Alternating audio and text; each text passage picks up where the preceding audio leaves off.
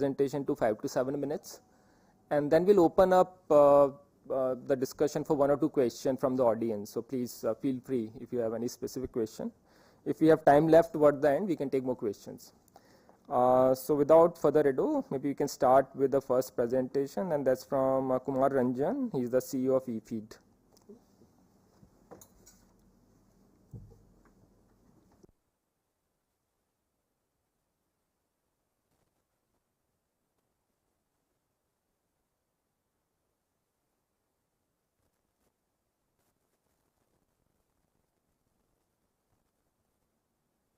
Hello. Hello.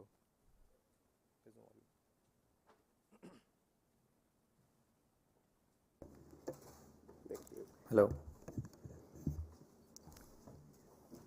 Yeah. Hi. We'll just wait for next 30 seconds for the PPT to upload. Yeah.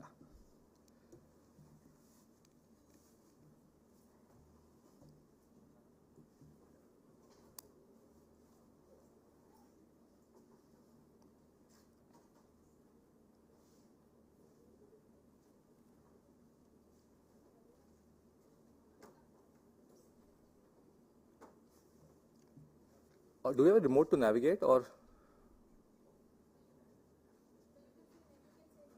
Okay, cool. Hi, my name is Kumar Ranjan. I'm the founder and CEO of eFeed. What we're doing is we're trying to bring a very important aspect of animal feed industry to the farmers directly.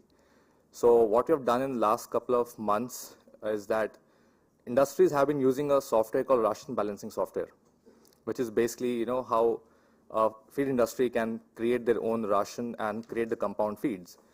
And we saw that farmers are looking at more affordable, more better quality solutions, which they can also procure using their own raw materials. So we kind of democratize the software for the farmers and build a much simpler version of the software for the farmers to use directly. Now, this is a specific thing on the maize part, so I'll cover the specific thing what we're doing in maize. Now, interesting thing is that maize is one of the commodities in animal feeds which constitutes the maximum energy in the animal feeds. It actually results into giving you the volume of milk or meat in the animal which you are rearing basically, right? So it's a very important commodity when it comes to animal feed. Now, coming to the next part, can you go next please? So I'm sure this is something which everyone knows about the anatomy of maize. And there are various species of maize, so obviously every species has its own components. Though it has less protein, which is also a very important ingredient for the animal to have to actually get better growth and get better quality of produce. But recently, different type of species have been researched, which is, I just saw there's a ICAR products which are there on them, which are slightly more in protein for the same maize. So it's an amazing commodity. Next. Next. Yeah. So the current supply chain of maize typically is that all the maize which goes in animal feeds goes through a very long cycle of compound feed industries. So you can understand there's an amount of capital cost, there's a marketing cost, distribution cost, packaging cost, and so many things. So ultimately, the animal feed which the farmer is getting in the end is slightly costly. If somehow I was able to give the farmer this ability to procure that particular maize from his state or from his own local region, it will always be much, much cheaper. And then all he needs is to just get it grinded or get into that form which animal can consume. And that's exactly what we've done. Next. So using our app, so if you guys have Android phones, please do experience the eFeed application. We do have a stall outside also. So you can come and you can experience how this whole ration balancing works. Very simple steps. Next. So you choose your animal basically. So currently we are more focused on cattle right now. You basically go and select a species of the animal which you are currently culturing. The next thing is we take some data points from the farmers as to the species type, the breed, the age, the lactation cycle, the milking, and all those things. And third, we do ask the farmer what's the intent. Does he want to have more milk? Does he want to have more fat, more SNF, and all those things? And based on that, my software will give you a recommendation or a recipe basically for that particular animal. So it's exactly like customizing recipes for us, like how humans do. We're trying to give you a more standard and customized solution which is specific to your health. Next. So one of the major challenges we face today is that how can we localize maize? And that's where the whole, this kind of conference becomes important for us to understand how the value chain can be created for the farmers so that the maize procurement becomes easy. A lot of farmers today, including the poultry farmers, they buy maize from different markets and they simply grind and give to the animals. So there's already a consumer behavior in the market which is towards farmers procuring their own raw materials, including maize as one of the major commodities, and then giving it to animals. So we want to actually work with multiple stakeholders in the ecosystem to actually get more species of maize which are slightly higher in protein, because if it gets protein also, then we reduce a lot of cost for animal feeds. And we already have some research going on in India with ICAR, which is actually working on these things, right? Though the problem remains that sustainability is a big issue. And as a startup, we are always looking at sustainability no matter what. Maize has a lot of threat towards environment also, so we want to kind of mitigate that while moving forward with the farmers. We do promote the farmers to have more cultivation, but obviously we're looking at more partners who can help in sustainable agriculture and sustainable crop development. So that concludes my work at eFeed. I hope you guys experience what we're building right now. Though we're a very small stakeholder in the maize value chain, but it does affect the farmer to a certain extent who is in animal husbandry. And animal husbandry industry is almost $25 billion industry in terms of animal feeds in India. So it's a pretty decent industry to work on. Thank you so much. Any questions, let me know. Thanks very much, Kumar. Wonderful presentation and clearly very innovative solution. Are there any questions from the audience? If not, I can ask a few questions. So, Kumar, when you say that you suggest recipe to the farmers, and once let's say the recipe is decided, do you also customize products and sell it to them, or you list products which? Correct. So what we're doing is we are kind of giving, just imagine Sanjeev Kapoor giving you a proper recipe, right? But then obviously the next question is, where do you get these things from? Yeah. So we are helping them procure this raw materials also, but some places in some regions, not all the raw materials are available. So what we do is we recommend the next best product, which is typically a compound feed by a good company. So we have a very strong due diligence process for a feed company to qualify for the recommendations.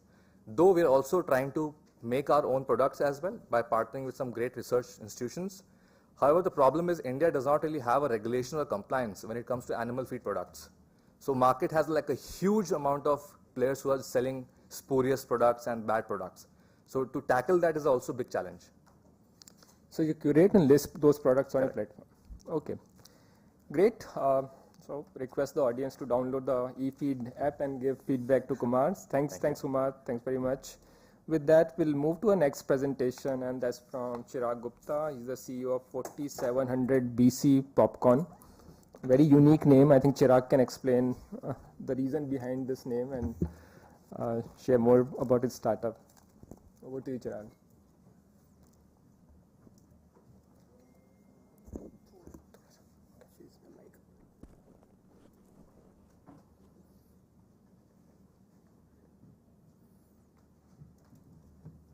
Hi, I think while the presentation is up, I'll just brief what we do. I think so. Our brand name is 4700 BC Popcorn. We are the byproduct of corn. Basically, we started with the popcorn as a product, and the reason behind the name 4700 BC is the oldest evidence of people knowing how to make popcorns. Dated as back as 4700 BC. They found fossils of popcorns which they carbon dated and found to be as old as 4700 BC. So we taken the inspiration from there. So we started like a proper popcorn company. We started from the premium range of popcorn, which is the gourmet popcorn, where we do cheese, caramel, chocolate as the premium versions of popcorns. And the whole idea we had when we started this was to, popcorn is seen as a snacks when you go to cinemas or when you visit a local market or on any theme park or something. But it's a good snack which can be consumed everywhere, but it's not available in India in that fashion, right? I mean, just to give an example, the popcorn industry in US is almost 6%, whereas in India is almost 0.3%, right? So as popcorn as a snack is not being available, and I think the problem lies in the availability, right? That if you go to a local market, you don't see too many popcorn, ready-to-eat popcorns on the shelf to buy and eat from, right? So that's where the inspiration came from.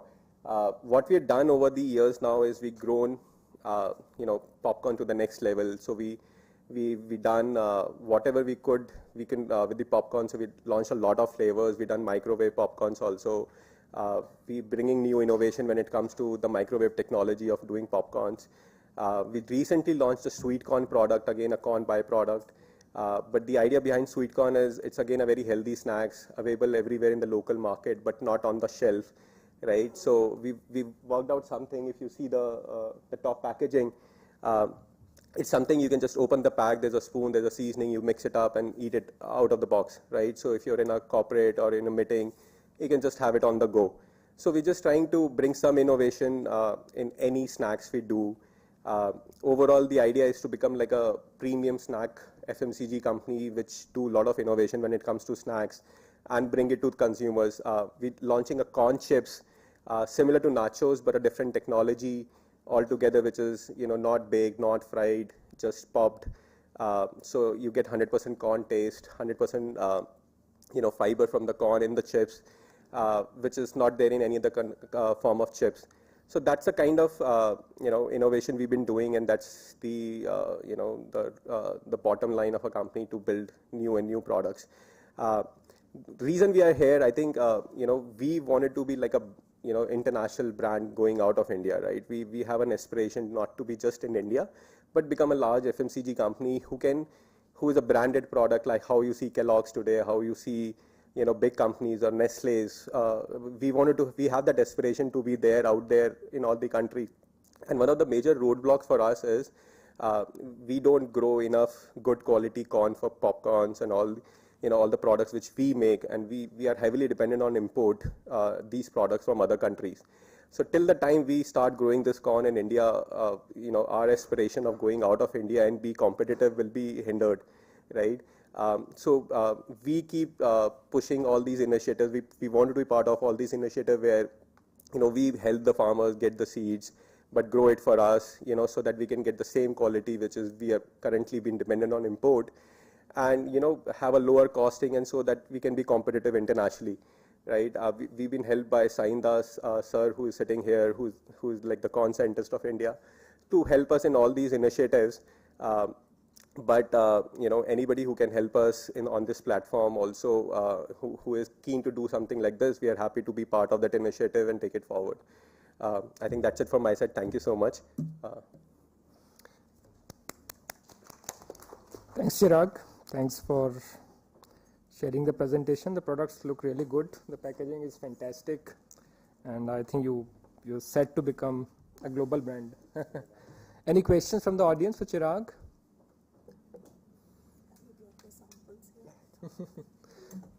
Yeah, please go ahead. I'm from Indian Institute of Maize Research. Right. The varieties of the hybrids which we are growing, 10% you are importing from US. Yes, US and South Africa. Any seed here? So we are working on that initiative. We have already figured out where to get the seeds and everything, but I think we still need somebody locally who can help us do contract manufacturing and all this thing. Still, it's still a startup, so it gets slow on our priority, but we really want to associate with somebody who can help us and do this on the next level. We can buy all that corn products for sure. All your products, because you're this caramel coated and other things, what we find Shatabdi and others, they are all mushroom type. So basically, when it comes to maize for popcorn, there are two varieties. Where there is one butterfly and there is mushroom. So mushroom is called because of its shape, right? So this is also you're importing from US. 100%. Yeah, mushroom is not grown in India at all at this moment. Butterfly they still grow, but the quality is not right up there. But mushroom is not at all there. Is contract farming an opportunity for you? Or? Yes. Okay. I mean, that's what we're looking for. I mean, we can bring in all the technology, know-how from US, from our partners, but we just need somebody locally who can take this initiative and help us build it. Yeah, please Sir. go ahead. The fact is that in India, we don't have exclusive range of the mushroom Right. and the exclusive range of the butter. Because their requirement is mushroom. Because cotton in mushroom is easier than the Butterfly. Second, it is more stronger and more space to cover the material to make the popcorn recipe. Another thing that he's right that the kind of quality in the case of butterfly also, USA has reached up to the 50% volume. But India still we do have the volume is maximum 40, 40, 42. Yeah. Third issue, the yield. Yield is low as compared to USA. Fourth is that in India, the popcorn maturity duration is lesser as compared to USA. And every variety in USA, they take 130 to 140 days in USA. And then climate is mild. And the requirement of that popcorn, if it is maturity to high temperature, it affects the expansion of the popcorn. Right. So we have now identified certain site in India where you can grow the popcorn easily. But spring season, then winter season, then late sowing in green season. Right. There also, the maturity will come somewhere in the late October. And it will not affect another cropping system also. You can easily grow it. As long as the yield and volume is concerned, we will have to continue to depend on the imported seed of USA to meet the requirement of the particular processor. But still the India has a lot of demand in the local also. Correct. The local, we are having hybrids and people are growing it and they are taking also, particularly the small vendors, they are taking local corn. Their requirement is also high. We used to get popcorn 10 years back. It was a tune of 60,000 ton. Now, import has reduced. It is hardly 35 to 40,000 ton. Because if you see the demand, percentage-wise, it has reduced the import. But still, we are seeing a lot of forex. But research on popcorn is really started late in India because our first demand was to meet the requirement of the processor and food as a food. And now we are sufficient in terms of field corn and the popcorn and sweet corn work has started. But still, sweet corn and baby corn, which we used to get import, that is not being imported. Now we are exporter of baby corn, we are exporter of sweet corn also. Correct. So these things are slowly going. First our requirement was to meet the challenge of the food industry, starch industry and feed industry, and that India has met it. Thank you very much. Thank you, sir. No, these are very useful points. I think clearly opportunity to grow these varieties in India, and I'm also a firm believer the market size is huge. Correct. I'm told that PVR makes more money selling popcorn than selling movie Everybody tickets. knows. I think everybody knows that. Clearly, there's an opportunity to do more. Yeah. Okay. Okay. Thank you. No, thanks very much. Thanks, Chirag, and thanks, sir, for some very useful inputs. With that, we'll move to the next startup, and that's AgNext. We have Salil today from AgNext. I'm sure most of us will be aware what AgNext do, the champions of quality assaying. And Salil, if you can talk especially from a maize perspective, what solution do you have with these? Hi, good morning, everyone. First of all, thanks, Vicky, for inviting us here. So, as Heminder sir pointed out, AgNext has basically innovated solutions that help companies procure better quality maize through rapid quality assessment solutions. So, while the presentation loads, I'll just give you a brief. So, the rapid quality assessment solutions that AgNext provides cover two basic aspects, which is chemical quality assessment and physical quality assessment. So we work with companies, we work with exporters, we work with traders to give them digital, standardized and rapid solution on the field for quality assessment. So talking specifically about maize, so unfortunately maize is not that a strategic crop for human consumption in India. So we feel that it is given little less important in terms of quality standardization. But one of the major vertical of AgNext is animal feed, segment, and maize is one of the most important and strategic crop for animal feed. So we work with major animal feed companies to enable them to procure maize on the ground at mandi level, not through traders, because since maize is the most important crop, generally manufacturers prefer to buy directly from the APMC. And there is a very intricate issue of quality assessment, because on the field quality assessment is a little difficult. So we work with these companies to put in systems in place that help them to conduct this quality checks in a digital and a standardized way.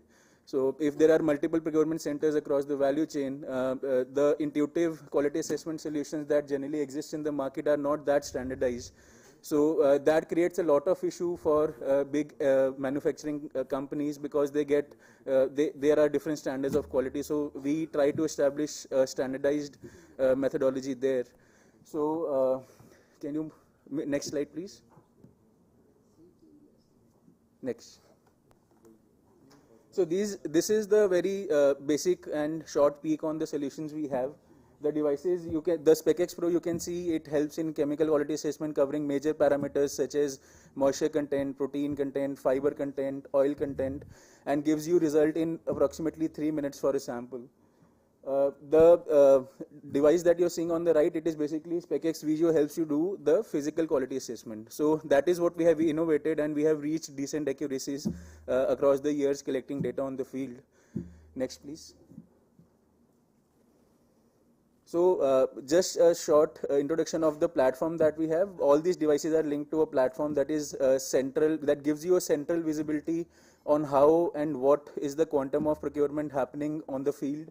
What is the type of quality coming from which farmer, which trader, what is the ranking of that particular trader, how's the history been. So all these AI-based analytics are there available on the Qualix platform. So this is a short peek in that. Next slide, please. So how we operate with companies is that due to seasonality, for sure, generally these solutions are they are required on the field for, let's say, 3 months in a year. So we work on different type of models. One model is for sure direct, that we deploy the devices at procurement locations of these companies, but we also provide services to these clients. So for example, if let's say a big feed manufacturer is procuring maize from multiple locations in India, we deployed our trained quality assayers that basically uses our digital technology to do the quality assaying and give the transparency directly to the headquarter of that particular feed manufacturing, so that before even entry in the premises of that particular manufacturer, the procurement team has complete visibility of what type of quality is coming in next few days, and how they can plan their manufacturing, they can plan their nutritive compositions accordingly. So that is the type of service model that we are getting into. And second, I would like to highlight that Agnex basically we have an aim of solving quality in this supply chain. So what if I am just coming on the point that there are some parameters that are not covered through our technology, such as, which is a very big issue in maize, which is aflatoxin content. So we partner with multiple companies, get their solutions on board on our platform, use their technologies, and provide end-to-end quality assessment. So on this, I just want to discuss one case study, and then I'll take your leave. Next, please. So this is just a case study just to describe how we provide our solutions. We partnered with one of the major exporters of maize in India, and the major issue that these guys were facing was that on field aflatoxin and the chemical quality assessment was difficult for to conduct on a regular basis. They used to take a very big lot, take a sample out of it, and generally used to face rejections due to higher aflatoxin contents. So what we have done is that our expert quality assayers team went to their storage locations, at ports, at loading points. We used Agnex technology for physical and chemical assaying, our partners technology for aflatoxin testing, and give them visibility across all parameters on a central level. So this basically solves the problem of procurement when we talk about for agri businesses, and that's the aim of Agnex. That's what we do. Thank you. Thanks, Salil. Very, I think, important application in maize supply chain for sure. Are there any questions from the audience? Yeah, go ahead.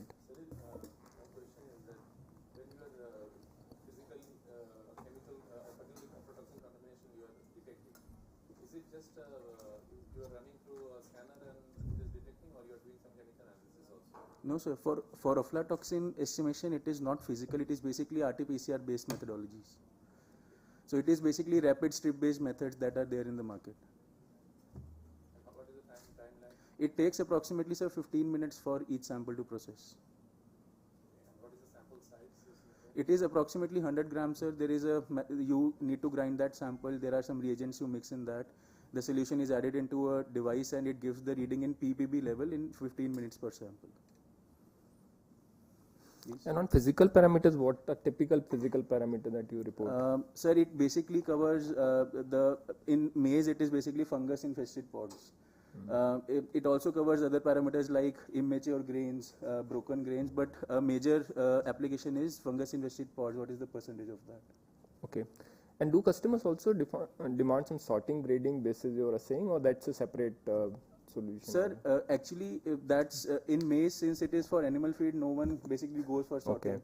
It is just that they need to it's just they need to kind of cover that fair average quality that basically we talk about. So sorting we have not seen much importance in maize as of now. And how much does it cost per test? There are different models, sir. If you talk about aflatoxin, it basically costs approximately 1,000 rupees per sample on an estimate.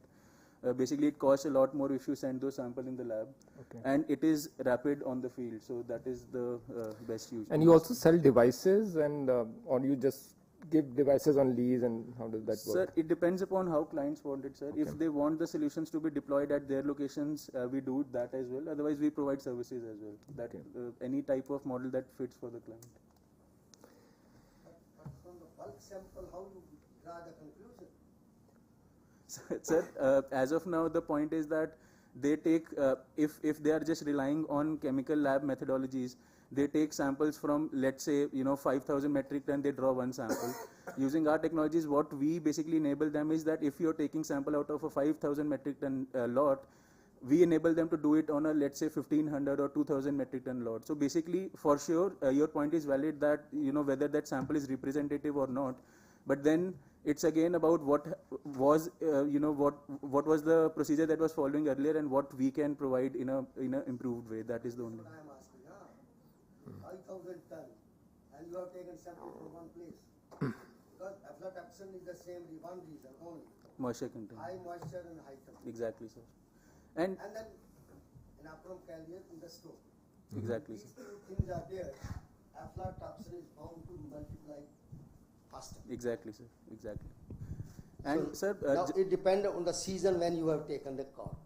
Suppose if you have taken the coastal belt and rainy season to start, humidity has increased. exactly, sir. There, suppose you go to Rajasthan, take the corn, it is almost free. And even the nowadays combined harvesting has started. Sure. Combined harvesting is also with the low moisture.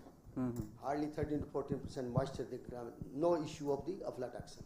Because neither there is inoculum carrier, nor there is any humidity, nor temperature is okay. Exactly. But now it is most in India also becoming in larger area through combined harvesting. Exactly. So taking sample in those belts like in Bihar, if you go to Bihar, yes, they harvest the maize at 30-35% moisture. Exactly. And then they shelling also more than 25, 23. And then even in Punjab, they take the maize directly to the mandi with the moisture, how do you know? 35 to 35% moisture. Exactly. They take straight with the mandi. I was talking to the Punjab farmer, that then prices are, we are getting 1,000, 1,200. Naturally, you will get 12,000 rupees. When we are going with the, then again there is a risk also. With the high moisture, storing, high temperature during the spring season also, aflatoxin is bound to come. So this is what I say, how you take the one lot sample from 5,000 ton and then draw the conclusion. So you need more samples basically, right? Exactly. Sir, there are protocols. It may not become the issue also to the marketing people. Exactly. Because some people, because of your guidelines, farmer not be cheated also. No, your corn is high aflatoxin. Sure, sir. So Sure. trader will come, he will refuse to purchase it. तो ऐसी guideline मत बनाना ताकि farmer को effect करे. Sure. Noted, sir. No, And good, this- very good feedback. Yeah. Salil, the response could be the random sampling from various different pockets of that 5,000 lot that can be collected as one sample so that it becomes more representative. Exactly, sir. So those are the protocols that our team follows on the ground. So it is for sure not, sir, ki we take samples from one point. There are multiple sub-sampling, then we mix it out, make a representative sample. But a very valid point, sir. We face these questions a lot, Hemendra sir, that आपने technology तो बना दी है, but इसमें sample तो इंसान ही डालेगा, तो वो कुछ भी डाल सकता है. So that's why, sir, we went to a model wherein we can provide the service on the field. And since we are a third-party service provider, people have more trust on our people rather than their own. Bilkul. No, I know there's a lot of protocols, even what angle you take the picture, what distance, what height. Since I evaluated many startups like you, I know there's a lot of nuances to it. Exactly, sir. But great, I think it's a good start. You should build on it. I think this is a very valid feedback. I think interacting with the people Sure, who understand the supply chain can guide you far better on developing the protocols. Sure, sir, sure. Great, thanks. With that, we'll move to the next startup, and that's Bharat Rohan. They're known for flying drones, and drone is the flavor of the season. I'll request Rishabh to present the solution. Good morning, everyone. So, like I have made a generic PPT for every crop. So I will request the operator to move the PPT very quite fast, and then I will answer all your questions. So yeah, basically we are a drone technology company where we give decision support system to the farmers as well as to people who are into seed or who are into supply chain. So what we basically do is like we fly drones into farmers' field for every 7 to 15 days, and then we identify crops like disease, pest, and nutrient deficiency in the crops, and also we try to help farmers in implementing lot of packages of practices which are which are up to the industry standards. Please next slide. Can we move next? Next. So yeah, so basically we all know the problem that in India around like farmers usually lost 20-25% of their crop due to pest or disease outbreaks, and then there's a very rampant situation where our export are like these are export are banned by various countries due to high pesticide residue. So we are trying to tackle that by creating a decision support system for the farmers where they can grow sustainably and we can have a safe supply chain for the food. And how we do that? We do incentivize farmers for sustainable and sustainable growth. So next slide. And we also provide a digital support system for farmers and as well as producers and FPOs and other key players in the industry to have a better access of what farmers is doing and what kind of chemicals are going in there and like what package of practices is following. So basically, I am here to present like two of our solutions, which is one which is Crop Assure and one is Seed Assure. So Crop Assure is a generic solution for farmers where we help farmer with the geotagging like pre-seed like before they are going to see sow their fields. We help them in the basal dosage. We make geo boundaries for them. And once their crop attains a height of like 15 centimeter, 20 centimeters, then we do the aerial surveys using our proprietary multispectral and hyperspectral drones. And then once their crop is ready to harvest, we tell them like what kind of practices you should follow and what is the yield estimation you will get. So when we say yield estimation, we also do it for various agencies, various government agencies who want a yield estimation of whole village or whole district or whole state. Next slide. Next slide. So how do we do it? We are using a technology called hyperspectral imaging. So what happens is like we as a humans have very limitations when we see colors. So basically what a farmer does is he goes into the field, he watches if there is something wrong in the field, but due to his limitations in vision, he can't identify any disease or pest unless it has done some kind of damage in their field. So what we do is like with the technology like hyperspectral imaging, we have more than 150 bands in a single camera setup, and we can identify very minuscule color changes before like any kind of change is happening in the field. So we provide these general hotspots to the farmers where farmer can identify that what kind of disease or what kind of pest is there, or like do my field actually require water, and like what kind of pesticide should I spray, or like how should I spray it. So we provide all this advisory to the farmers in the form of SMS, text and apps, and we also help farmers to implement these kind of technologies. So So like they don't face any challenges while implementing our advisories. Next slide. So as you can see, like there is one farmer who was growing rice, and we kind of tell them in advance that what kind of disease or pest will be there, and the second farmer he was not using our advisories. So next slide. So based on that, like we kind of see like there is a huge increase in the growth of the farmer, where the farmer can yield around 10 to 15% of the crop saves their crop losses from pest and disease, and then there is an increase in the yield because of our advisories. Next slide. So these are some numbers like how much money we have saved for the farmers and how much increase in yield they have got. So we are basically working in paddy, mentha, paddy, potato, cumin, mung bean, and fenugreek, and also we have also entered maize, and this is our first season in maize. Apart from that, we have done some HET trials for maize. Next slide. So also we have same solution for people who are doing HET trials, whether it be seed companies or whether it be people like who are trying to grow new varieties of maize. Next slide. So as we all know, there are a few problems with the HET trials. So like there is a human bias, and then there is a very large extrapolation, and then the data is not adequate and data is not very accurate. So with our sensors, we get around like 5 centimeter per pixel GSD, and using that we can tell you various parameters like what is the crop height, what is the canopy cover, what is your leaf area index, and how many crops, like what is germination rate. Next slide. You can move the slides like after 2 seconds or 3 seconds. So this is a solution where we find out the canopy height of a single plant, where we can see each and every row, like how your seeds are working, like if there is 2 seeds, like how their height is differentiate, how their heights are different, and then you can have these kind of maps where you can find out like how their seeds are growing, what is the girth, what is the height, and lot of parameters are there. So you can also get the chlorophyll sensitivity, and you can get like how your particular seed is doing. So we can get you a leaf level data of each and every crop. So I think that is it from my side. If you have any questions, please let me know. Thank you. Any question, any feedback for Rishabh?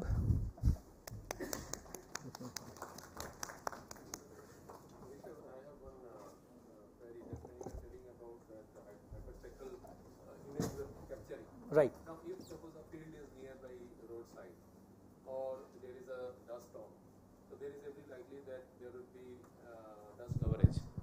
So under that situation, how you will be able to differentiate? Yeah, I think that is a very good question. But like what we are trying to do is like we are trying to make spectral libraries. So like these scenarios we can't change, right? So like if there is dust on the crops, or like if there is some external element on the crop, that we can't, that is not under our under our hands. So we tried, what we can do is like we go to, like if the data set is not very accurate, or if a data set our engineers find that it is not very well defined, then what we do is like we can go to that, we usually go to that field for collection of data the next time, like maybe somewhere when there is wind or something like that, so that these does not affect in like our data quality. Another thing about your spraying with drones, you are making spraying in the crop and other things. No, we are not into spraying. We are basically into crop monitoring. And how much does it cost, Rishabh, on a per hectare basis? Right now, like earlier, we were not charging farmers for that. Like we were charging only agencies or like big companies who were trying to procure from our farmers, and we were trying to we were just giving them market linkage, and we are trying to get an arbitrage from them. But right now, like a lot of policies have changed, and a lot of FPOs and are getting subsidies for that, and lot of like lot of people are approaching us for doing crop monitoring and all these services. So like we are thinking to charge around 700 rupees per acre per season. How much? 700 rupees per acre per season. Yeah, right. So, but since this has to be over a larger area, right? Not you can't fly for maybe. Yeah, right. Quite valid. So, like what we do is like whenever we try to enroll a FPO, or when we try to enroll a particular village, we see that like there are at least like 90% of villages associated with us. So in that manner, we can also make sure that like we can get a good yield, so that we can sell it to a proper buyer, and then like it makes our operation very easy. So yeah, so there is a limitation, so where we have to start with a 500 or 200 acres area, and then we can grow. But for a smallholder farmer, and serving an individual farmer is quite tricky. And from a hardware perspective, the quality of drones and hyperspectral cameras, do you think we have enough of that, or that also needs improvement? Yeah, I mean, for the quality of drones, like me and my team has been doing this for like past 12 years. So like we have quite an assurance of our drones and hardware. Regarding hyperspectral imagery, like it's quite in nascent stage still. So there is a lot of development to be there, and like we personally want like Indian companies to build hyperspectral imagers at a low level, at a low cost, so that like lot of players like us can emerge, and like they can be beneficial for Indian farmers. Your recommendations are general. No, they are specific for crops, for particular farmers. Specific for the crop. For example, their incidence of pest is very, very low. Right. But we don't recommend any chemical. But you will recommend it. Farmer says insect has started coming, but you will immediately. So like we take like if there is this kind of like things are there in the field. So what generally take we follow ICR guidelines. Like if there is 10% of infestation or. ICR guideline is okay. If ICR guidelines are available with them, then there is no need for your support. My thing is that because nowadays even ICR guideline written somewhere, package practically HU, XWIR also. But there are certain insect-friendly, crop-friendly insect also. Right. If we go for such kind of recommendation, so those they will also get eliminated. So it depends upon like these the. How do you monitor? Do you do some ground truthing also apart from drone application? Right. Do you do some ground so level like, surveillance? Yeah, we do ground truthing. So like particularly when an insect like crop friendly insect is there, it doesn't harms the crop. Like so their leaf area index will be the same, and all these things will be same. So whenever a particular pest or disease which is hampering the growth of the plant, or is there is some kind of reduction in the crop acreage or something is there, so then only we provide actions to the farmers. Rishabh, Rohit. there might be a technical question from my side. So for crop monitoring, you have, especially for the large agencies, there are satellite imagery also available. Right. So from a drone monitoring perspective, what key advantages drones would have over satellite imagery? Because considering satellite imagery would also be providing a color spectrometer which you can look upon in terms of standardization of charts to identify the approximation of the yield, not the exact one, but at least the approximation can be done. So what are the key advantages for your technology there? So basically we use combination of both drones and satellites first for for yield estimation, and the second with the use of drones, like we get a lower GSD.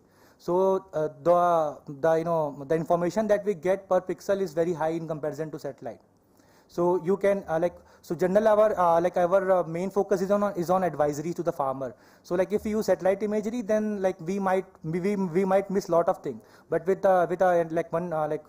drones we get a higher GSD, and then we have lot of spectral bands. Like number of spectral bands is quite high, cause I think like the satellite that are available in the market, like they provide 12 band solutions for the industry, and like the cameras we are using, that they have like 120 to 150 bands.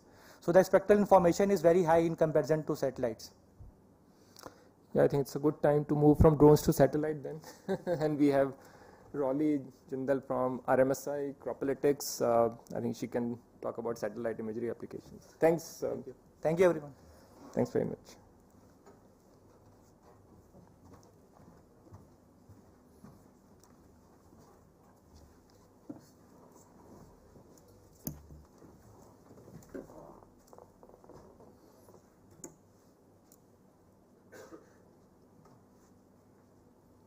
Good morning.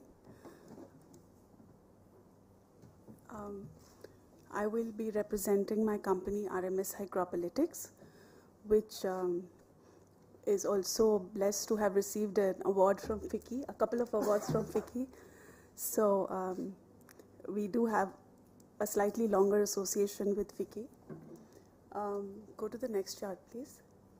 A brief introduction about Cropalytics. We are a small startup funded by RMSI, which is a global leader in mapping solutions.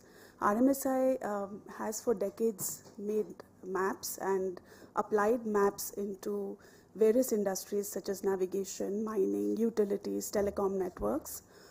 And they have funded us to create mapping analytics in the agri space. So we work with the Government of India. We worked with the Government of India for the last few years to create crop maps and crop yield maps. We've also worked with various agri-input companies, commodity buyers, insurance companies to help them spatially locate crops and crop yields.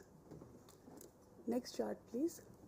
The problem that we're specifically addressing is that there is no real-time, high-resolution crop map available in India. So at any point in time, if a company wants to know what is the acreage of a particular crop in a village, there is no ready data source available, and the company will have to actually go and create that data themselves by commissioning an agency or by sending their own people. So at a country level, there is no real-time crop map that is available in India. And on the basis of all the work that we've done in the last few years, we are now building this crop map for India.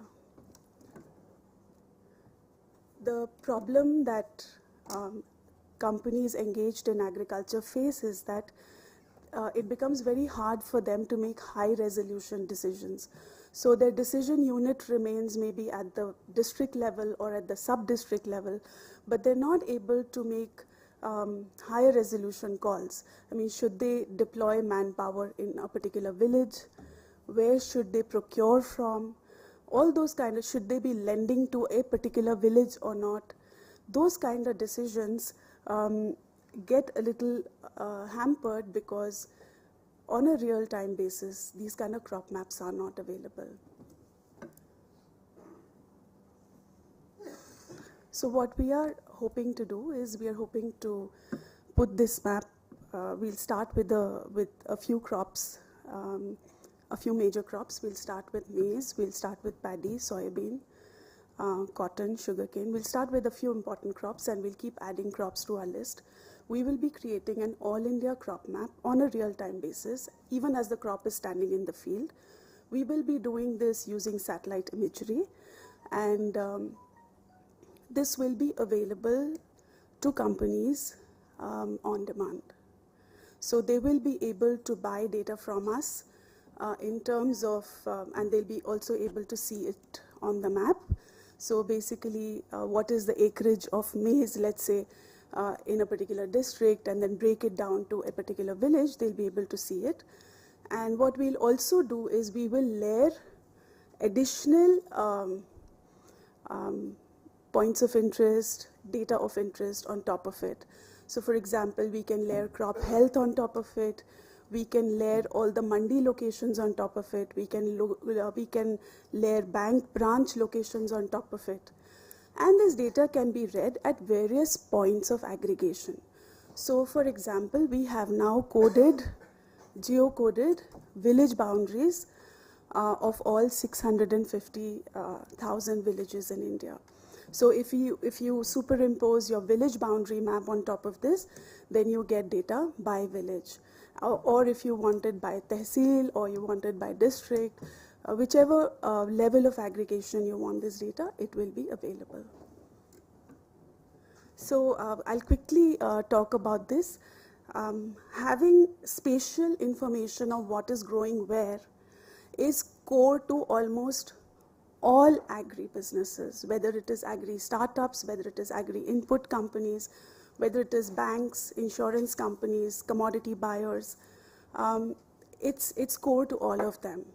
And so at the core is our ability to look at a satellite image and be able to classify the crop.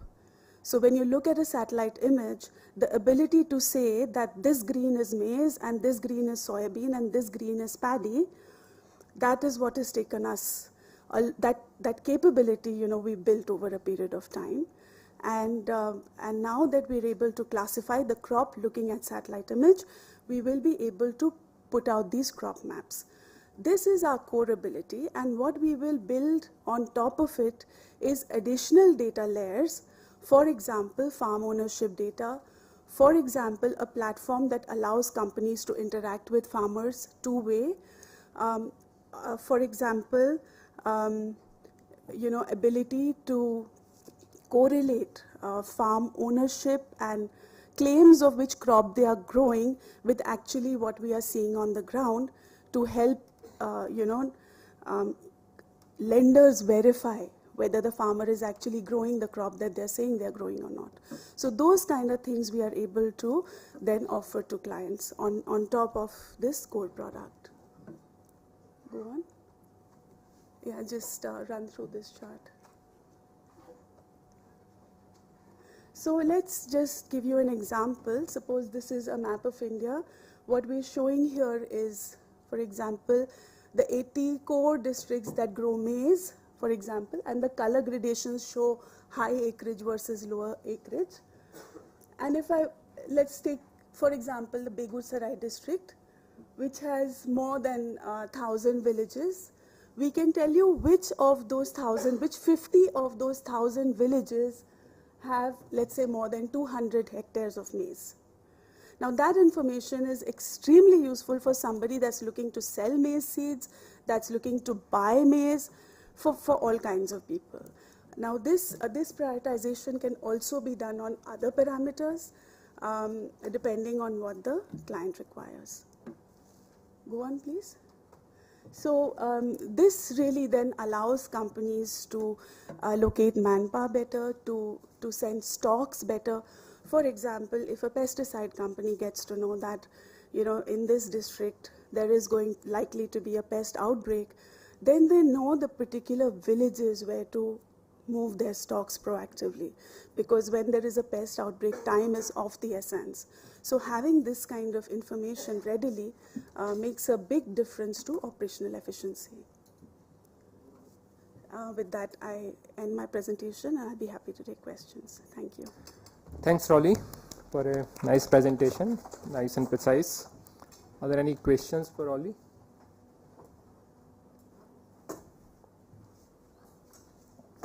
So, Rolly, my question is for a feed company. If I want to know at the time of sowing, that what would be the harvest schedule, what will be the harvest quantity, likely yield, is that possible? Thank you. There are two ways in which you know, yield can be forecasted or acreage can be forecasted. The first is on the basis of weather forecasts. So once you have once you have old weather data for, let's say, 100 years, which we do, and then we have yield data going back many, many years. You build correlations, and then you look at the weather forecast for the coming season, and you predict what is going to be the acreage. You know when the monsoon is going to onset, so you know what is going to be the likely sowing window, and then you predict what is going to be the likely harvest window according to that. So this is the first way of doing it, which you can do even before sowing has taken place, and that we do. The second way of doing it is once sowing has happened and germination has happened and the fields have actually turned green, and the satellite starts showing you images of the crop, that's where you actually start classifying the crop. So that is really what is happening on the ground. It's not a statistical projection. It's an actual eye in the sky which is seeing what is happening. So the advantage of satellite imagery is that it is extremely cost effective. We use free satellite. We've basically created our product very consciously using free satellite imagery because we wanted to create a cost effective product that can be scaled at populations, at country scale.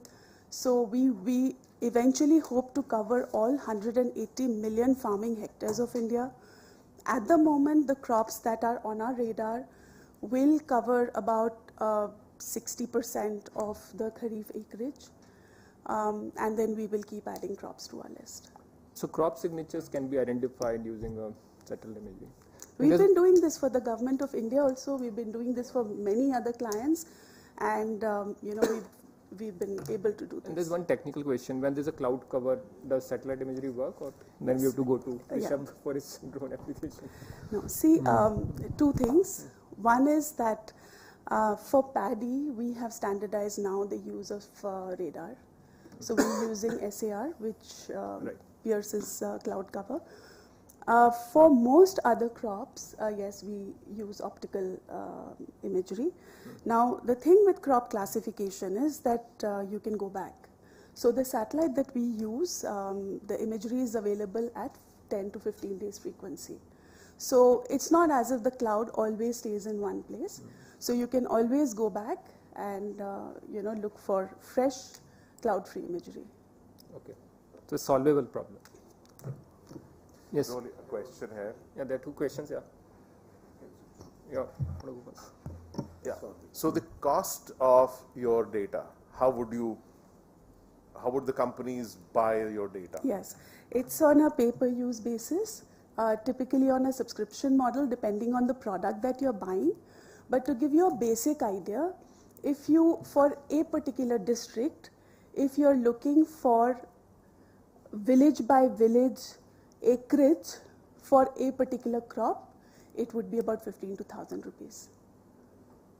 15 to 20,000 for,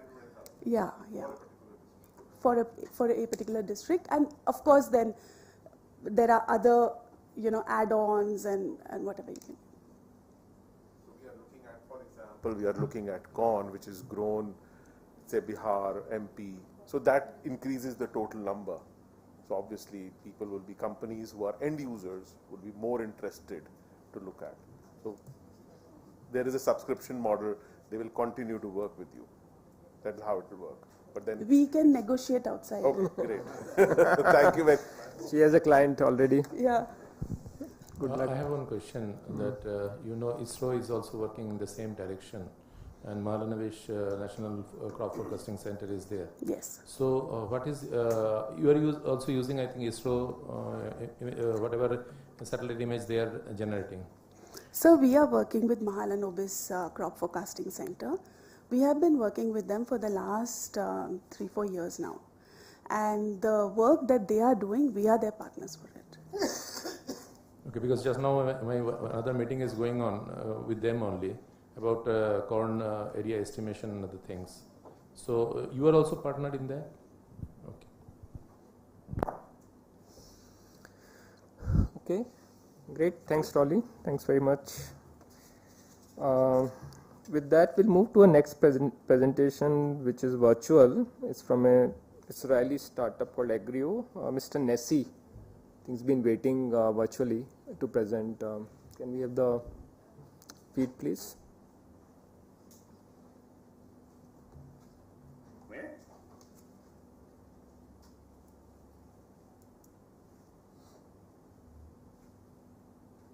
Can you hear me? Yes, we can. Go ahead, Nessie. Thank you. So thank you for having me, and good morning. I'm representing Agrio. I'm the CEO of the company. We are based in Tel Aviv. We are developing solutions to help farmers to manage the plant protection in their fields. Please go ahead. Go to the next slide, please. Okay, so what we are trying to solve, the problem is that a lot of the yield is being lost to diseases, pests, and nutritional deficiencies. And the main reasons are that there are not enough extension officers that can support the farmers. Plant protection is a complicated task. There are many variables that farmers and crop advisors need to take into account when they provide treatment in the field. And also we have the challenge of the changing climate. that change, for example, the time that the pests are arriving to the field, so farmers need to get help in order to be able to adjust to that. Next slide, please. What we are developing is an end-to-end solution to help the farmers to do the plant protection without actually, we want to keep it affordable, so we want to do plant protection without the need to arrive to the field. Everything, all the information that we want to collect is based on remote sensing devices and the smartphone application that is being used by the grower and the team of advisors at the grower. Next slide. We already have nice traction, more than 500,000 users around the world. Many of them are in India. We are targeting mainly smallholder farmers. Next slide. And the core technology is the mobile application. We call it Agrio. You can download it in the application store. And the principle is simple. Farmers or crop advisors can take a picture of a diseased plant, and based on the visual symptoms that we see on the plant, we are providing the identification of the problem. Next slide. And also the solution. So we have a wide range of solutions from biological treatment to conventional treatment, and also specific products that are available in the region that we are providing on the plant. Next. So by providing the solution to the farmers, we are providing them with direct value. They get the identification of problems that they already have in the field, but we also found a way to collect data, high-value data, in a very affordable way.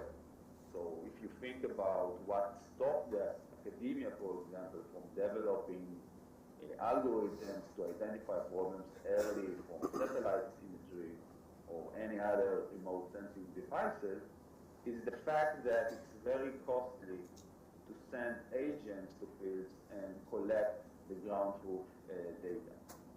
So by providing this solution, which is very easy to distribute, we have millions of agents taking images every day and providing us with a way to train algorithms to identify problems, for example, from satellites. Here we see an example.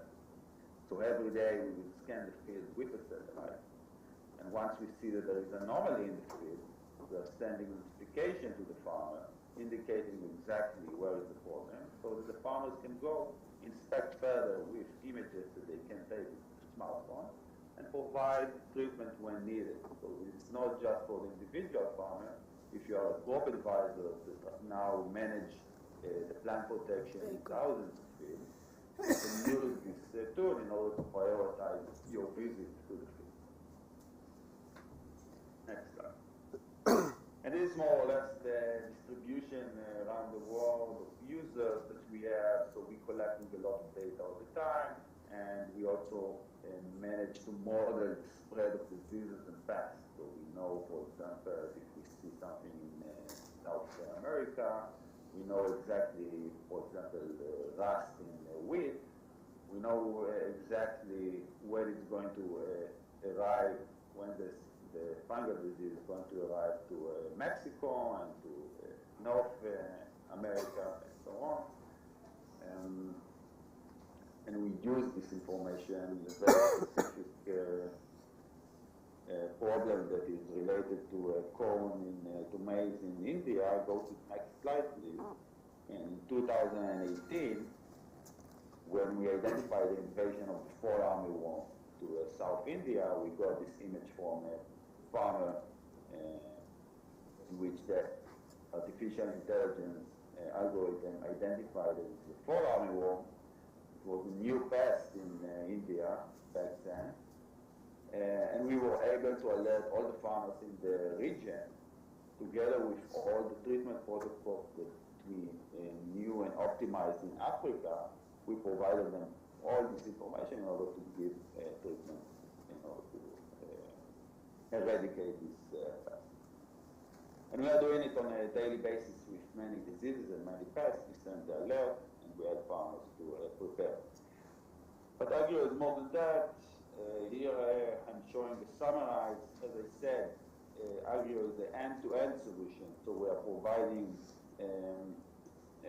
weather forecast, we are providing a modeling of the exact life cycle of the pest. So we are also saying and giving information to the farmer when exactly it's the right time to spray, when the pest is going to be most affected by the insecticides, for example. We are estimating the growth stage because we also want to know how to optimize treatment based on the growth stage of the plant. And we are providing all these things on the platform. Apart from that, Agri also is a tool for the manage the plant protection in a team. So a team that is working in the field can use this mobile application in order to coordinate the intervention that they are doing in the field. All the fields can be shared like a Google Doc. You can share inside the field. Everyone can inspect all the information and can also communicate with the app. Next slide. And also it can manage the plant protection in an organization. For example, if it's an agricultural input supplier, they can create channels inside Agrio, invite the clients to the app, and provide them with all this value that I just described, just in a closed group. They can customize, for example, the treatment protocol, and everything can be changed by their desire. Next slide. The business model is simple. You can download the app for free. You can use it, and if you want premium features, it's a subscription fee, a monthly subscription fee that you can pay. And for organization, we are working on an hectare basis.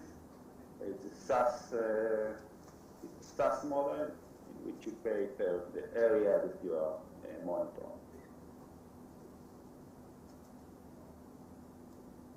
So what differentiates us is that instead of going and starting from satellites and try to understand and provide value to farmers, we went from boots on the ground. We provided this mobile application to the farmers.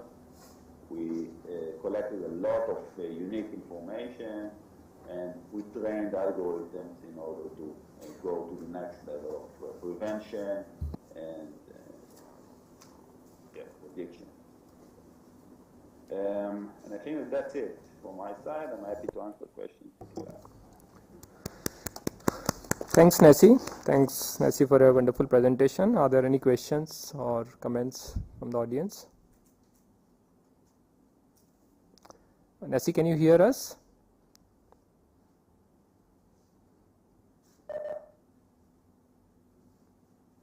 Can Nessie hear us, or he can't? He can. Now I can hear you. Okay. Nessie, two questions. One, are you working in the maize crop? And if yes, which countries or which parts of India? And second, if you can some guidance on your subscription model, how much does it cost for, let's say, if a farmer or an FPO wants to buy this, how much would it cost for them? Yeah, so we're working on a variety of crops in India, including maize. We also work with organizations that are growing maize, with cooperatives. In India, we also work with big companies that are growing sugarcane. Regarding so everyone can download the app. It's available for smallholder farmers to download it in the App Store. So obviously, we have many users that don't interact with us directly, but just download the app and use it.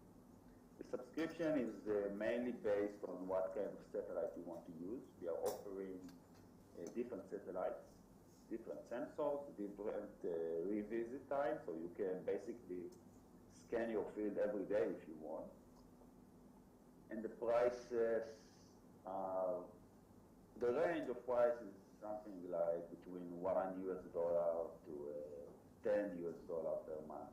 This is more or less the range. Okay, no, that's great, Nessie. Thanks very much, and I'm sure you'll get some leads from this forum. Thanks very much for joining us virtually. Hope to see you sometime soon in person. So with that, we'll move to the last presentation of the day, and that's from Mr. Dharanbir Singh. He's the founder and owner of Dharanbir Food Technology Private Limited.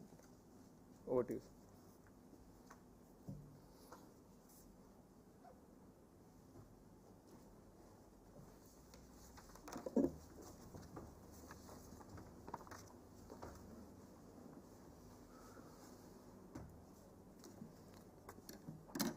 सभी को नमस्ते जी, अधिकारीगण, madam जी, सभी नमस्ते जी।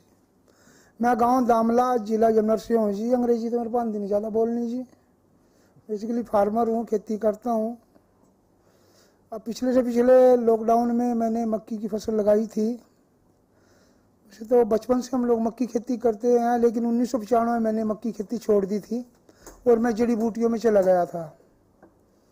पहले हम मक्की का मतलब मक्की सुखा करके मक्की की मेरे पिताजी ने मक्का का थ्रेशिंग मशीन लगाई हुई थी और हम लोग मक्की का आटा और दलिया भी बेचते थे, पशुओं के लिए भी खिलाते थे। कुछ वैरायटियाँ होती थी गांव में, देसी वैरायटियाँ होती थी। जब मैंने 95 में मक्की लगाई तब तो हाइब्रिड मक्की आ गई थी, मोटा मोटा मक्का आ गया था। और जब मैंने हाइब्रिड मक्का लगाया तो मेरा काफ़ी उत्पादन आया उसमें। मतलब लोग देखने के लिए आए, किसान लोग, और लोगों ने भी सोचा कि हम भी ये मक्का लगाएं।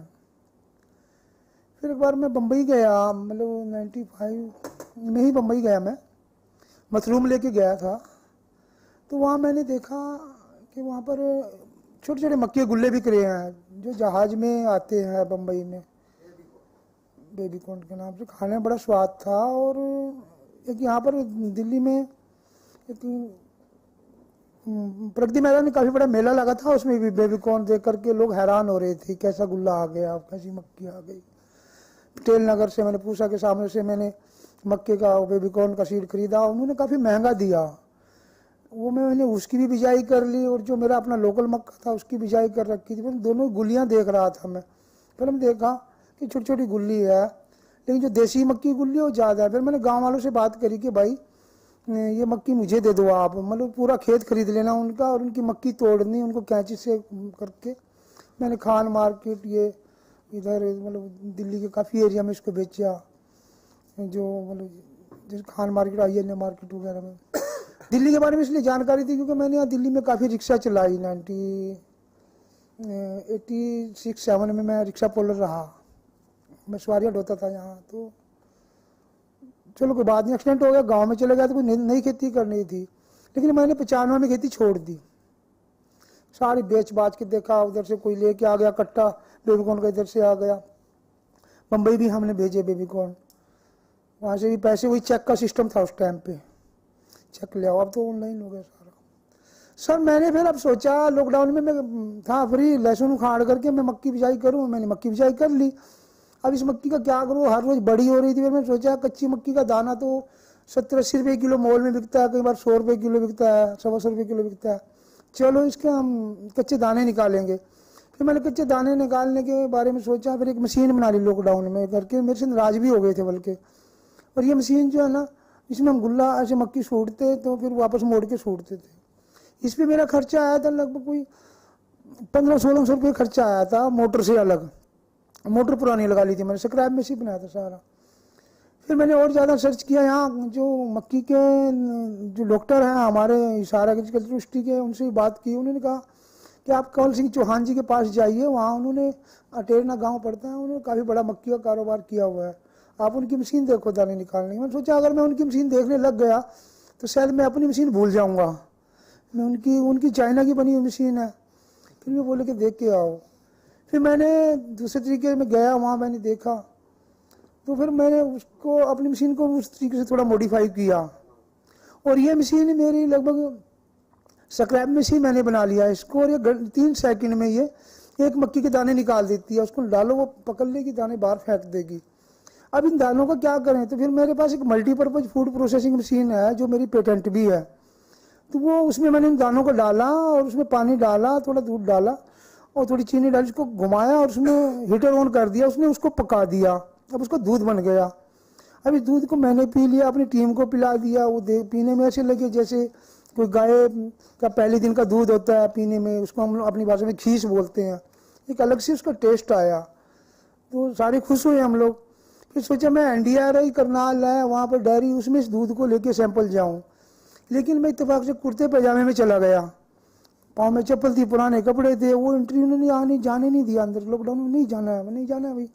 मैं वापस आ गया, मैंने फिर उसको पिलाया, मतलब हमारे खाद्य मंत्री जी को पिलाया, वो हार गए थे चुनाव में, अब की बार फ्री थे ज़्यादा, मगर आप पी के देखो भाई ये दूध, तो उन्होंने पी लिया, उसके मित्रों ने पी लिया।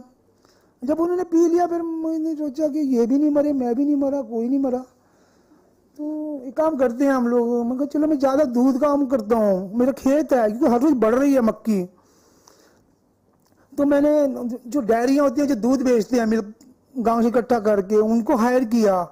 मेरे मतलब 20 किलो मक्की से हम लोग 100 लीटर दूध बना रहे थे, जो पीने में टेस्टी गाढ़ा, और उसकी हम 200 ml की पैकिंग कर दी, हमने उसके स्टिकर भी छपवा लिए, FSC लाइसेंस है मेरे पास, और हमने फिर इसको डेयरियों में देना शुरू किया, भाई आप ले हो, ये 5 रुपये बोतल आप कमाइए, 20 रुपये की बेच दो कस्टमर को।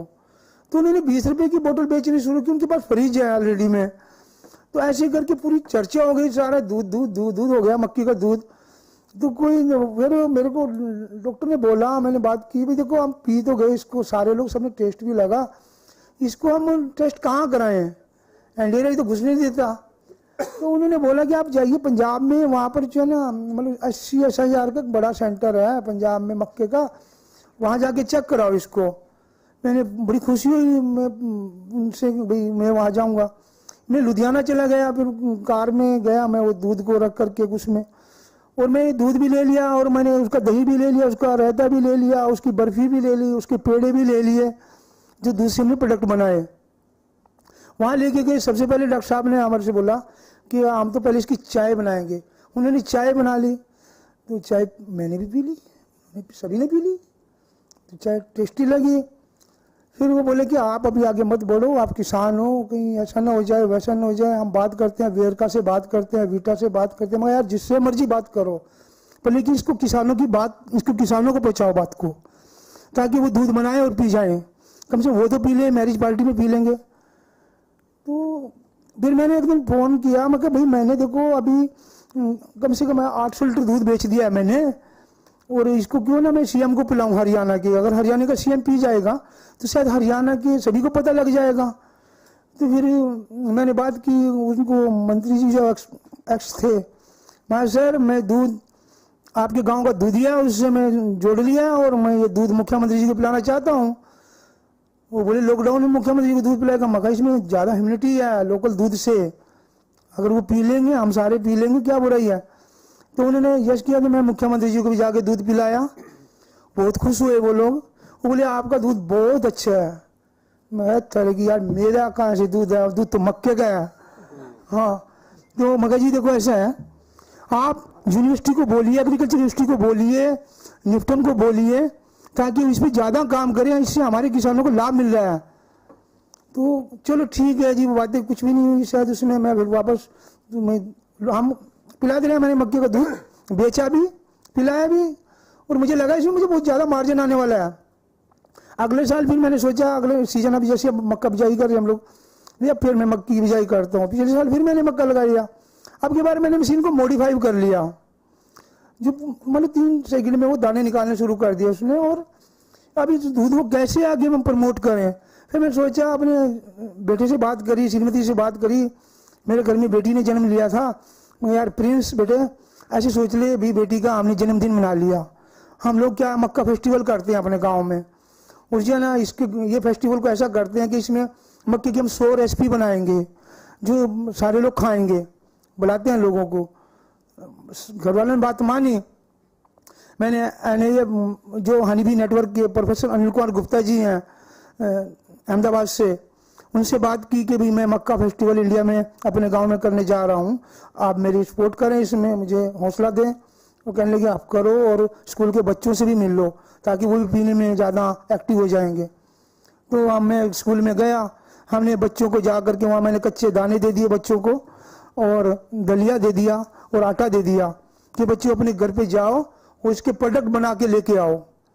तो लगभग हमने 100 बच्चों को वो दिए और वो भाई कल का हमारा फूड फेस्टिवल है, मक्का फेस्टिवल है, और मैंने हिसार यूनिवर्सिटी के वाइस चांसलर जी को बुला लिया और लुधियाना से उन डॉक्टर लोगों को भी बुला लिया कि जो मेरी मदद करने वाले थे। तो सारे लोग आए, सभी ने वहाँ देखा। हमने वहाँ पर मक्के का केक कटवाया, मक्के का केक कटा सबसे पहले, फिर उसके बाद में मक्के की आइसक्रीम, कुल्फी और मक्के का कटलेट, मक्के का ब्रेड, मक्के का मतलब हलवा और मक्के का नमकीन हलवा, मक्के की रबड़ी और मक्का और लौकी दोनों को मैश करके हमने इसको ड्राई किया, टेस्ट तो बर्फी के पीस काटे, उसके बेबी कॉर्न को मैश किया, उसमें भी हमने मक्के के दूध में उसको बॉयल किया और उसमें भी चीनी डाल के उसको भी ड्राई करके पीस काटे। तो ऐसे हमने भी अपनी तरफ से काफ़ी इंतजाम किया हुआ था। मैंने भी 300 किलो आइसक्रीम बनवाई हुई थी और 4000 कुल्फी बनवाई हुई थी कि सारे खाएंगे, गांव वाले भी, हम भी।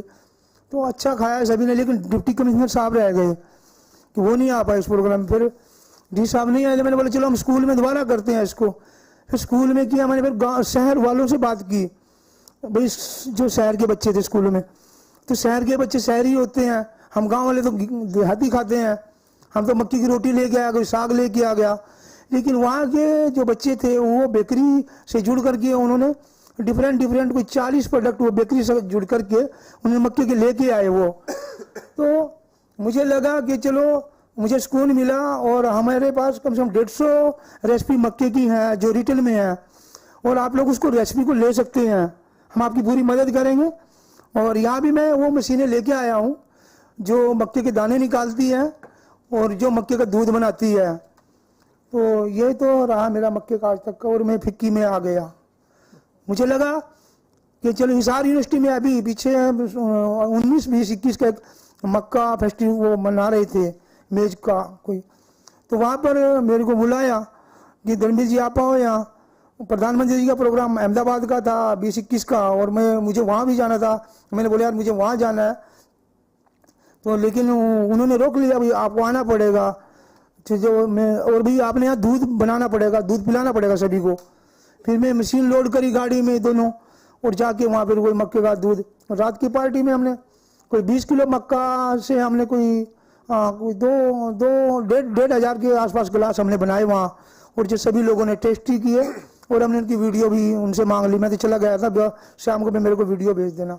तो मुझे लगता है देखो 20 किलो, अगर 20 किलो मक्का में गाढ़ा दूध बनता है काफ़ी, 10 किलो मक्का में थोड़ा पतला बनता है। हमारे बच्चे तो मक्के के जो बाल होते हैं उसके पानी को नींबू डाल के, उसके जो बाल होते हैं मक्के के लोग फेंक देते हैं, उनको भी वो कोल्ड ड्रिंक बना के लेके आए कि इसको पीने से क्या होगा भाई, को किडनी ठीक होती है, चलो इसकी कोल्ड ड्रिंक निकाल देते हैं भाई। तो इस तरह देखो आपके पास चांस बहुत हैं, अगर आप लोग इंडस्ट्री में है। देखो मैं तो अफ्रीका में भी अपनी मशीनें सप्लाई कर रहा हूँ, और अफ्रीका में कीनिया में हमने वहाँ लोगों को ट्रेनिंग दी है, वहाँ भी हमने काफ़ी मक्के के ऊपर भी काम किया है, और हमने मक्के के साथ में मक्का लीची जूस भी लिया है ये मक्का मैंगो दूध भी लिया है, हम मक्का नारियल दूध लिया है। अब मक्के के आप कितने प्रोडक्ट बनाने चाहते हैं, अब मैं बोलता चला जाऊंगा, आप सुनते चले जाएंगे, ज़्यादा बेहतर है आप अपनी किचन में जरूर कच्चे मक्के के, पक्के मक्के के उत्पाद बनाएं। यानी हमको तो ये लगने लग गया था कि बस अब तो साल में हम किसान भी साल में 5-6 बार मक्के की रोटी खाते हैं, जब से हमने मक्का बंद किया है। और अब तो इसको मुर्गियाँ खाती हैं, उसके बाद में लोग मुर्गियों को खा जाते हैं, अंडे को खा जाते हैं। हमें मक्का ज़्यादा खाना चाहिए। और मक्के के, हाँ मैंने एक मक्के की भूनने की मशीन, जो मक्का भूनने की, जैसे ये कुल्फी बेचते हैं लोग, ऐसे ही मेरे पास जो ई रिक्शा है, झाड़ू मारने वाली मशीन है, जिससे हमने झाड़ू मारने वाली है तो वो खराब हो गई थी, तो उसका जो टैंक है हमने उसमें वो लगा दिया, रोलिंग कर दी कि भाई इससे हम मक्के के कुकड़ियाँ भूनेंगे। तो वो फिर बेटे ने बात रोक दी कि आप पागल क्यों हो गए हो। तो मेरी जो मशीन है वो भी 1 घंटे में कम से कम है कोई 1100-1200 कुकड़ियों को भून देती है आराम से 1 घंटे में एक आदमी। तो मान लीजिए मैरिज पार्टी है, जिस तरह की पार्टी है, अगर कोई इस तरह की मक्के के ऊपर पार्टी होती है तो उसमें सारे व्यंजन मक्के के होने चाहिए, सभी को मक्के के ही ऊपर हो जाना चाहिए, बस वो मक्का मक्के ही हो जाना चाहिए। बातें करें मक्के की और मक्का खाए ना, है जी। तो मैं यही ज़्यादा मैं और क्या कहूँ जी। और मक्के की संभावनाएं मुझे बहुत लग रही हैं, क्योंकि मक्का एक बड़ी औषधि भी है, किडनी के लिए भी है, हेल्थ के लिए भी है, फाइबर है इसमें। और ये भी आइडिया तभी आया मुझे, मेरे यहाँ स्टार्च मिल है, वो टनों मक्की खरीदते हैं, उसका घी बनाते हैं, जो डालडा भी वो वनस्पति घी जो होते हैं, कुछ तेल मक्का का डलता है, मुझे इतना पता है, वो घी बनता है मक्के से जी। अब बनता नहीं जी, आप बताओ डॉक्टर जी, बनता नहीं जी? चलो नहीं बनता जी। चलो गोपाल, तेल मक्के से तेल तो निकलता है ना जी, मक्के से तेल निकलता है ना जी, जब तेल निकलता है उसमें पानी डाल देंगे तो सफेद हो जाता है वापस जी। चलो बात कह रहे, बड़ा अच्छा लगा आपसे सुन के। और जो बात है जी, तो मेरी मशीन यहाँ खड़ी है जी, आप जो दाने निकालने, हाँ मक्के छोलने वाली, जो हरा भुट्टा छोलने वाली मैंने बना रखी है, जो मतलब एक ट्रॉली को 1-1.5 घंटे में छोड़ देती है दाना, उसको पतोर को जी, पतोर को फेंक देगी कच्चा दाना, वो कच्चा मक्का एक साइड में चला जाता है। तो ये मैंने 3 मशीनें मक्के के ऊपर बनाई है जी, और ज़्यादा मैं आपका नहीं समझ लूँगा। मक्के की कुल्फ़ी, मक्के की कैंडी, मक्के की टॉफ़ी, ये हमने सारी बनाई हुई है जी। और आपने मुझे यहाँ बुलाया और मेरे को तो इतनी खुशी हो रही है कि सर आप मेरी फ़ोटो ही तारते हुए कहते गोवा दिखाया था, एक बार फिर के लिए बुलाया है जी। मेरे दिलों की थी इच्छा जी है। मेरा फ़ोन नंबर है 98 960 54 925। मैं आपकी कभी भी किसी उसमें मदद करूँगा। मैं अब तक 16-18 कंट्रियों में मैं अपनी मशीनें बेच चुका हूँ जी। धन्यवाद जी। धन्यवाद सिंह साहब, बड़ा अच्छा लगा आपसे सुन के कि मक्के के इतने प्रोडक्ट्स बन सकते हैं। अगर कोई प्रश्न है सिंह साहब के लिए तो आपकी मशीन बाहर लगी हुई है यहाँ पर? ठीक है, I think I request everyone to go and visit it. So I think with that we come to an end. I think we've almost shot over allocated time. So on behalf of FICCI, I want to thank all the startups. I think it was a great session. I think a lot of interesting applications, spectrometry to drones to satellite to indigenous innovations to popcorn to feed. There's so much on the dais right now. So thank all the startups for being here, and thank all the audience for their patience and some very valuable feedback and comments. My request to all the audience, please give an opportunity to startups to work with you. I think they need a lot of guidance, mentoring, support. There's enough capital, fortunately, so it's not that they need capital, but they need a lot of support from you to improvise the solutions so that they can take it to market and scale it further. So with that, we'll conclude the session, and thank you very much. Thanks, sir.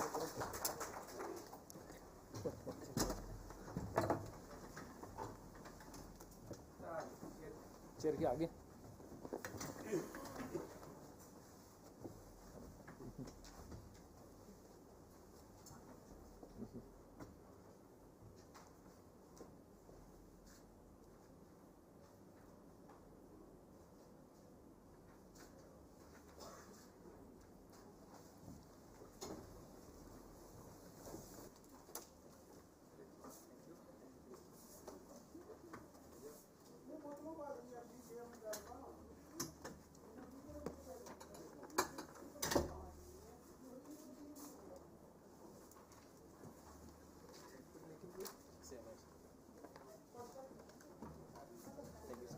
Good, great. Thanks for coming.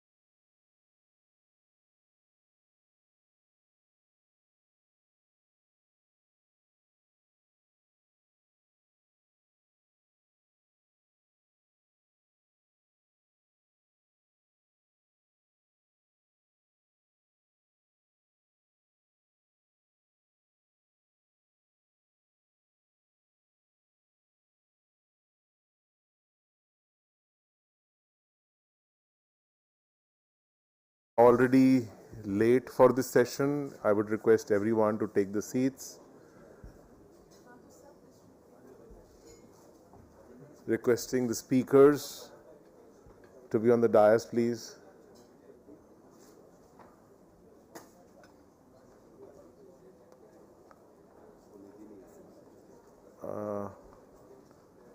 Nidhi was here.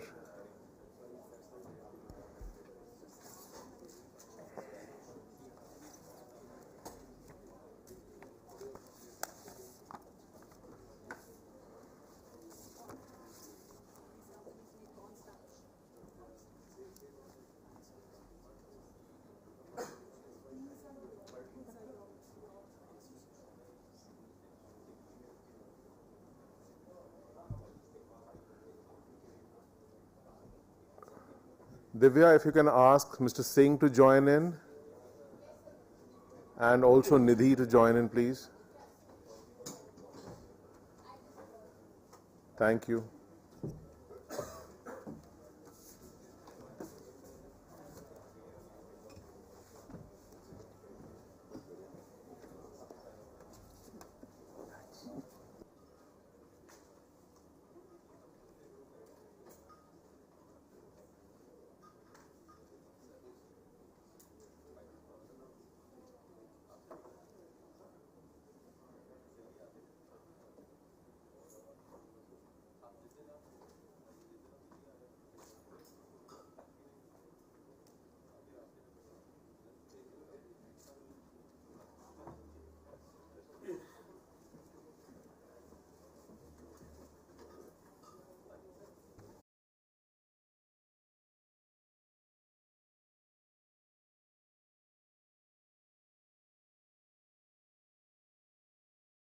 Start this session now. Divya, if you can ask people who are outside to please come in, and we can start the session.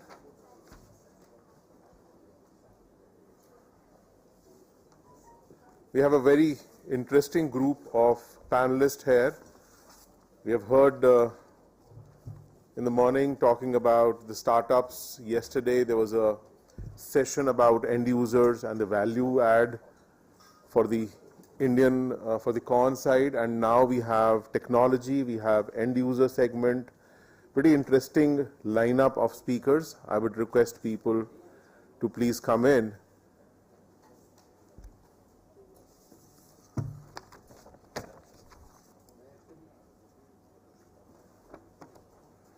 We'll wait for another few minutes for people to trickle in.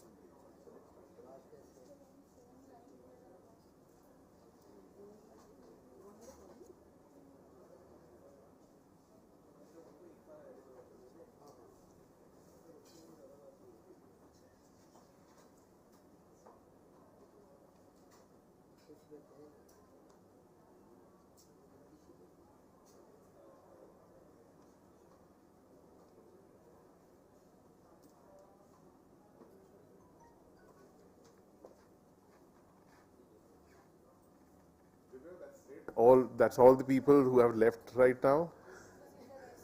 Okay, and people thought it's a tea break. Okay, we'll wait for another 2 minutes and then we will start the discussions.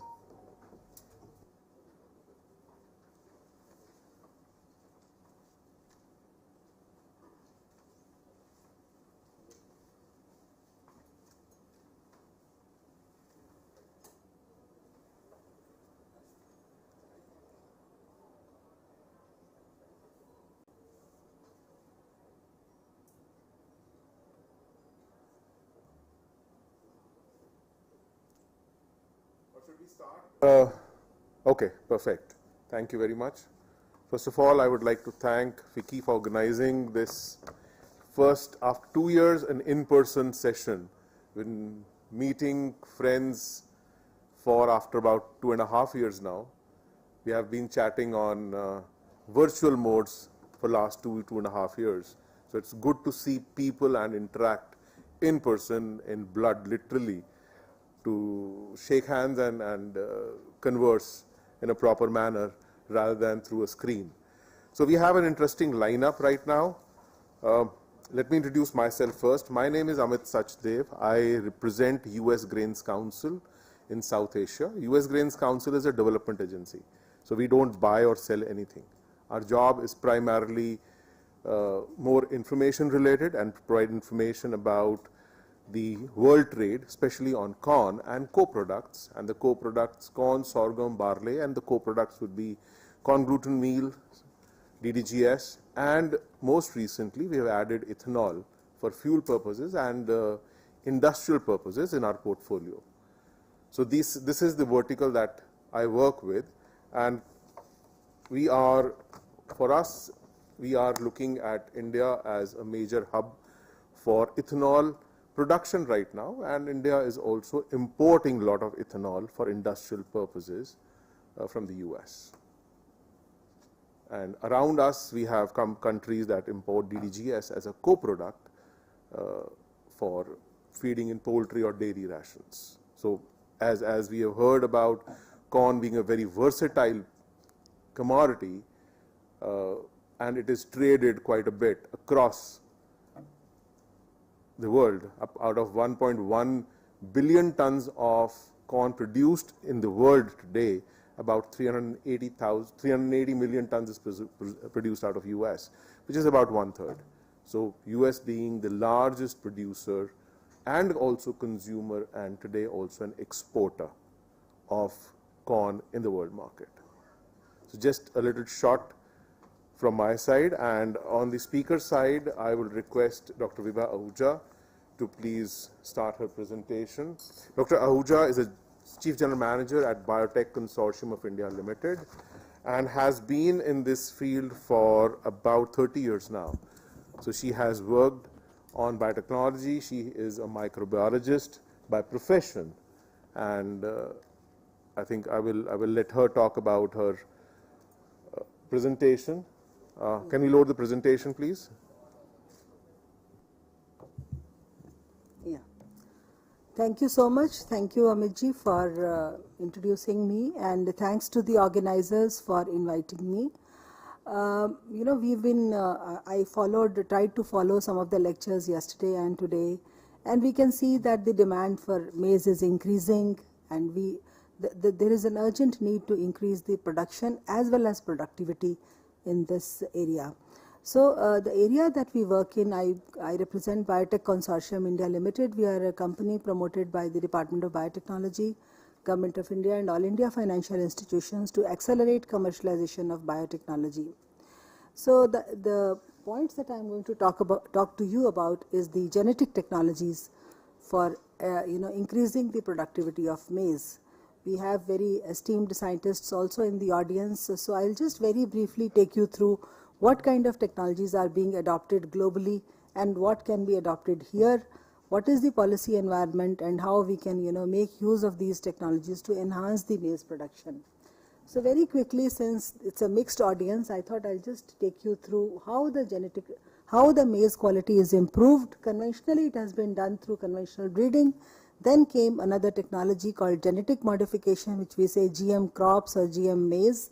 And here we have been taking genes from different organisms and putting into the crop of interest and producing what we call GM crops. One of the first crop was the BT maize, wherein insect-resistant maize was developed, and then an herbicide-tolerant maize is developed to deal with different challenges. We have several more as I talk about. And then subsequently in the last few years there has been another technology which has come, which is called genome editing, where we do not add any foreign genes generally, but do something like a bit of editing in the genome, and so it is almost similar to the conventional breeding but using the modern tools. Next slide, please. So these are the various crop improvement methods. Conventionally it was done through conventional breeding, and since the introduction of the GM maize, if you look at the 2019 data, GM crops have been extensively adopted globally, and the four major crops are soybean, canola, maize, and the cotton, where the maximum work has been done, starting from a very low area, about 1.96, or when they were introduced in 96, we have close to 190 million hectares which were grown with the genetically modified crops. And then if you look at the out of this, 32% of these is what we call the genetically modified maize at the global level. Next slide, please.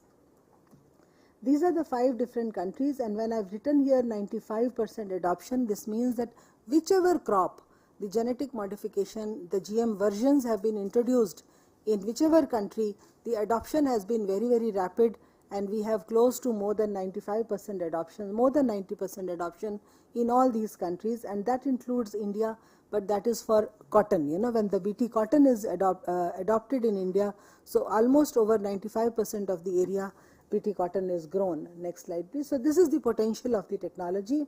In addition to those who grow this who have approved these crops for cultivation, there are many more countries which are importing them, and those who do not grow, and that includes, you can see the top 10 countries which have given approval for food, feed and cultivation. That includes countries like Japan, South Korea, Philippines, Mexico. All these countries are actually importing in large quantities and using it. Next slide. So coming to GM maize has been developed to resist pests. BT maize was the first product was the BT maize, which was released in 1997. As I said, it is one of the most adopted GM crops globally, planted on 60.9 million hectares in 2019. Out of the total area with GM crops, 31% was with the GM maize. So 146 approved events, this is something like a technical term, the type of GM maize, that is almost 146 in 35 countries. But most of this work has been done by the private, the varieties have been developed by the private sector.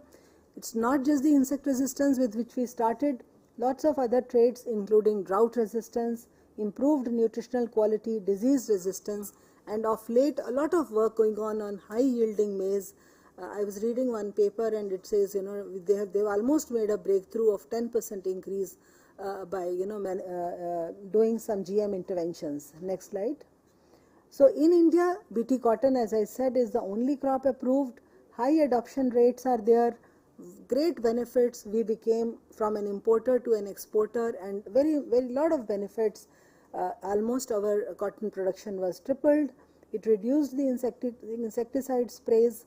And not only that, we have had byproducts, like cotton seed, oil, all that productivity also increased.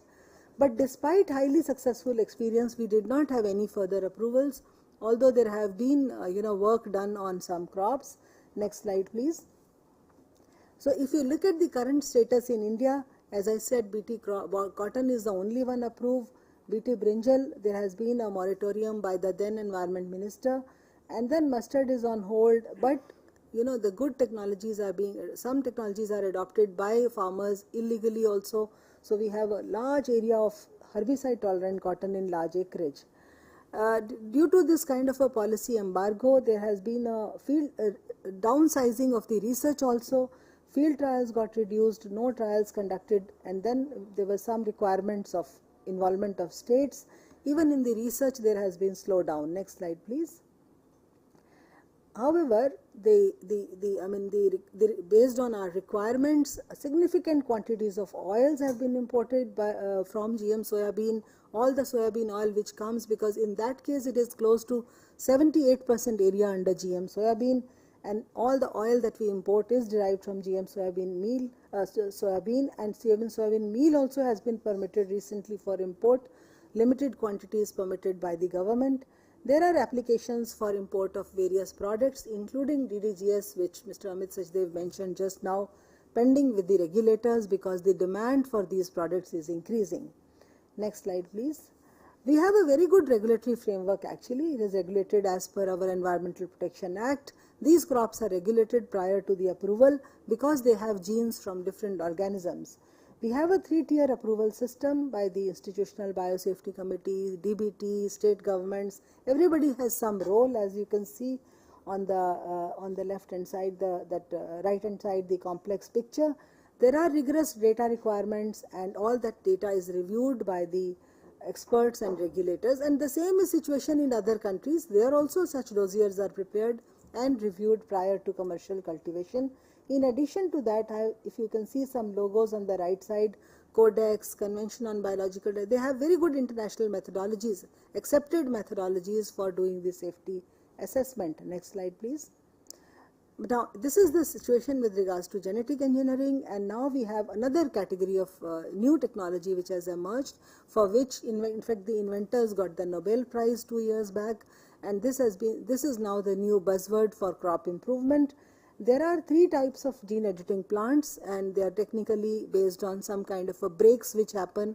And as I said, most of this will not have any foreign genes, and that includes 2 categories, which is referred to as SDN1 and 2.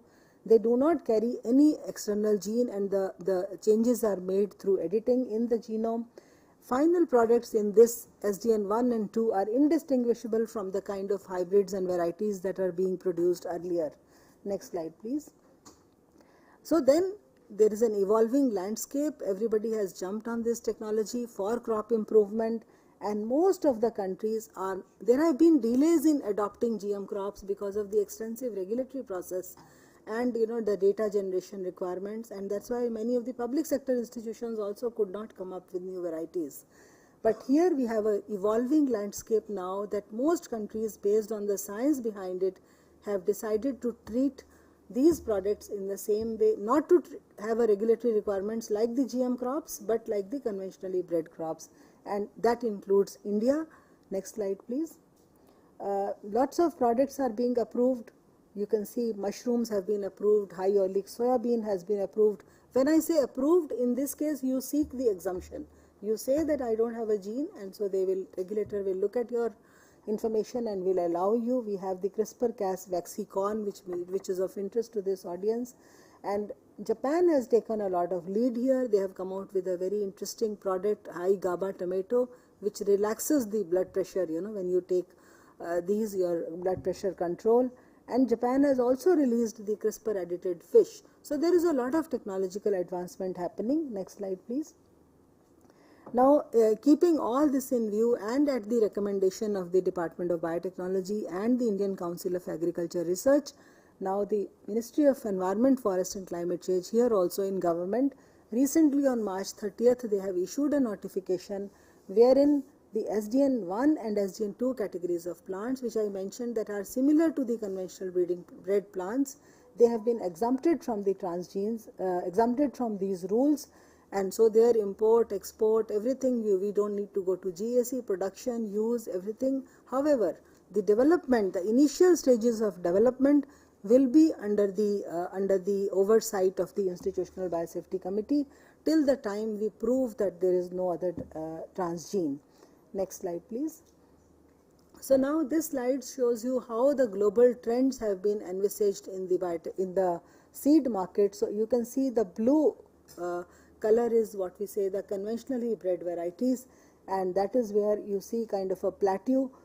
It's going to remain at the same level. There has been a lot of increase of GMOs, which is red, and now the future is gene editing also. So if you see the total market, the significant share has been projected to be at the international global level by the genetically modified crops as also the gene edited crops. Next slide, please. So in this scenario, I just want to indicate that a lot of technological advances are there, and we also need to take advantage of that. And we need an urgent approvals are required by whosoever has developed, whether it is public sector or private sector, for field testing and cultivation. Only then we can take the benefit of these new technologies. We need to consider the processed products which are coming where there is no transgenes or no living bacteria as the non-LMOs, the non-living modified. This is the pretext on which the soybean meal has been approved. There is a need to enhance investments in research, and also there are sometimes a lot of debates and other things. So that for that also we need to have lot of stakeholder consultations. As you saw, large area is under GM crops. Large number of, so many countries are importing, eating, whether it is for human or the animal consumption. So at this point of time, it is kind of proven beyond doubt that these are very safe. But we need to allay these fears, and we need a very, very enabling environment to make use of these advances of the genetic technologies for crop improvement in various crops, including maize. Thank you so much. Thank you, Vibhaji. We have time for one question, if we have one.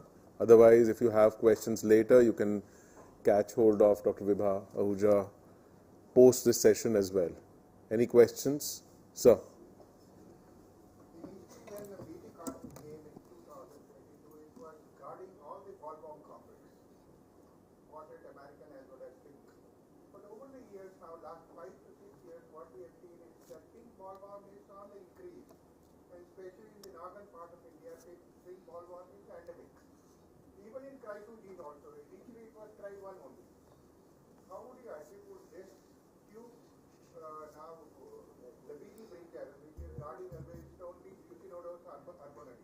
Yes. But So, still not being allowed in our country. yes. So, sir, when BT cotton came, it was never meant to control pink bollworm. The developers of the technology, they said it is only for American bollworm, and the pink bollworm incidence was low at that time and it was getting controlled. But then over the period, this has increased definitely. But as you would see, the policy environment has not been very conducive. So new products have also not been introduced by the companies. There are new whip genes, so many other products are there, Bolgard 3, Bolgard 4 and so on they have developed.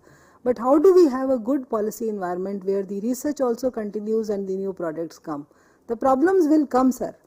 We have now at BCIL, we are in the process of transferring one. We have already transferred a technology developed by Professor Paintel, which is being tested by a few companies against pink bollworm, and we are also trying to do one more from our public sector institutions. But we see we do not have a very, very positive policy environment. So that is where the change is required, and particularly from the user segments. So with the demand increasing, sir, the user segments also have to come forward and say that we need these new technologies. We have seen a very, very positive decision in case of gene editing, and we are really looking forward to this, and that will give impotence to the research as well as introduction of new products. Thank you. Thank you. Thank you, Vibhaji. Thank you very much. Thank you very much, sir, for this pertinent question. I'll request now Mr. Jason John to make his presentation.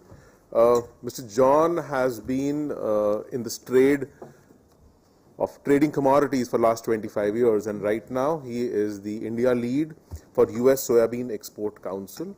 Prior to his work with US Soybean Export Council, in this earlier avatar, he was a procurement officer, general manager procurement for Sugana. So his job was basically to procure all the corn that the company would use for their feed businesses. Jason.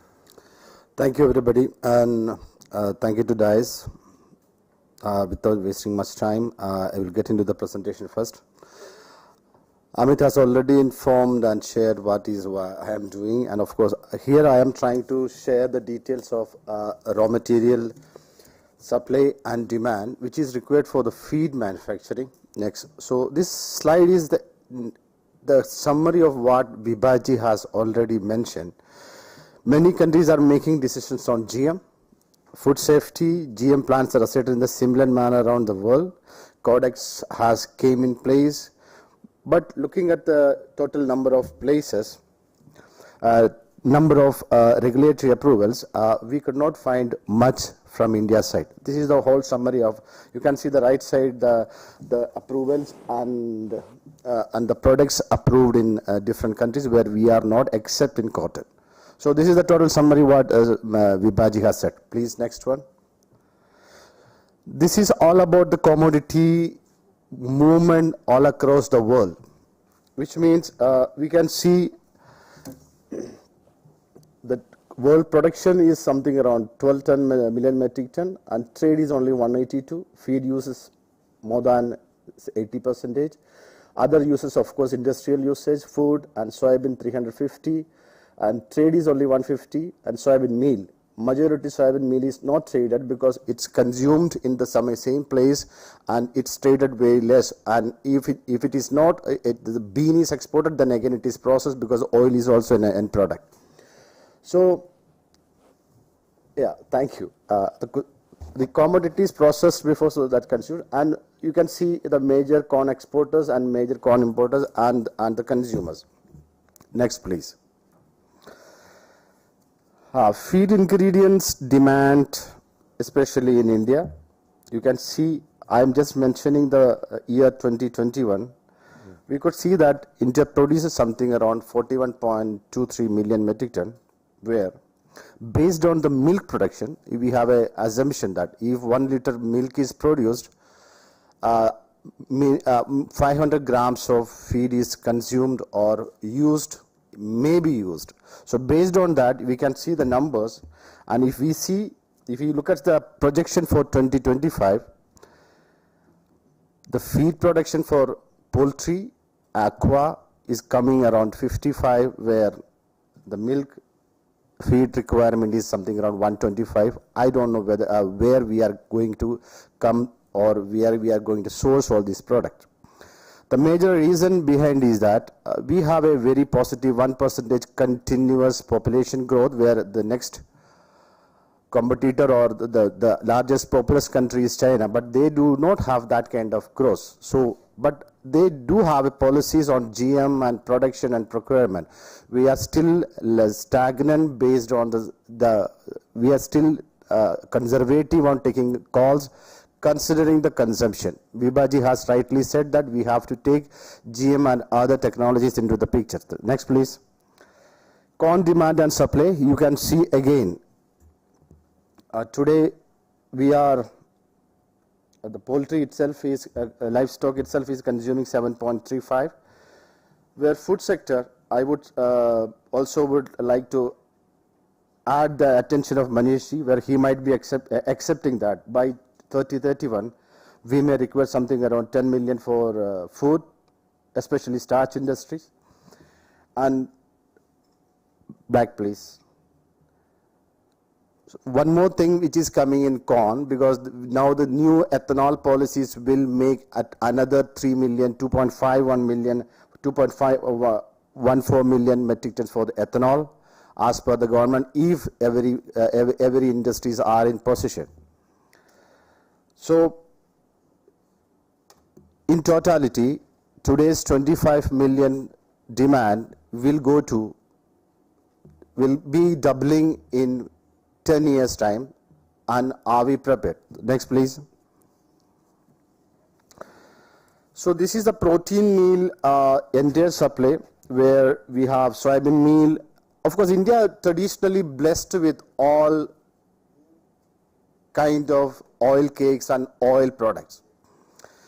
We had soybean meal, soybean, mustard, cotton, groundnut, DORB, even there are 20 edible oils. Of course, every edible oil have come with some cakes, and when you take on a larger S&D, soya leads the game, where it is coming up with 7.5, and the dairy is one sector which is having a bigger sector in organic, organized as well as unorganized, which play a bigger role considering the total S&D is concerned.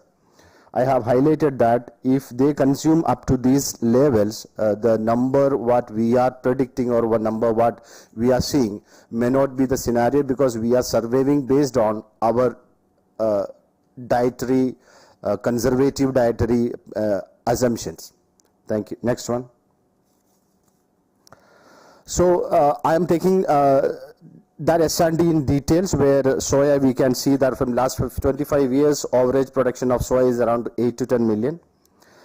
Last year also, it was something around 10 million. And this year, SOPA especially predict that it is something around 11. When we speak about soya, that is one of the best plant protein available, either for human as well as for feed. And people always ask why government numbers are always higher than the industry what they speak. Because I think the previous session was beautifully explained the role of satellite images and drone images. I think that will come more clarity to these numbers what government is coming with.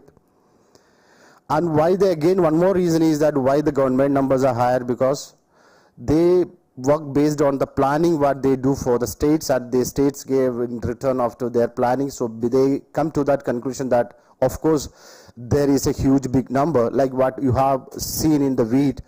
Government decided to do the exports, but later we have a higher heat wave, then there is a reduction in the numbers. And again, one more question which I would like to ask, soya is really an oil seed, or really whether it is a protein seed? And through the years, from last year, we started importing soybean meal, which is GM, and this is the first time that GM soybean meal is imported. As Vibaji mentioned, it's considered because of the LMO, non-modified organism available in the products. That's why hence it has been approved, and again the balanced quantity will be coming to this particular season till 31st of September. Last 25 years, we were quite comfortable as a traditional raw material supplier for entire feed industry, but I do not think that this may be the scenario. Next, please.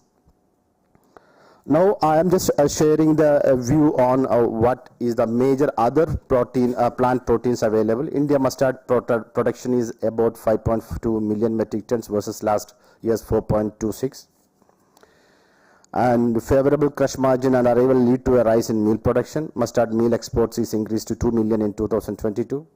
Indian mustard meal have a pungent smell, hence it will not be much acceptable protein, but it's very much considered in cattle. Next, this is cotton seed and oil cake production. Fall in cotton seed production in major states like Maharashtra, Telangana. It's led to the reasons of farmer shifting, and however, it is something around 10.45 in year 21-22, down by 3.5%. Crush is like to be lower, 3.5 is lower, 9.92 million metric ton due to the fall in production. Oil cake production again further reduced, 8 to 4.3. Consumption of cotton oil seed cake is like to drop to 8.7 in 21-22 compared to the previous year. Next slide. Next slide. Yeah. Again on sunflower meal, sunflower production is also very less in India. It's majority in southern based, and the production is nearly about 200,000. And you can see that in the graph, 21-22 it is 205, and our Sunseal imports, we are highly dependent on import, but Ukraine and the Black Sea origin are the major suppliers. And due to these scenarios, I do not find much imports. Of course, these all are leading to a situation that sun meal might not come as it was coming on a regular basis. Next slide, please.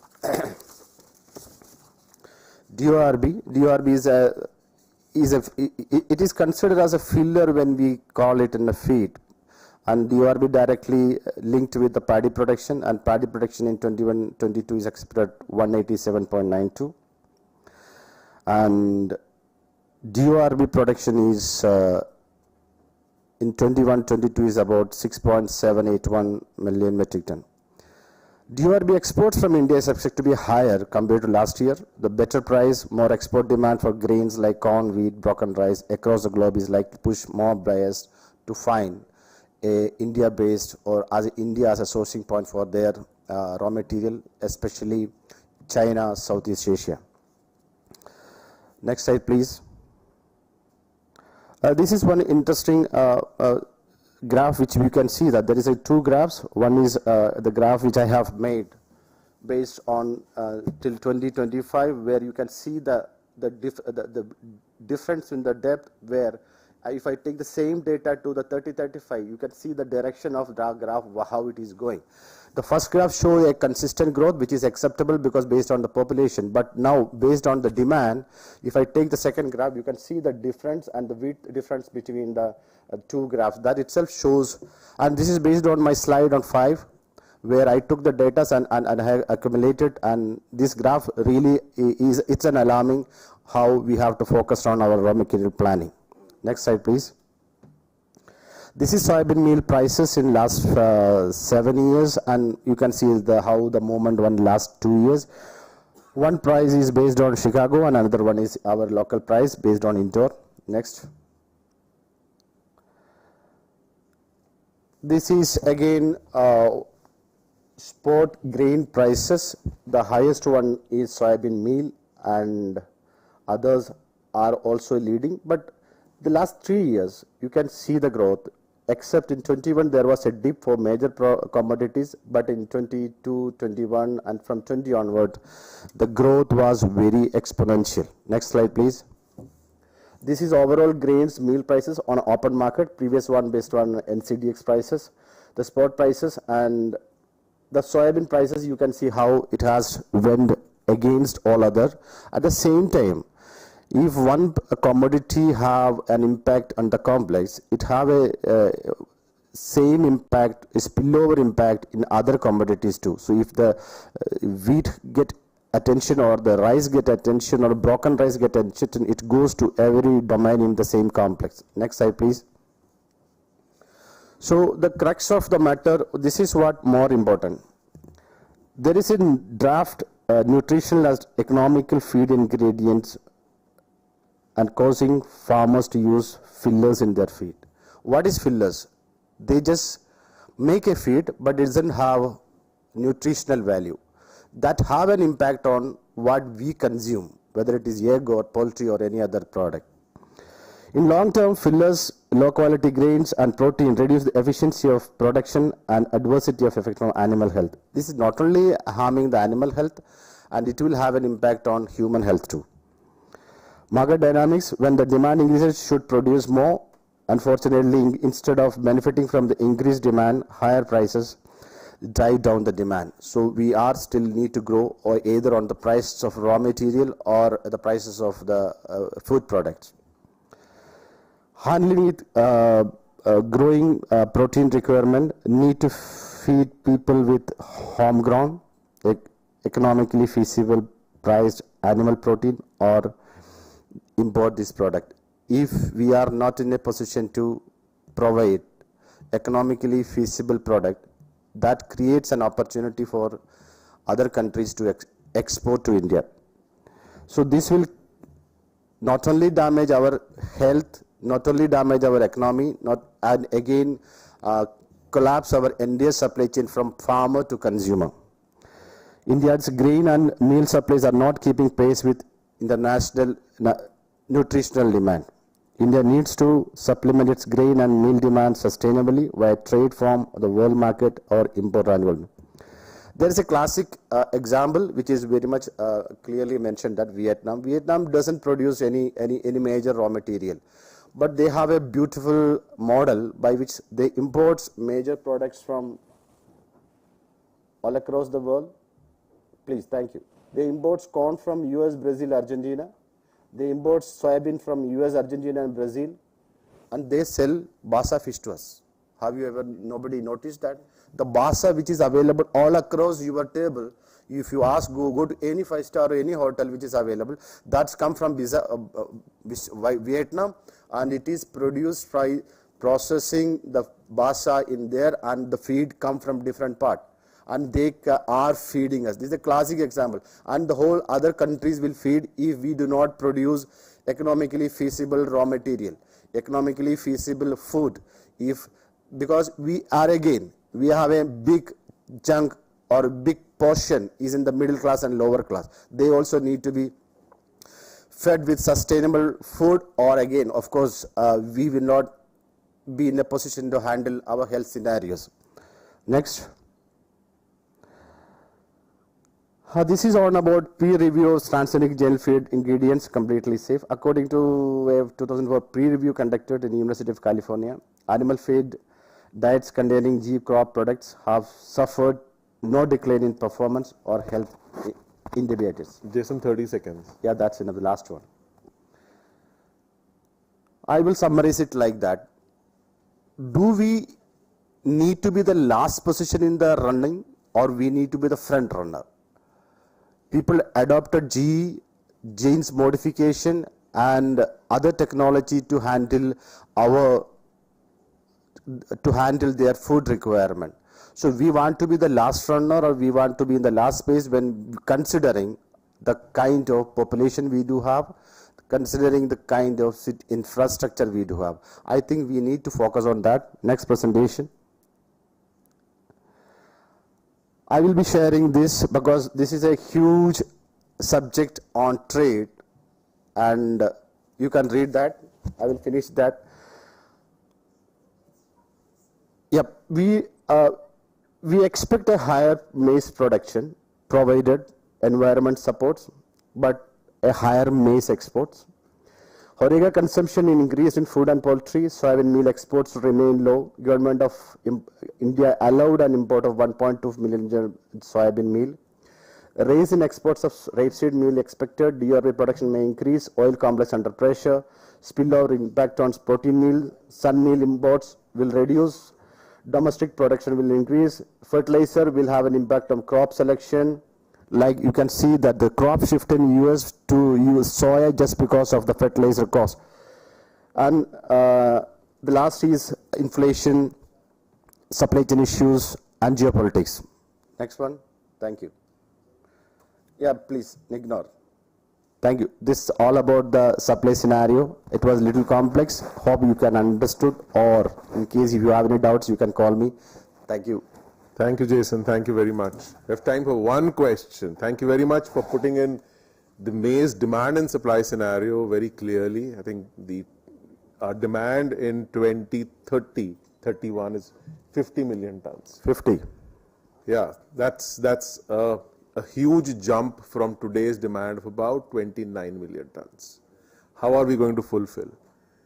Any questions, any thoughts? Dr. Saindas? You said that by 2030, the demand of the expectation 50 million tons. Ji, sir. I think it's too high. First, Ji. number one. Number two, issue the expansion of area is increasing. Now we have so many opportunities to increase the area. Rice follow rice, shifting to rice follow maize in southern India and eastern India also. Then potato follow maize is increasing area in UP, Punjab, Haryana, even part of Bihar. Again, the Vidarbha belt, cotton sugarcane is being shifted to maize, and you know what is Maharashtra area today? It has exceeded more than 1 million hectare. There are a number of states, there are one only state, two states were there, Karnataka and Rajasthan, where the area was more than 1 million hectare. But now we have 6 states with more than 1 million hectare area in corn. Maharashtra is there, Rajasthan is there, Karnataka is there, Andhra and Telangana combined is there, then Madhya Pradesh is there. In this way, and in UP has exceeded 1 million hectare, and area is also increasing. Now the hybridization area is increasing, expansion of area is increasing. Your expectation, today we are surplus in maize, I'm telling you. But you people have also to support the maize farmer. You have to also put the community trials somewhere. You should also support the farming community as well as in storing the maize. You know, industry can purchase maize more than 2 months. क्या मैं जवाब दे सकता हूँ? Let me finish then you. Please. Okay. Okay. No industry can take the maize more than 2 months because they don't want to book them money, block their money, block their space, store issue. But government policies are not favoring to maize even till today. I'm telling you, only favoring to the wheat and rice. Till there is shift, the area in maize will continue to increase, but farmer interest will continue. अभी एक doctor साहब कह रहे थे कि starch content in USA is 74%. Probably they are not aware that maize harvested in India is with high moisture content, and that also affects the starch recovery. It also affects the starch recovery when you immature again affect the starch recovery. Moment proper conditions are there. Bihar state is Bihar, where areas winter maize is very high, but farmer have very small holding, and the kind of this your combined harvesting is not possible. Point well taken, Dr. चलो मैं Saindas. I'll request Jason to please answer. नहीं actually doctor साहब ने मेरा presentation को बहुत आसान कर दिया. मैं ये कह रहे थे देयर वाज अ डिमांड, साहब ये कह रहे डिमांड का सॉल्यूशन है, अच्छी बात है. That's it. Yeah, So there is what I was telling is that there is a demand which is 50, and according to you, of course, there is a shift, and this is how the shift happens, and that's nice. A change is always good. Let's wait for the good change. Thank you. Thank you, Jason. I think you can catch hold of Jason post this session and have a separate discussion. I will now request Mr. Manish Gupta to please share his presentation and his thoughts. Mr. Gupta is the chairman of the All India Starch Manufacturers Association and also is the chairman managing director of Gujarat Ambuja, which is a largest starch milling operation in the country. A lot of verticals, but today he is going to talk more about the challenges the industry is facing, especially from the starch side. Mr. Gupta. Thank you, Amit ji. Good afternoon, everybody.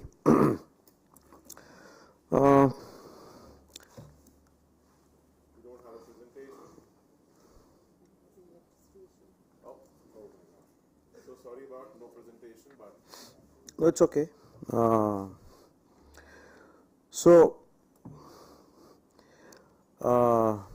The starch industry, all India.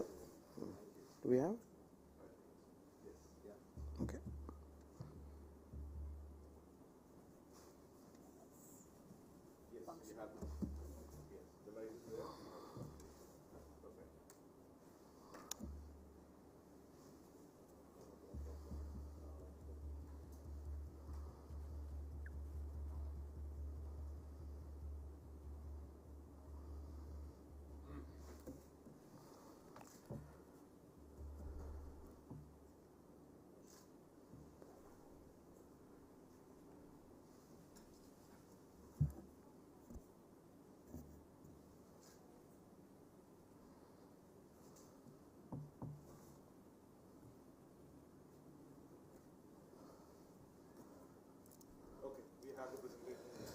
Thank you.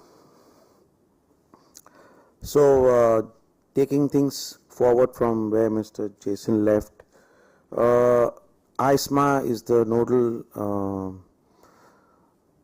association for all the starch manufacturers starch manufacturers in India. We have about 35 members present. We have plants to manufacture starch and starch derivatives from maize across India, from north to south. And currently the association is working very closely with all the members to secure the maize. As you can, I always call maize the wonder grain. It's a wonder grain. What maize can do, even wheat cannot do, or the other grains. It is such a versatile grain. We get protein out of it. We can extract oil out of it.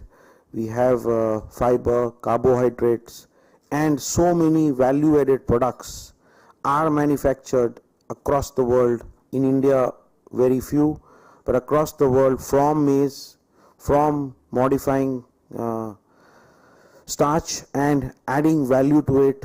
Products as high as 300 to 500 to 1000 rupees a kg are even manufactured out of it. So maize is a very, very important crop, and a very important crop to be available at a reasonable price for the starch manufacturers. So we always are at a challenge and crosshead with the poultry industry and the food industry. And now going ahead, our challenge is even bigger. We have to secure our maize competing with the ethanol industry.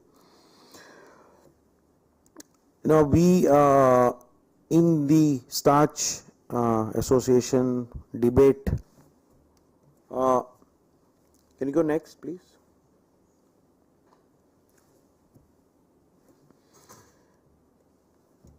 That more than 50% of the Indian corn is consumed by the poultry industry, and the maize industry is consuming around 6 million tons, and as rightly projected, we will consume 10 million tons by 2030. Probably even earlier than 2030 we will consume 10 million tons from the current level of 6 million tons and installed capacity of 8 million tons. So we don't need to put up new industries to increase the usage. 8 million tons can go in the next 3-4 years if there is maize available at a reasonable price, competitive to the world market. So when I say competitive to the world market is very important. If India has to export the value added products from manufactured of Indian corn, we have to have corn at a reasonable price. And with the ethanol industry now coming in, the food for fuel is going to be a big battle. Do we convert our food to fuel? The prices in India can skyrocket and reach to any levels unless, and we have seen the broken rice prices have also increased dramatically. I probably think that this policy of food to fuel was framed when the prices of corn had reached dramatically low in the pandemic, when it had reached 14 rupees, and around 16 rupees this policy was made. But today the corn price is more than the wheat price in the mandis. We should not forget this. Corn is more than wheat price. The MSP of corn is 1875, but the corn is selling at 22 rupees in the market yards. So delivered to the plants around 24 rupees plus, which is more than the more than the wheat price. So it's not fair to say that the farmer is not getting it's a price for corn. For the last 1 year, it's getting decent price for corn. Dr. Saab had said about the high moisture in corn. You know, the farmers have to be, happy that it's the only starch industry which, for a very small period of time during the harvest time, can consume the farmers' high moisture corn, which is 14 and 16 and 17%. The poultry industry does not even touch it. We are the only industry which helps the farmers to get rid of that 16-17% moisture corn. Next. You know, there's a notion that the starch industry consumes any quality of corn. It's not the case. We cannot consume any quality of corn. We have big issues for aflatoxin. So the corn which is coming at higher moisture, we cannot store and we do not store. We have the ability to consume on a daily basis, so we can consume it. But we cannot store that corn which is 16% and 17%. So ideally we need corn at below 14% to store. The starch industry has the capability and ability and the finance and the money to store the corn even for a longer period of time. We generally store corn for 3 to 6 months of our supply chain. Unlike the poultry industry, which wants to buy on a spot basis and store for 1 month and 2 months, their things are also changing. But the tendency in the starch industry is to store corn for a much longer period of time, because we know we have no other alternative but corn. They can substitute their corn with broken rice, with jowar, with bajra to some extent. We cannot, we have no substitutes. And we, next. And we need the best quality of corn. We cannot compromise on the corn quality, because our end users, our consumers are pharmaceutical. Our consumers are food industry. Our consumers is ice cream, bakery, chocolate, confectionaries, and none of them even want to think about bad quality. It's the food what we are all eating somewhere has got some amount of starch in it. From morning to evening, we start with a toothbrush in the morning. The toothpaste contains our maize. So quality is very, very important. And the challenge is that India is not drying the corn with the dryers. It is drying the corn naturally. So this natural drying of corn spoils the corn quality if there is rainfall. Look at it this year, the Bihar crop, which is just harvested. There is rains every day in Bihar. The corn moistures have not reduced, and it does not seem to be reduced. The quality has already started to deteriorate. So quality for the starch industry is very, very important and very, very critical. And I wish the 50 million demand by 2030 is not true, because if it is 50 million tons by 2030, we will not have corn in the country. Can our farmers increase the crop from 30 million to 50 million in the next 1 decade? Madhya Pradesh has increased the crop dramatically from 1 million to 5 million tons in a span of 4-5 years. the other states need to join in and increase the corn crop, and the government of India has to do something on the import of GM corn if the corn is not available to the industry at an international competitive price. I think the stage is set where the Indian farmers are going to realize the price of maize more than the wheat price. This is not anywhere in the world that corn is more expensive than wheat. India is the only country probably where corn is selling at higher than the wheat price. So it gives benefit, advantage to the farmers to grow the corn, and the industry needs it. Probably 50 million by 2030, this 50 million demand figure could be required even earlier. The kind of new demand and new diseases are coming for the corn, there is going to be a huge shortage of corn. So plan one, either we need to increase the corn cultivation in every state. We need to have a backup plan for import of corn, like Government of India has taken decision to import GM soybean meal when the prices of soybean meal increased dramatically for the poultry industry. We also need to have GM corn being allowed to import. We are allowed to import, the starch industry is currently allowed to import non-GM corn from anywhere in the world, but unfortunately non-GMO corn was only coming from Ukraine, and now Ukraine is closed, so we don't know in future when we will need to import corn, which country is going to supply us non-GMO corn.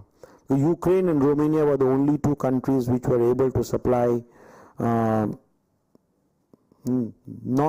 corn which is allowed to come. So GM corn has to be allowed, and if GM corn is not allowed, I think we have to graduate to GM planting of corn, because that's the only way we can increase our corn productivity, corn production, and service the poultry industry and the starch industry for corn requirements in the next 10 years. So with this, I'd like to thank Vicky and Amitji to giving me an opportunity to speak at the Maize Summit. Thank you. If there's any questions, I can Thank you. Thank you, Manish-ji. One question. Saida sir. Keep it short, please. No comments, just a question. You people can push the government. I am too much pro-Gucci, but it has so many solutions also. And like BT cotton, you can also pursue the government. The GMS answered. Number one. Number two, that how, if you see when the harvest time, what are the corn prices to the farmer? Farmer is not getting the price what you are saying. Sir. The prices come down to 1,000, 1,200. No sir, no sir. No sir, no sir, no sir. That is history. Let's not discuss history today. Sir, let us talk about, sir, let us. No, even last, no, even talk last about the year. pricing later. So as per last year's data, when the Kharif crop came, we were buying corn at 18 rupees and 19 rupees. In the Rabi crop, we bought the corn at 19 and 20 rupees. This year, we are buying corn at harvest time.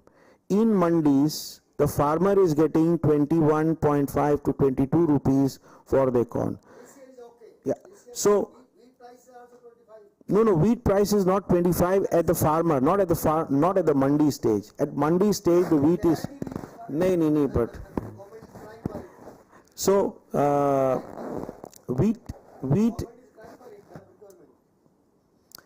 yeah, so wheat is still cheaper than corn at the farmer stage today. Bihar, you can track the data, wheat is selling cheaper than the maize price in all the mandis of Bihar, which is harvesting the Rabi crop. Thank you, Manish-ji. Jason, you have a point? That is why the feed millers are buying wheat also. Okay, that's That's a good point. Feed millers are buying. Yeah. One thing I would like to just add. Sir. Like in sugarcane lobby is very strong, and they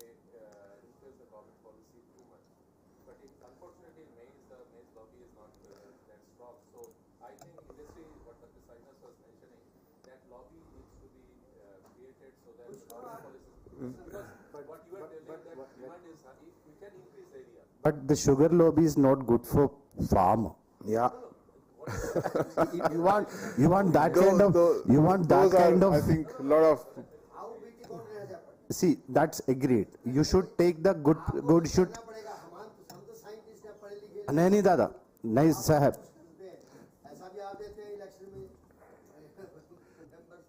See, those are, I think, political decisions. We cannot talk about it in a forum like this, but maybe a side meeting we can have, requesting FICCI to have some kind of side discussions on how do we lobby to the government asking for new technologies that could come into the country. But again, I think it's important to understand that technology would not change the system overnight. It will take some time. India became a net importer of, was a net importer and changed to net exporter of cotton. It took 1 decade. It will not happen overnight. The technology change adoption will not happen overnight. Beginning has to be made in small steps. I think that is very, very important. Thank you, Manish ji. Thank you. If there are no more questions, I think we can catch up Manish ji post this session and have some separate discussions with him. I would request now Mr. Dr. Harinder Singh is Director of Excellent Enterprises. Very innovative ideas of converting green corn, green maize into silage. I think that is important piece. We talked today morning, Mr. Ranjan talked about the demand for dairy industry, and I think there is a solution here that we have. Dr. Singh, if you could keep your presentation just about 7 minutes maximum. Thank you. Yes, good afternoon, everyone, and I thank FICCI organizing this event in the series. I did my yes, good afternoon, everyone. So I thank FICCI organizing this event in the series that we have a lot of discussion from seeds to import and then to export and all the technical sessions. So we are discussing here my company, the only one and the first one, we have started commercializing fodder as silage, as hay for the animal feed industry. You see, animals, they are well fed with concentrate feeds, but our animals, they are short of green fodders. So our companies, we are promoting through import of machines, through seminars, through government support among the farmers, serving value-added fodders to the animals.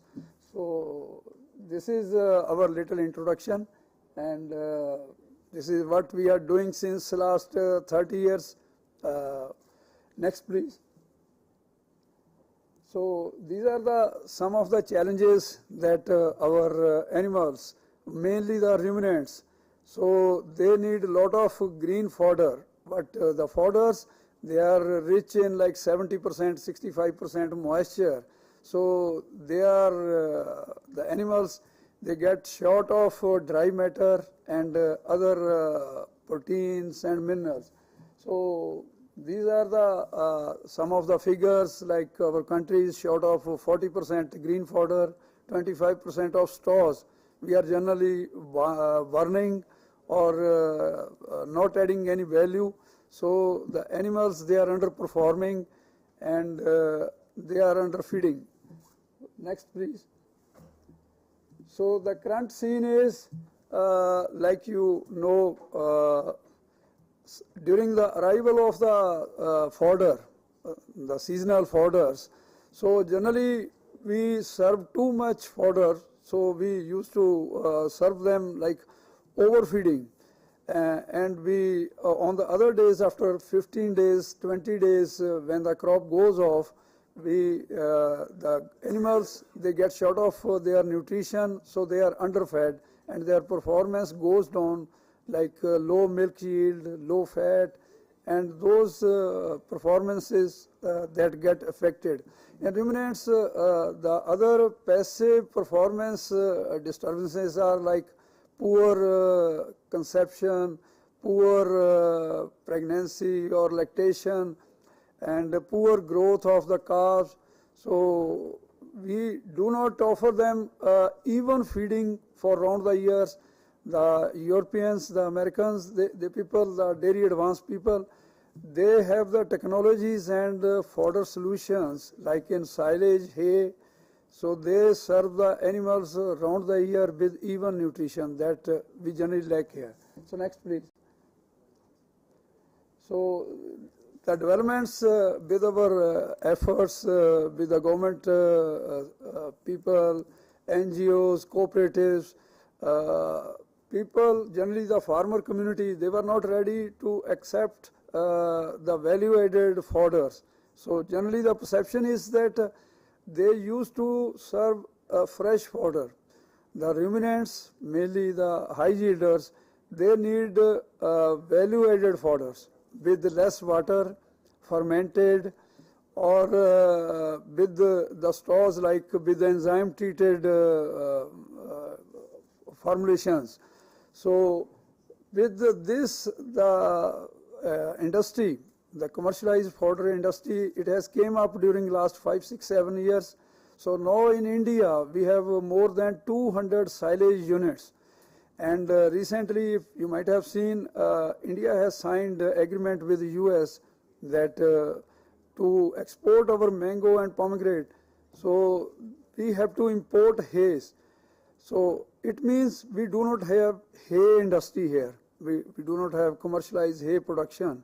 So during the last 4 or 5 years, this industry has started emerging, and it will go like very at high levels because the demand is too much, and we are feeding world's largest underperforming cattle population. Next, please.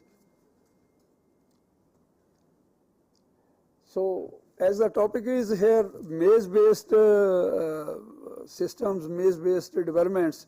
So as Dr. Saindas ji has just shared that maize, we have too much opportunity with the arrival of these silage units in Punjab, now about 70. So the growth of maize and the sale of seed of maize has gone up too much, and now we have good harvest, and we are now taking 3 crops in a year, maize crops. So all the crop is going to silage units mostly, and some to the pit silage that is still common in the rural side, the big dairy farmers. And still we are exploring to make hay from the part that left over after removal of grain. Next please. So silage is fermented and sealed part of fresh fodder with controlled moisture like at 68-70%, and dry matter 30%, 32%. So after fermentation with the lactobacillus anaerobic bacteria, the pH is controlled, and it serves good nutrition with good protein and with good dry matter. And during the off season, during when there is no fodder, or to make the nutrition even round the year, silage is still the best and only nutrition alternate around the world, mostly in dairy developed countries. That also helps in reduction of cost of milk, and to make better this balance sheet of the farmer around the year. So dairy developed countries, New Zealand, Israel, Holland, the people are all dependent on silage, and maize is main crop around the world preferred by the farmers and the animals for silage. Though other graminy family and other crops are also used to produce silage, like Israelis they are producing from oats, and Australians, they are producing silage from wheat. But maize is preferred crop by the farmers. Next, please. Hay is the removal of excess moisture from the crop so as to preserve it for longer time, so that the bacteria, fungus and other harmful microorganisms, they may not get active during little high temperature or during excess moisture. So it is easy to handle the crop after removal of 60-70% moisture. It is easy to transport, easy to serve to the animal, and hay is worldwide a big trading product, a big volume product, and it is considered as the best nutrition to the animals. One more minute for you, please. Yes. Next, please. So this is TMR, still yet to explore here. Next, please. So these are some of the suggestions and some of the, points that we need to convey through FICCI, through other media to the government agencies to create fodder banks and to handle like the crisis. Currently, we are looking India. In India, that prices of turi, busa, green fodder and other raw materials has gone up, and farmers are trying to economize their milk cost. So these are some of the suggestions that we will appreciate to pass through FICCI to the government agencies. Next, please. So it can be good game changer for Indian dairy industry, to Indian feed industry, fodder processing industry, though NLM and other programs, they are good for the investors. The animal husbandry department has offered this subsidy and other schemes, subsidy up to 50% on fodder processing units, and we expect that more processors, more entrepreneurs should join here and should come up and make available this facility. Thank you. Thank you, FICCI. Thank you very much, Anandarji. We have time for one question for Dr. Singh, if there is any question. Or you, oh, sir, you have a question. Not question, actually, it is a comment, particularly in Punjab. There is a lot of potential for silage, but it is creating a very alarming situation that this year you can see that earlier the spring maize used to be cultivated after potato harvest, but this year even after wheat harvest, end of April also maize sowing has still taking place, and this is creating a going to create a huge problem to the groundwater. I differ. Sir, ground reality is there. Listen, if you do not allow the Punjab farmer to grow maize for fodder, they will shift to rice because they will forward. This has happened. We ban in Haryana, but in Punjab so far this kind of ban has not been imposed. Kharif maize is fine, sir. Even farmers are planting rice. I have seen in Punjab. We can have this discussion later. I think, sir, your point is well taken. There used to be a 60-day wheat crop or a corn crop earlier, sati. That is not being allowed as today in Haryana on some locations, and because it requires a lot of groundwater. So those are issues. I think point well taken. We have Mr. Dalvi here. I think he will be able to talk more about the government requirements, how the situation is right now, and what kind of subsidies can be offered. Thank you very much. I would have one more presenter here. Very interesting. I will request Ms. Nidhi Seth to please make a presentation. Last but not the least, I think this is one of the most interesting products that she is promoting right now. So Nidhi is the president for WICCI Haryana Corporate Communications Council, and right now she is promoting a sustainable product from Dr. Bio, which is PLA, or should I say biodegradable plastic. That's right. Thank you very much, Nidhi. Right. Thank you. Good afternoon, everyone. It has been a very, very enriching session and a very, very enriching time, very holistically looking at all the possibilities of maize and the challenges we are all trying to solve together. So I will take the presentation to a very, thank you. Thank you so much. Yeah, so I would like to talk about a very interesting and a different and maybe an uncharted usage of cornstarch, which is towards sustainability. As we all know that the policies and regulations are becoming very stringent on single-use plastic, and rightly so, because the landfills are kind of just humongously, exponentially growing. And so, you know, I mean, there is a huge need to make a paradigm shift to sustainable resources, to kind of create our consumption of plastic more eco-friendly. And just to give a brief snapshot of the organization, and I'll then get to the Dr. Bio, the brand. So next, okay, so we are already here. Okay, so this is the plant where we are processing the cornstarch. It's a huge 2 lakh square feet plant in Ludhiana, and similarly there are other plants as well. So I think if you go back a little, then I can talk a little bit about the organization, and then we come to the Dr. Bio, the brand.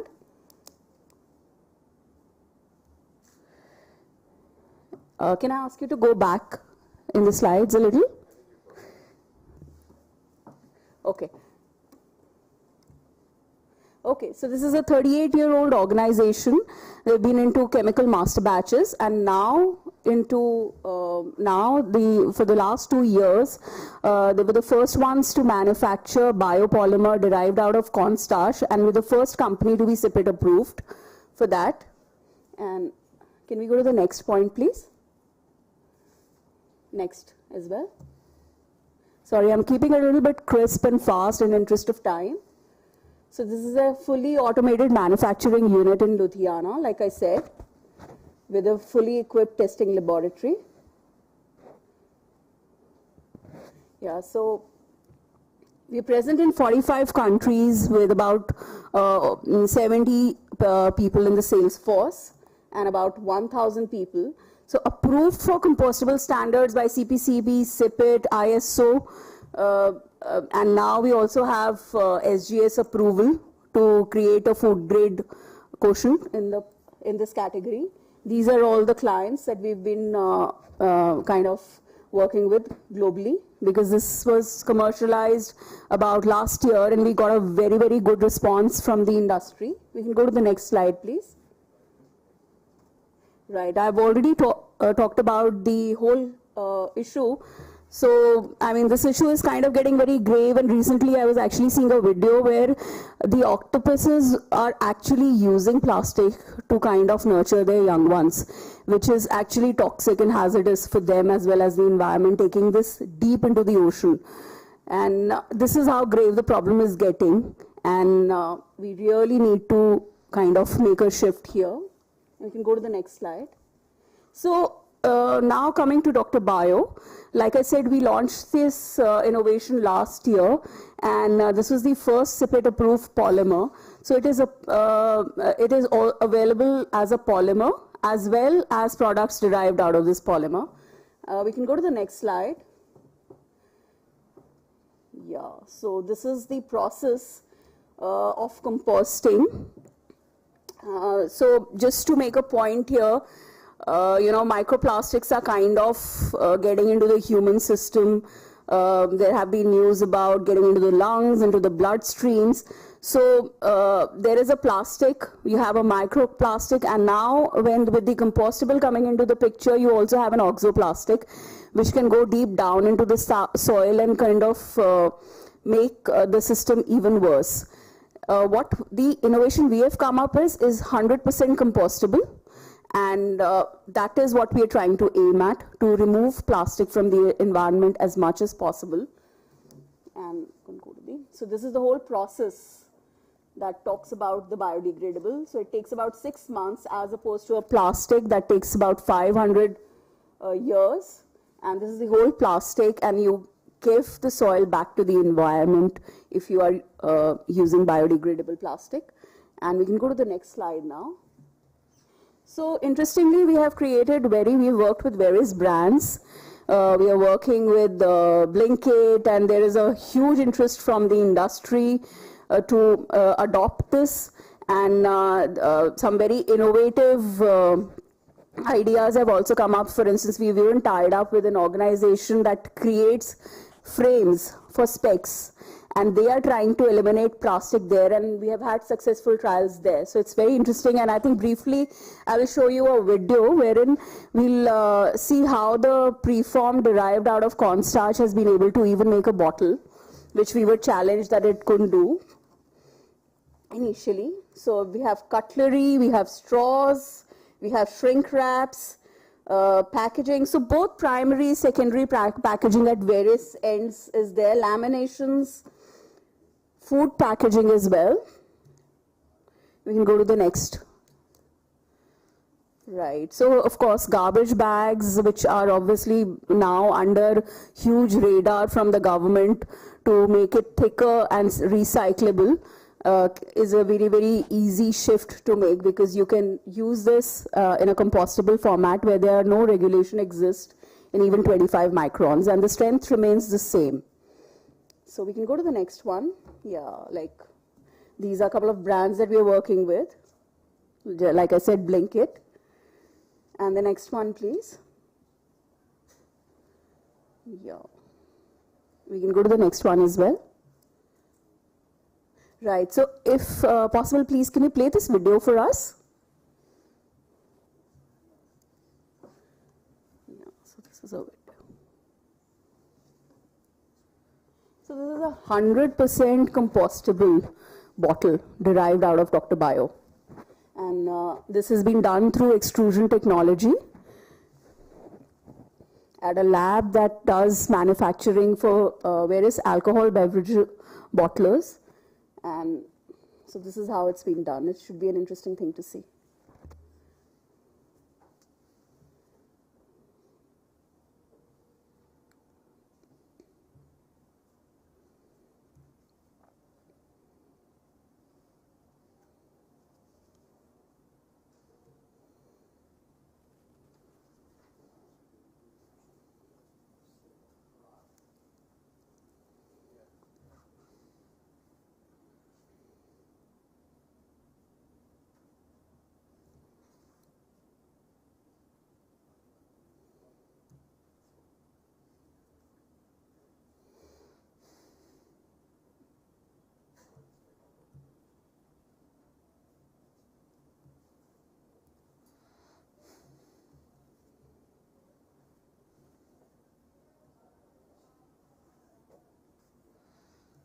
So we had to actually undergo a lot of trials. What you see here is, after a lot of trials, was not as instant as it is here. We had to make a lot of composition changes, and we had to do a lot of temperature checks. And here we have the Dr. Bio bottle now. They're completely compostable if thrown into a landfill, having no impact or no harmful impact on the environment. You can go to the next slide. So these are the couple of certifications that I spoke about, CIPIT approved and CPCB approved and ISO standards approved. We can go to the next one as well, please. Yeah. Again, the next one. So a couple of people who have recognized this innovation are Startup India.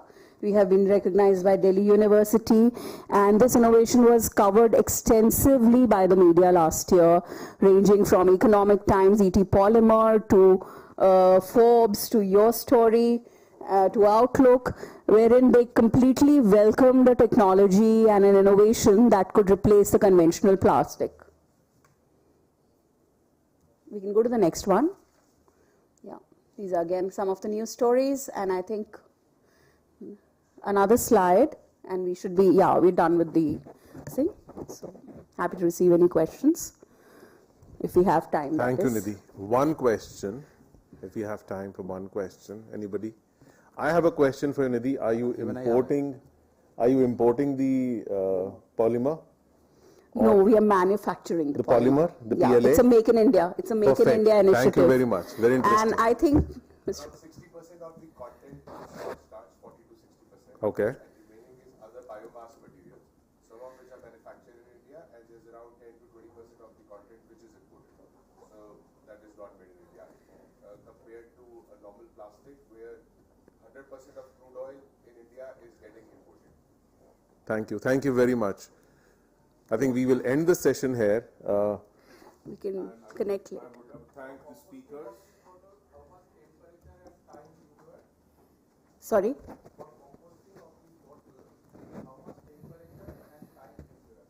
Yeah, so in a landfill, it'll take about 6 months in, normal aerobic conditions. Yeah. Yeah, I mean ambient or a slightly heated temperature. Yeah. Go for it.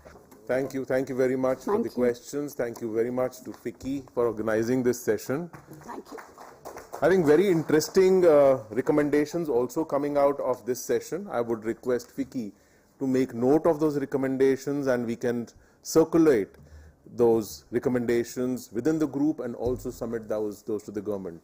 I think we do need, as Jason pointed out, the demand for corn is going to go up very fast, double in the next about 8 years from now.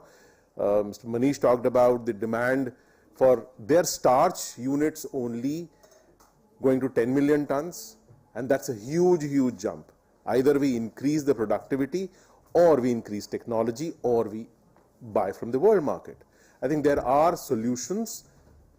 We are not advocating that everything can be imported, but yes, as value-added products or as a raw material, what is the interest for us? I think that is very, very important key, that if we are wanting to be an export-oriented country for value-added products or raw material stays in India, we consume things here, or we export all the raw material, as we have done last year. We exported about 3.6 million tons of corn, and right now the prices are much higher. So there is that delta that we will have to look at. Thank you very much for the time. Thanks to Vicky. Thank you very much, speakers. Very interesting discussions. Thank you.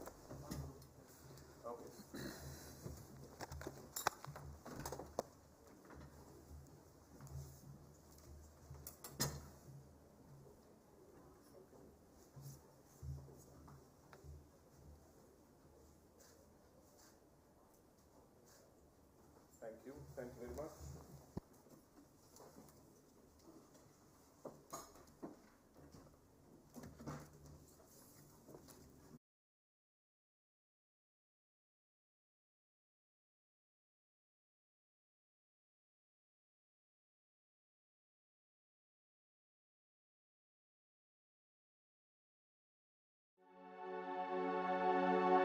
For decades, maize cultivation has been the lifeline of the women farmers of Betul in Madhya Pradesh. हमारे गांव में मक्का का खेती तो करते हैं, लेकिन उत्पादन उस समय में बहुत कम होता था.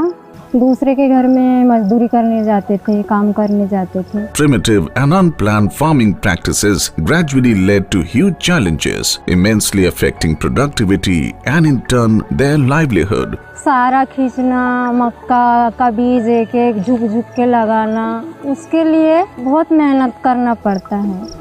Teaming up with Pradhan professionals and with enriching support from Koteva, these women farmers of Betul transform their lives by transforming their farming methodology. हम एक self reliant production cluster establish करने की कोशिश कर रहे हैं. हम लोग 3 मुख्य चीज़ों पर ध्यान देते हैं, जिसमें एक है आपका प्रैक्टिस, दूसरा सस्टेनेबिलिटी और marketing.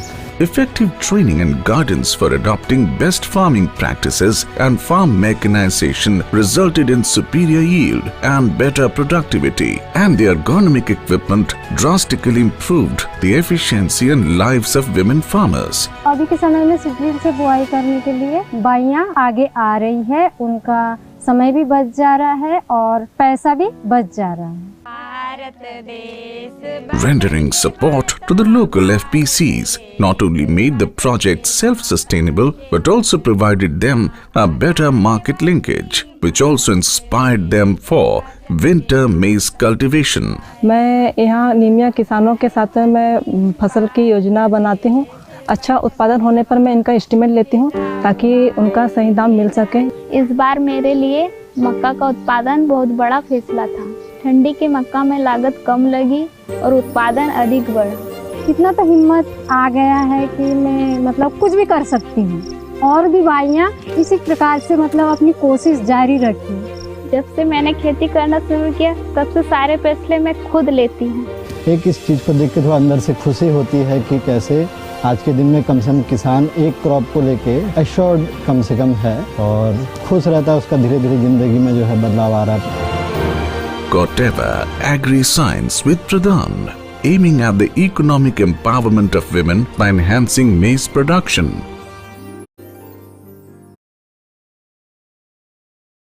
Dice.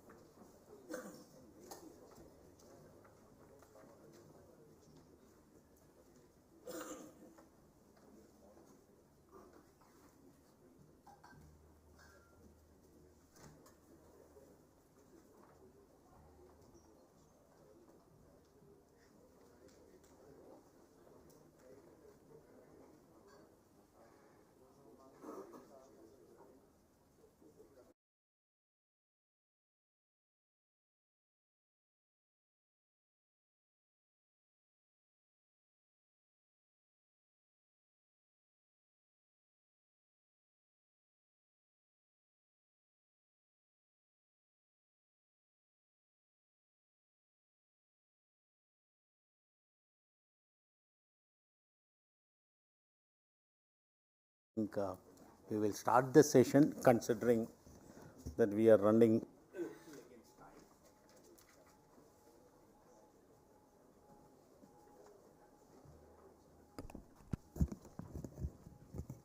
Thank you.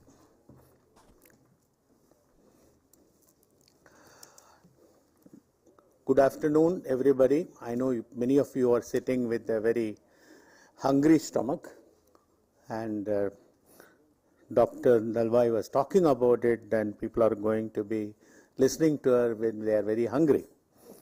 So let me welcome Dr. Ashok Dalwai, CEO, NRA, Ministry of Agriculture and Farmers Welfare, Government of India. Dr. S.K. Malhotra ji, Project Director, ICAR, Ministry of Agriculture and Farmers of the Government of India. And ladies and gentlemen, I think it's really pleasure to be at least talking to people on a physical platform after being very virtual. So let me once again on behalf of FICCI extend a very warm welcome to all of you. We have been having successful initiatives on the maize sector. I think this is the 8th summit we are having.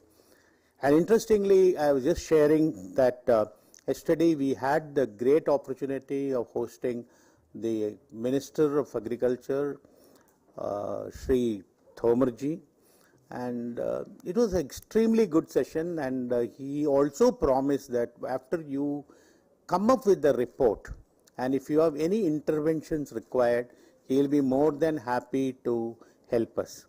And he has also, his office has also been posting about this very widely in the media. I think that is definitely going to help us, because we will get much and more ideas, and I think it will be our endeavor from FICCI to ensure that some of the important points are taken to the Ministry of Agriculture for solution. Anyhow, we have here Dr. Dalwai himself, so that he will be able to help us out, spearhead it through the ministry if he has really viable and the right solutions. I mean, we always been talking about maize, paddy, and wheat as the most important crops, and I think the maize is becoming more and more important for a simple reason that knowing, yes, one is agriculture is the most vital economy as far as India is concerned. We again proved it extremely versatile and is able to manage it during even the COVID time. I think only one sector of industries we did really well. I mean, we all know has been the agricultural related industries. I think we are really proud. We are proud of the farmers as well as the people connected with the agricultural industry. When it comes to the maize and the maize platform, I mean, we cannot forget that though India is ranking on the sixth as far as the maize is concerned, I think I just heard the earlier speaker talking about it. We have an issue that our productivity compared to the world is low.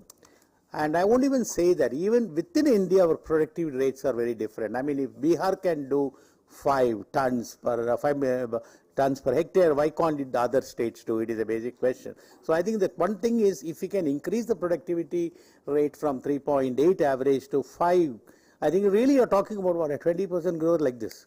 So I think that is something I think we'll have to really look at it. And the reason I think we have to do this is that because the need for maize is growing at a much faster rate than the product in the actual quantity of maize being produced. And I also see that maize is not only a human element, it's a major feedstock and it's also major starch producing need. And today I also see maize getting converted into very many edible items which normally we don't see in India. That means, you are also getting an industrial, let us say food industry really hugging maize, and that is also going to, the way I look at it is these are the ways India is going to change the way we consume a product. So for me, I think after I heard for the last 7 reports, and now when I see the 8th report being made, I somehow gives me a strong sensation that maize is a great reason for growing.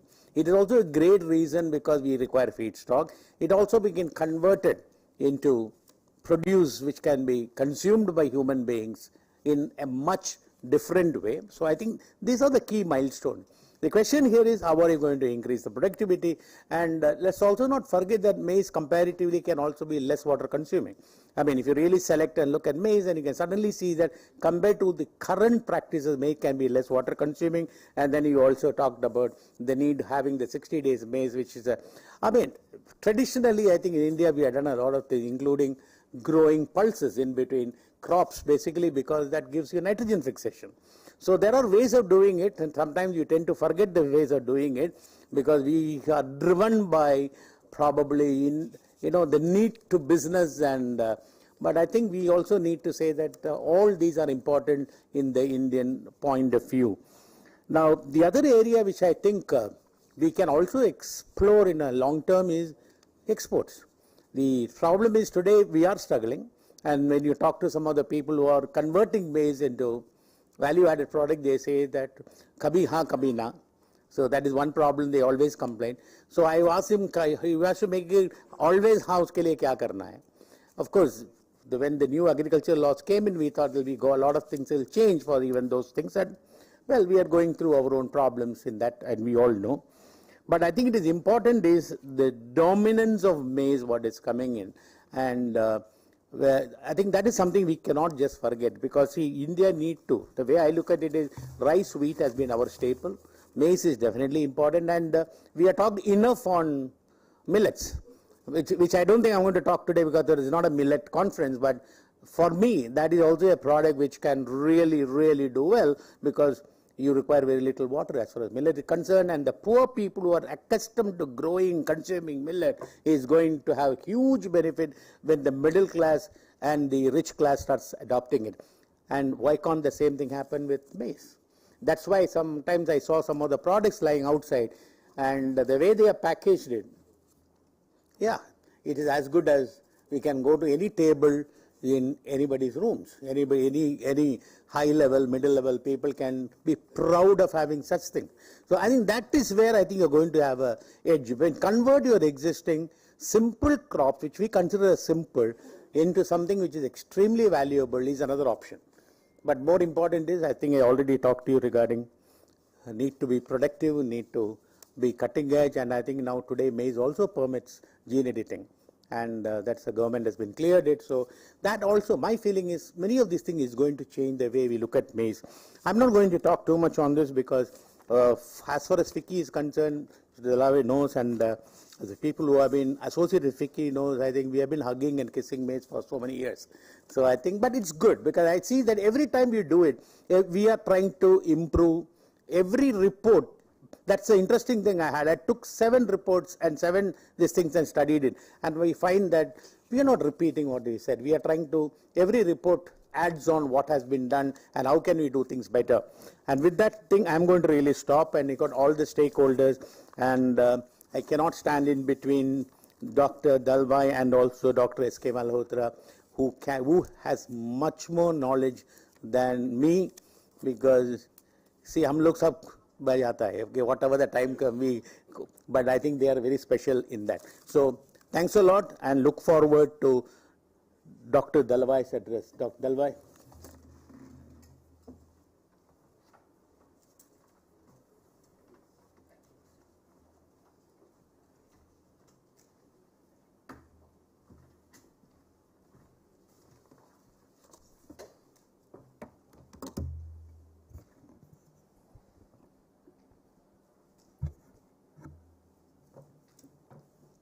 Good afternoon and namaskar to everyone.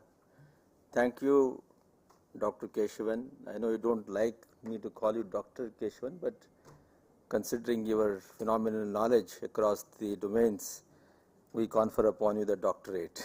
So thank you very much for inviting me and my dear young friend, Dr. Suresh Malhotra, all the distinguished participants here. Let me at the outset thank FICCI for inviting me to join this session on summit session on maize.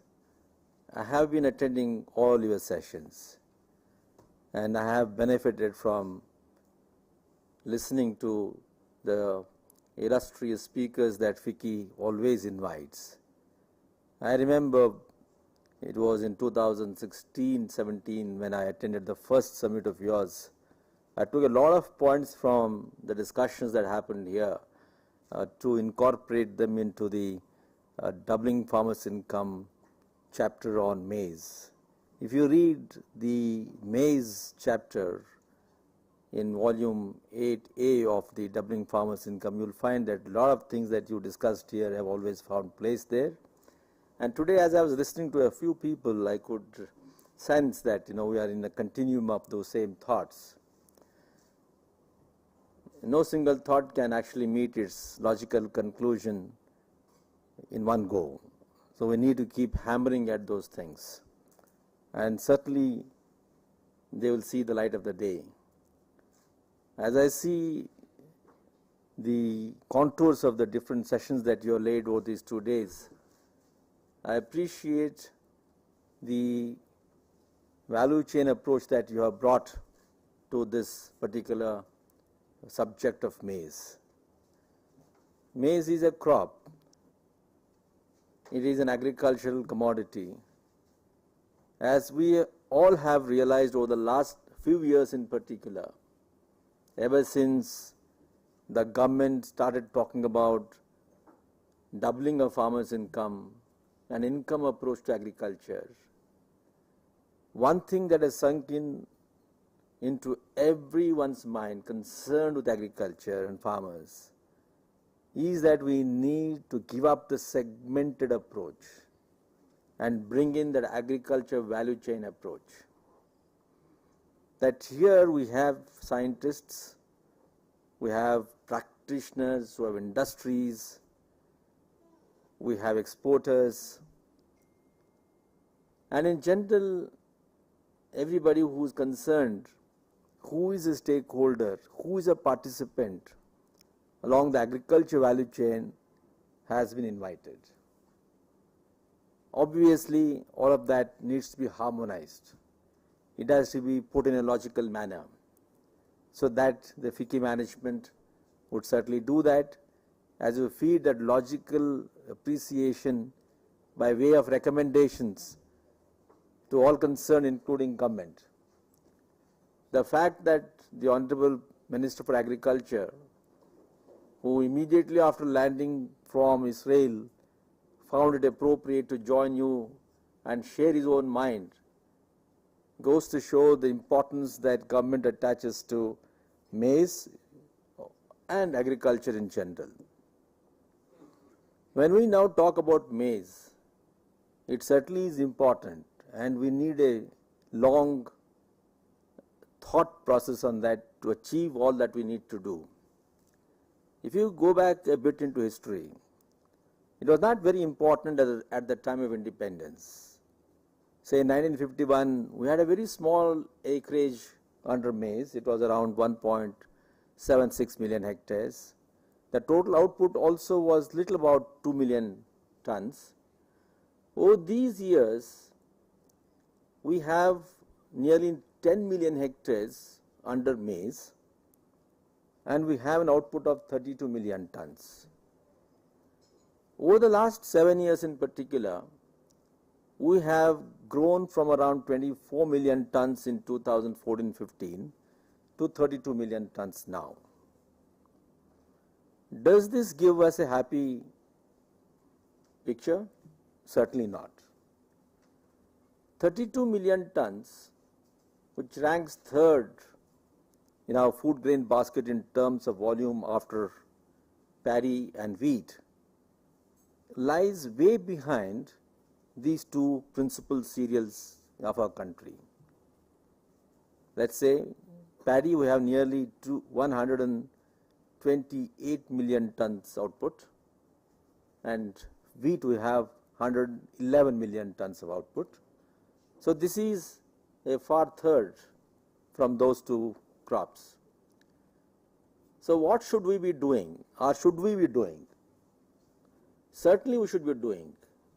The reason is that maize as a agricultural crop has certain advantages, and those advantages are what are actually crying attention for in our country. Our country, as you know, is tropical, subtropical, large extent is arid, semi-arid, subhumid, and very small percentage compared to the rainfed is irrigated. And I say very small extent. Don't misunderstand me, because you might suddenly throw up a figure that 48% of our country's arable land is irrigated. Of this 48%, 60% comes from groundwater, and groundwater depends upon precipitation, and precipitation further will recharge the groundwater provided we have good soil organic carbon. So we all of us have hit a kind of a vicious cycle today with low carbon in the soil, high weather extremes resulting in concentrated rainfall. So the short point is that we can't call all of this as dependable source of water. Hence, the alternate that we need to be looking at is more climate resilient, climate smart cropping systems in this country, or agriculture systems in this country. Maize fits into that. Maize is one of the crop which is highly climate resilient. It is day neutral in the sense it can be grown any part of the year. It can be grown in summer, it can be grown in winter, it can be grown in monsoon season. So all year round it is possible for us to grow maize. If it is possible for us to grow maize all round the year, the implication is that we can increase the cropping intensity by combining maize with other cropping programs to achieve 300% of intensity. Today we are at 154%. Given the inelasticity of land and the growing demand for high volumes of output in this country, alternates like maize provide us a good opportunity. But now what do we do for that? If we need to fix maize as one of the jigsaw puzzle of this crop geometry to achieve 300% cropping intensity, then we need to have proper duration of crop. And with that duration of crop, we need to take into account the agroclimatic situations that will prevail during that particular season and see whether the maize can withstand the stress that comes from that particular agroclimatic situation. Now, because maize is a C4 crop and it has high potential for photosynthesis and its conversion into grain, and because it is day neutral, and because now there is opportunity for gene editing, we should be able to take advantage of this gene editing that has been now made feasible and see how we can prepare ourselves with new varieties, new quality seeds and share them with the farmers. When we keep saying that our yields are low, the reasons are well known. We just need to address those reasons. The first thing is always the seed. Seed is the seed of everything. Seed is the mother of yields. If you have a good seed which is in harmony with the agroclimatic condition, it will give us an uptick of nearly 20 to 25% in the yield. All other conditions remaining the same. As they say in science, ceteris paribus, all other situations remaining same. You just have one good seed and then you will see an uptick in the yield level. In India over the last 50 to 60 years, we have slowly and steadily moved from composites to double cross hybrids to single cross hybrids. But it is unfortunate that single cross hybrids, which have been accepted very well in Bihar and also in Tamil Nadu down south, are yet to be accepted in all the states. A few states which have been able to adopt quality seeds, new hybrids, and also provide good endowment in terms of field management, fertilizer management, water management, they have been able to achieve good productivity at par with the global average of 6 tons per hectare. Maharashtra is the best example, Tamil Nadu is another great example, Andhra Pradesh is a good example, Bihar is a good example. But what about other states? Other states which also should be doing these things have lagged behind. The first thing therefore is to ensure that we come out with new hybrids that will suit the different agroecologies of this country, and then have a good seed production hub. Yes, I know there already are seed production hubs, seed production villages, but they are not enough. On account of this, just about 30% of the total area under maize is today under the hybrids.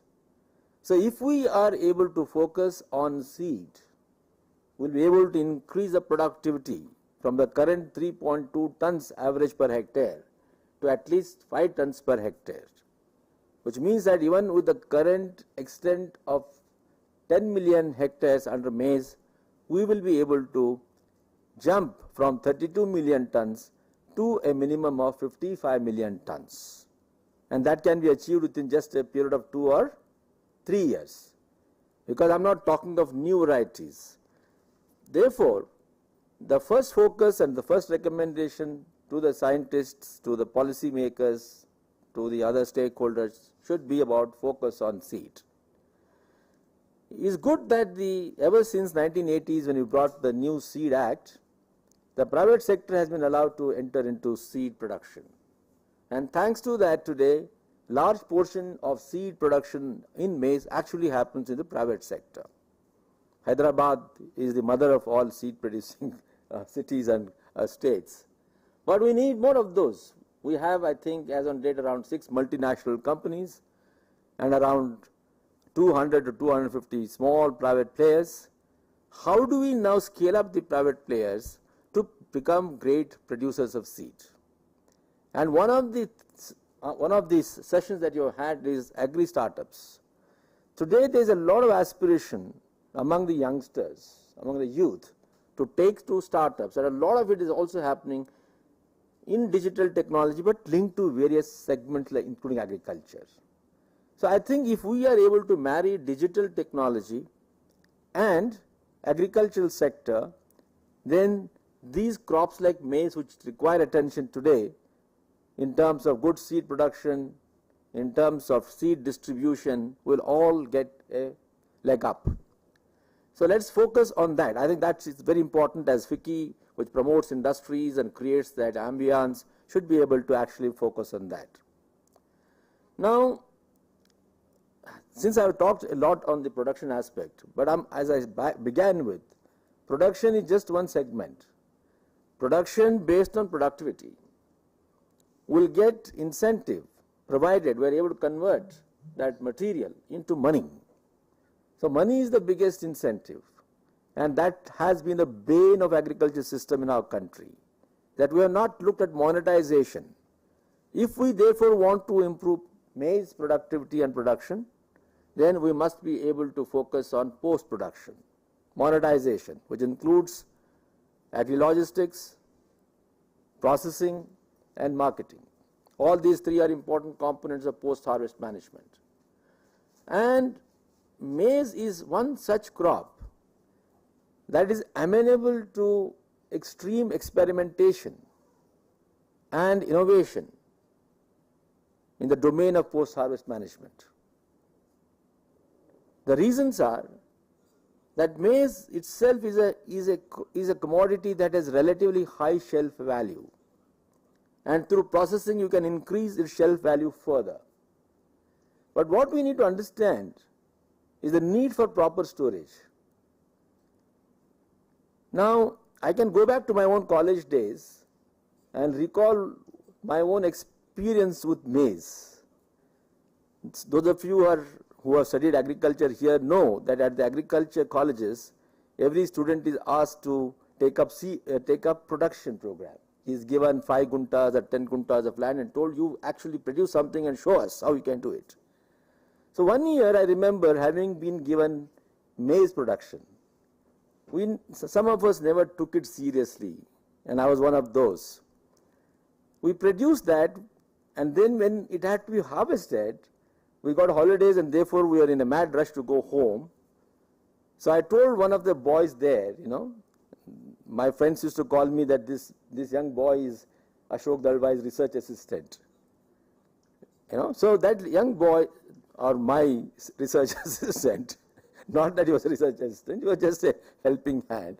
I told him, okay, you harvest this, okay, and then you store all these things in my room. I came back after a month of holidays to see that all these cobs below my cot were actually fungus attacked, because he had not dried them properly. There was rainfall, and then there was clear fungus attack, and now I can recall that moisture percentage, or managing the moisture percentage of a harvested maize, is the most critical aspect of post-harvest management. So in the post-harvest, we need to promote large number of machine dryers, because we may not get the right environment to store or to dry them. The sun drying may not be uniform. So we need machine dryers so that we are able to quickly dry it and store it appropriately. That's the first thing. How many machine drivers do we have in this country? Can we add them to the bucket of our custom hiring centers, for example? So there are many ways of making this available to the farmers. The second thing which I was appreciating in one of the presentations is the need for good storages. We are now used to normally horizontal, normal, warehouse-based storages. But what we need is larger number of silos. These silos are what will help you to store them better. There are a few of them coming up in states like Punjab here and there, but we really need large number of those linked to maize hinterland. So that is the second thing that we should be looking at. Third thing, of course, is the processing itself is extremely important. All of us are aware that why is it amenable to processing? Because it has large percentage of starch in it, it has very high quantum of protein, it has got very good fat as well, And then of course mineral percentage also is there. There are very few crops which can have this kind of proportionate high dosage of starch, protein, fat and minerals. In fact, as far as protein is concerned, I think this is the best thing about a maize. The reason is that India is short of proteins. Thanks to protein deficiency, we have so many diseases among our people, all related to malnutrition. Whereas maize sometimes is compared to milk, the quality protein maize kind of protein, because there are different kinds of maize as you know. So quality protein maize is one thing that has got such rich protein that it is compared to milk, and this is a more rational cost in terms of cost source of protein. So how do you use this particular percentage or the content for producing different kinds of the industrial products, consumables? So that is where I think industry linkage to this agriculture becomes very, very critical. Since it has high percentage of starch and there are a large number of industries based on starch, we need to tap this potential. Today the average consumption of starch in India is around 1.5 kg per capita, whereas globally it is already 7 kgs per capita. That means we are 7 times less. Whereas in India with so much of market, huge market, and the possibility of using maize and starch, maize-based starch, in a plethora of industries, be it pharmaceuticals, textiles, paper, cosmetics, fuel, so on and so forth, we can directly grow maize as either a feed crop or as an industrial crop. Why or and? Because cattle industry, cattle livestock population and livestock industry, sector in a country is very important. In fact, livestock is the engine of growth, not the crops. Fishery is the engine of growth, not the crops. Horticulture is the engine of growth. Hence, we now need to use the feed demand from the livestock sector, including poultry, to actually grow large volumes of maize by increasing the cropping intensity and then creating a demand. And look at that. Already in the livestock sector linked fodder, India is short by 40%. We are able to produce only 60% of the fodder requirement. Green fodder is extremely low in that. If we need to grow more and more fodder for the growing livestock population, because that's the engine of growth, then maize is the answer. Of course, there are other crops also, but maize is an easy answer. We are aware that poultry industry is growing at a CAGR of nearly 4 to 5% annually. We are aware that the feed industry itself is growing at a CAGR of nearly 8%. So look at the phenomenal growth. We have not been able to match the demand and the supply. So that's the job of the planners. That's the job of the policymakers. And that's where if we are able to bring all stakeholders together, we'll be able to link maize farms to the industry houses, processing in houses. So there is a lot of opportunity, a lot of scope that exists. Saying all this thing to you is actually carrying coal to Newcastle, because you already are aware. I'm just trying to put them in a linked manner, in a logical manner, to only create that positive environment. That maize is something which has been relegated by calling it as a coarse grain. It appears that we are very fond of these hierarchies. Why something is coarse and something is fine? Yes, of course, morphologically it may look a little coarse, but then beauty does not lie on the skin always. It is also within, right? So we should be looking at maize and millets, which Dr. Keshavan was talking about, as something which are nutri-rich, industrially amenable, and then very importantly, climatically resilient. Given the tropical climate of this country, given the increasing number of weather extremes, given the implications of climate change, We need crops like maize. Look at United States. It grows volumes and volumes of corn with an average of 12 tons per hectare. We are here at 3 tons per hectare. China has already achieved 6.1 tons. Brazil has achieved 5 tons. In our own country, I gave you the states that have been able to achieve 5 to 6 tons, which means that we can also do it. So friends, let's focus certainly on maize, not because we are talking at the maize summit, because it is good for our country, and then it is required not necessarily as a food for the people directly. Yes, around 10 to 14% that is also consumed as food, and because it is rich in protein, by processing it through different products we will be able to sell that also. But more importantly, for the livestock, for the poultry and the industry sector, it's got huge requirement. And lastly, let me share with you that this is a time, the 21st century is a time when we all need to shift from fossil-based resources to bio-based resources. So I was very happy to listen to Dr. Bio by Madam Nidhi, how they are producing bio bottles. So this is the time today where one of the ways to mitigate climate change and one of the ways to also find new markets for what agriculture produce is to link agriculture to the new economy, and that's bioeconomy. So given the new science of bioprocessing, biotechnology, bioengineering, we have ample opportunity of producing biomaterials, biofuels, bioenzymes, all kinds of bioproducts. So that is a renewable form of doing it. It's a win-win situation. We don't have to import by spending huge amounts of money the petroleum products, for example, or the chemicals for our enzymes, for example. We can produce all of that here within our country. On the other hand, here is a farmer saying, I want a new market. I want a new demand because my prices from the existing market are not remunerative.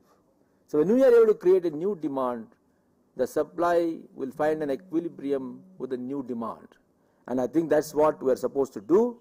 So friends, all that you have discussed over these 2 days, my humble request to you is put it in a logical manner as to make a strong case for promoting maize through ways of expansion and through ways of productivity. And then finally, integrating that into the agricultural value chain so that the supply chains, both domestic and global, actually arise from India, and then they are able to become competitive across the world. So thank you very much for this opportunity. The maize is something that we can keep talking. There are so many things about it. But as I said, we are only carrying, at least I will be carrying coal to Newcastle, talking to knowledgeable people like you sitting here. So I will put a stop to my talk here, thanking all of you for giving me this privilege. Good day.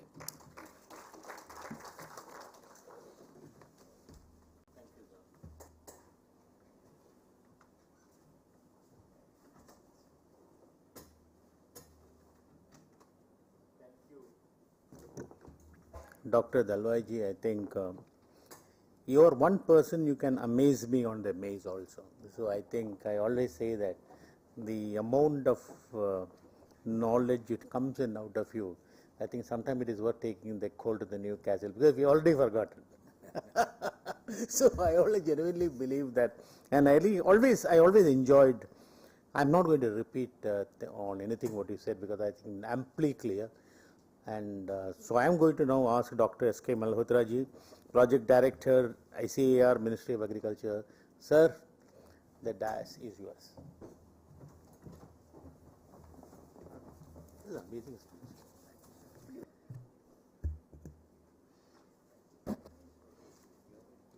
Good afternoon, everybody. Thank you so much, Mr. Keshavan ji. We could see Dr. Dalwai Saab, he is here on the dais, and off the dais I could see many of the personalities are available. It's always good to joined the discussions organized by the FICCI. Many times I got this opportunity. Again, I must give my compliments to FICCI for choosing an important area. It itself declares that maize is an important commodity. Many of our speakers, they have already mentioned that after rice and wheat, maize is again a third important crop. Worldwide it is spoken about this one, and even point also emerges that we need to now reduce the burden on these three crops, rice, wheat and maize. Though maize is not a much important from the direct food point of view, indirectly it is the important part of our food chain, either it is through poultry or through animal feed or through other important value added products. Those are there. So FICCI has sketched this important program in a nice way, where they have discussed all these agri startups, maize based sustainable agriculture progress in the country, as well as market linkages. And then yesterday we discussed about the advancement of the technologies which could be used for augmenting the production of maize in the country. It has been mentioned that the production of maize in the last 3-4 years, it has increased to 5 million ton. Extra 5 million ton has been produced. I remember just 3 years back, the production level was 27 million ton, and now we have reached to 32 million tons. So it was ranging between 27 to 28 million tons. So this is a kind of enhancement which has taken place only because of the demand. All of a sudden now demand is now increasing. People are asking for maize as well as maize products. Though it has been mentioned by Dr. Dalwai Sahab also, it is always good to listen him. That coarse cereals, why we have put it in the coarse cereals? I remember when I was Agriculture Commissioner, we discussed this point, and we made two separate categories. One was nutri cereals, and we put millets into it. And then we kept the coarse cereals as such, though we wanted to put maize out of that coarse cereal category, but we were having a kind of reservation because we have few more crops like barley and oat, where to keep them. Then we kept all these crops in the coarse cereal category. And there are about 7 National Food Security Mission sub-mission programs, NFSM pulses, NFSM rice, wheat, then coarse cereals, nutri cereals. Then we gave that separate category nutri cereal, as I mentioned, a gazette notification was also done. Then accordingly this kind of categorization was done. So I am coming back to the point that how our production level has increased. I must give credit to the new varieties, large scale adoption, single cross hybrids. Those have been adopted, and then we have succeeded in enhancing the production. Dr. Sai Das and Director IIMR is also available with us. We had long discussions with them. Double cross hybrids, I think we don't need double cross hybrids. Single cross hybrids are enough for us. I know Dr. Sai Das mentioned this point several times when we discussed. Then now the point comes that how we can further augment the production. Productivity-led growth, how it should take place. Time and again it has been pointed that our productivity level is low in comparison to many other countries. How we can do that? We can do this, and we have proved it, and gradually our productivity is increasing. That's why productivity-led growth has taken place. Our area remains the same otherwise. Our area enhancement has not taken much place. So whatsoever growth has happened, it's a productivity-led growth, I must say. So here we advocate this cluster approach because there are several pockets where poultry production is happening. So around the poultry production areas, we need to strengthen the cluster approach for production of this maize, because maize is the major requirement for the poultry industry. So that cluster approach has really helped us And another point is that procurement further, because that will be easier for that purpose. I don't know whether this happened, but we have discussed in the past this point that we need to have clusters around those areas. Then the point also came that high value specialty characters, maize, that is required to be further promoted. Either it's a quality protein maize, or it's a amylose content, high amylase content, high amino acids. And then some export point was also discussed. Mr. Keshavan, he mentioned that we need to increase the export. Then again one point came that export, there are preferences. Different countries, they demand different kind of maize varieties. Yellow, white. In some places white is preferred, somewhere yellow, and in some places mosaic type that seed. Such kind of varieties are also available. So again we need to see that which one are the varieties which are suitable for export, and accordingly those varieties are required to be identified and promoted. Just seeing the country which we are going to target for exporting those one. Then further we have other categories of the corn. It's a baby corn, sweet corn, popcorn. These all are the categories which are further having its scope for further promotion. And even there are examples in our country where farmers, they have succeeded in doing in a cluster mode. And there are farmers, when I accompanied Dr. Saidas, and we visited one farm near that Sonipat area, exclusive village, baby corn village. That total village is a baby corn village, where production is happening. Even farmer, he got the Padam Bhushan for his contribution in that area. So this is a kind of achievement and change, just I am saying. So here we have discussed that how we can further augment the production, new area identification, and we are here Director IAMR can help us that we need to have crop suitability index that is required to be worked out, and we can identify some new areas where production could be done, but it should not have a competition with other crops. So because we cannot put our food security into the threat, so agroclimatic, agroecological, region-based planning, that's very important from that point of view if we have to promote and take production in those areas.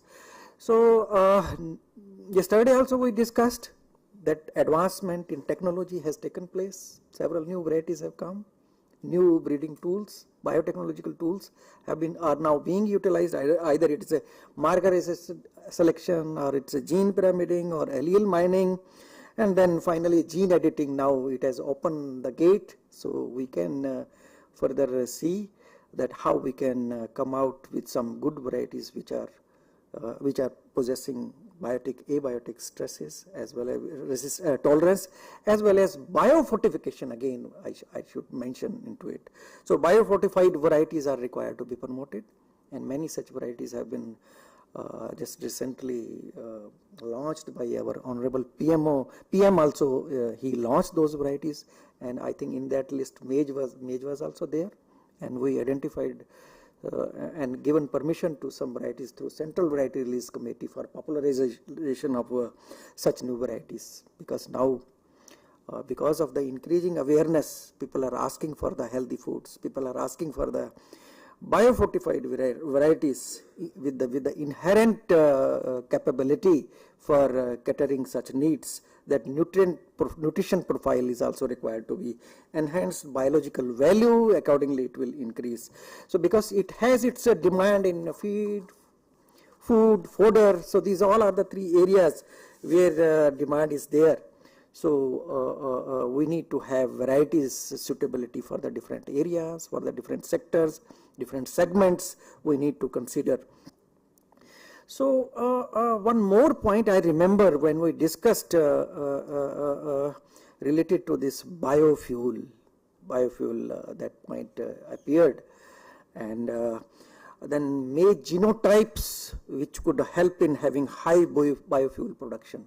So this was the point which we discussed, and thanks to the government that we have a national policy on biofuels 2018. where the target has been fixed that 25% of blending that should happen till by 2030 we need to achieve this much level, that in petrol this bioethanol should be added. So maize is also one of the crop which has also been allowed, along with the other commodities, agriculture commodities which are unfit for consumption, those could only be allowed. So there is one reservation that yes, this policy allows for use of surplus food grains. I remember when I was agriculture commissioner, this issue was also handled by me, but I gave my reservation that if you will allow maize for ethanol production, it will be a threat to our food security. So this was the observation which came at that time. Then again we discussed, and then point came, your farmer is getting, I mean he's selling maize at below the MSP level. So farmer is not getting the advantage. If such kind of opportunities comes and if demand is created for ethanol production and etc., then is there any harm that if farmer gets the good price, some kind of procurement system will be there for ethanol production? So then we changed our mind. Yes, it's good one, but after meeting our internal demand, some extra production it comes, it may go for ethanol production also. So then decision was taken. Then we also made a long presentation. Our secretary sir, he made a presentation, and he mentioned that yes, but this surplus word from this policy should be removed. If this word policy surplus word is removed, definitely it will pave a way for further enhancing the area. Then accordingly some decisions were taken, some policy relaxations were there. Then Ministry of Petroleum and Natural Gas, they also proposed that with the collaboration of Ministry of Agriculture, we need to have some long-term ethanol production plan where some crops are required to be included into it, and maize is also one of the crop which has been included. So accordingly this plan has been made, and I think now discussions are on for having location wise and quarter wise ethanol production plan and crop plans which have been linked with it. Then it was also discussed that our maize, if it goes to this one, then shortage may happen in the poultry industry, fishery industry, because it's also a food for the fishery industry. Then finally it was also then added into it that after extraction of the ethanol, I mean after having the ethanol from it, there will be a distillers dried grains will also be there, which we call it distillers dried grains with solubles. This is the name, DDGS. So product conversion process is required to be fine-tuned, and whatsoever DDGS we will get, that will cater the demand of poultry industry as well as fisheries industry. So these were the points since a 5-year plan which has been proposed by the Ministry of Petroleum, Natural Gas, as well as Ministry of Agriculture and Farmers Welfare.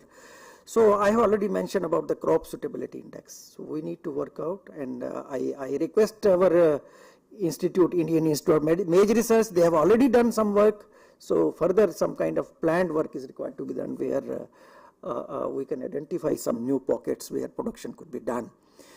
So one setback we experienced in the year 2018, and that setback was fall armyworm in maize. It first time appeared in our country. It was a new invasive pest, and I got the opportunity to handle that case, and I immediately made a visit to first point which we took, that immediately we called the meeting of Central Insecticide Board and Registration Committee, and we extended the label claim of few pesticides to control this pest. So the challenge before us was that how we can contain this pest, how we can further prevent, and how we can eradicate. So eradication is not possible, but we can prevent it. So some kind of containment could be done, that we should prevent it for entry from one state to the another state. So this was a kind of decision which we take. I made a quick visit, and a list of few pesticides. We extended the label claim that immediately this could be sprayed, because we need to consider the MRL value in mind, because the fodder is also used. So if MRL, if residue retains in the fodder, it may harm our animals, and further it may go into the food system. So we considered those points. From that point of view, accordingly the recommendations were made, and we also recommended that green chemistries are required to be adopted. So countries having new molecules available with us which are very safe in nature, and few of the molecules have been registered in the country, polyoxin and spinosad, spinosad, these all are the new pesticides. Green chemistries are now coming up, and these green chemistries are required to be adopted. Along with these biopesticides, biosolutions are very important. Yesterday also we spoke in detail, and we mentioned that biostimulants are also some of the areas, new products, new inputs which are now coming, and countries having a regulatory system here, and many farmers, they are asking how we can use these new products for maize crop also. So these biostimulants are also required to be studied. And finally, I would like to mention that now countries on the way to prepare Vision 2047, because country shall achieve, going to attain 100 years of independence. So by that time, how the country will become the global power worldwide. So there are many points which are related to agriculture, how we can enhance our production, how we can enhance our quality of the produce, and then there are several areas which Dr. Dalwai Sahab also mentioned, and he pointed out that now we need to see that sustainable development goals, how environment friendly, eco-friendly aspects are required to be considered equally. Soil carbon, he also mentions, so soil carbon is also, it has been put into one of the target that we need to increase our soil carbon level of our soils from 0.3 to 1% by 2030 to 2047. Accordingly, these criteria have been fixed. Accordingly, reducing the use of fertilizers. Again, a lot of import is happening. So how we can reduce through use of microbial power, particularly biofertilizers, we can cut the demand to 25%. So this is a level, again, power of mechanization. It was also mentioned by our senior speakers that mechanization is also required to be done. So the present level of mechanization is 35%. So by 2037, we want to increase it to 45%. By 2047, we want to increase it to 60%. So these all are the targets which have been set. So I'll close my remarks with these words. I have already taken a lot of time. So thank you so much, Fiki, for giving me a chance to share my views. It's really opportune time that we need to now act upon, and further we need to address many issues. How quickly we can respond to those issues, this is our responsibility. Thank you so much. Thank you so much. Namaskar. Thank you, sir. Thanks a lot. I now request Mr. T.R. Keswan to present green certificate to Dr. A.K. Dalwai and Dr. S.K. Malhotra.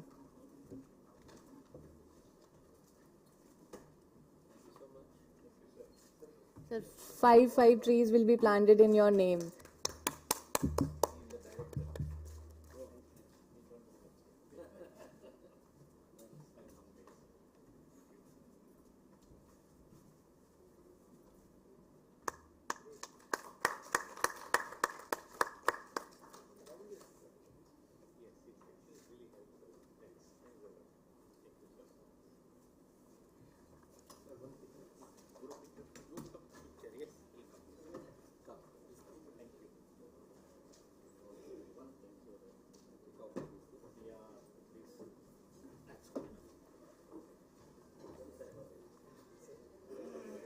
I request everybody to join us for the lunch in the banquet hall, please.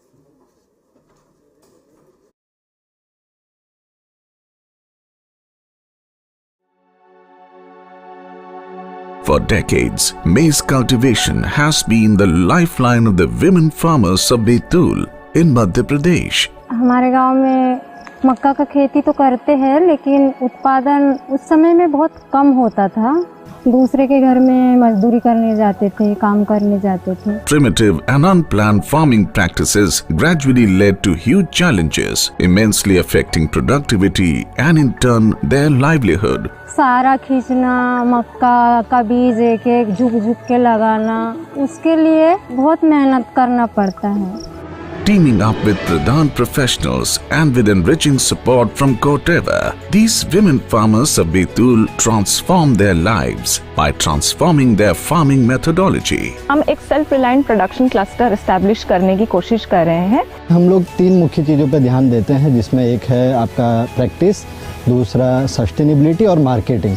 Effective training and guidance for adopting best farming practices and farm mechanization resulted in superior yield and better productivity, and the ergonomic equipment drastically improved the efficiency and lives of women farmers. अभी के समय में season से बुआई करने के लिए बाइयां आगे आ रही है, उनका समय भी बच जा रहा है और पैसा भी बच जा रहा है।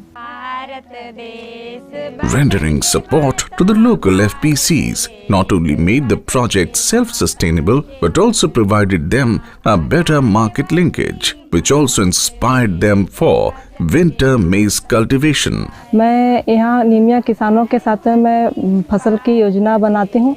अच्छा उत्पादन होने पर मैं इनका एस्टीमेट लेती हूँ ताकि उनका सही दाम मिल सके। इस बार मेरे लिए मक्का का उत्पादन बहुत बड़ा फैसला था। ठंडी के मक्का में लागत कम लगी और उत्पादन अधिक बढ़ा। इतना तो हिम्मत आ गया है कि मैं मतलब कुछ भी कर सकती हूँ और भी बाइयाँ इसी प्रकार से मतलब अपनी कोशिश जारी रखी। जब से मैंने खेती करना शुरू किया तब से सारे फैसले मैं खुद लेती हूँ। एक इस चीज़ को देख के थोड़ा अंदर से खुशी होती है कि कैसे आज के दिन में कम से कम किसान एक क्रॉप को लेके एश्योर्ड कम से कम है और खुश रहता है, उसका धीरे धीरे जिंदगी में जो है बदलाव आ रहा है। Corteva Agri-Science with Pradhan, aiming at the economic empowerment of women by enhancing maize production.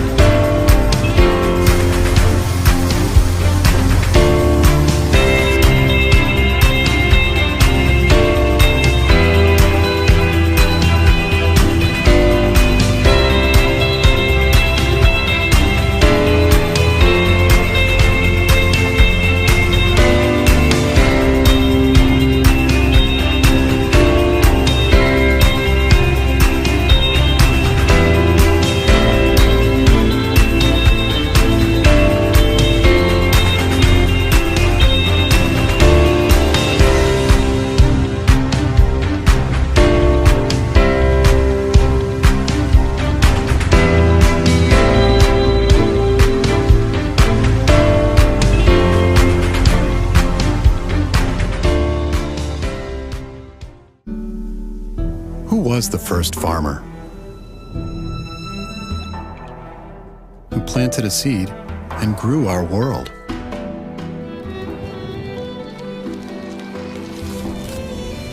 It was the birth of progress.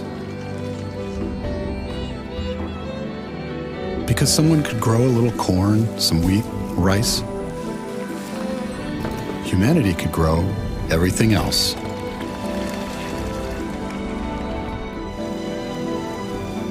This is the power of farming. The power to grow our civilization. But who could have predicted how big civilization could get? Our population is increasing. Our natural resources are declining, and our planet's climate is changing. So farming needs to change too. And it has, with smarter tools, sustainable practices, and ever higher yields. Farming gives progress to the world, and the world is giving it back to farming. We're Corteva Agri-Science, and we're here to support the people who support us all. With stronger seeds, precise crop protection, and data you can count on, We're bringing the next generation of farming to the next generation of farmers.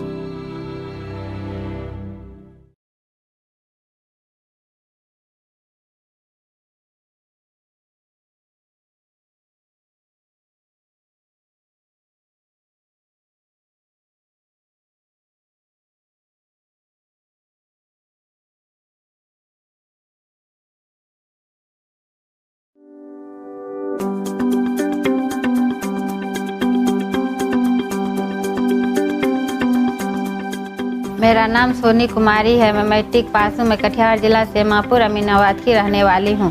मैं समन्वय agro producer company में CBRP का पद पे कार्य करती हूँ। मुझे आर्या के द्वारा CBRP का ट्रेनिंग दी गई है।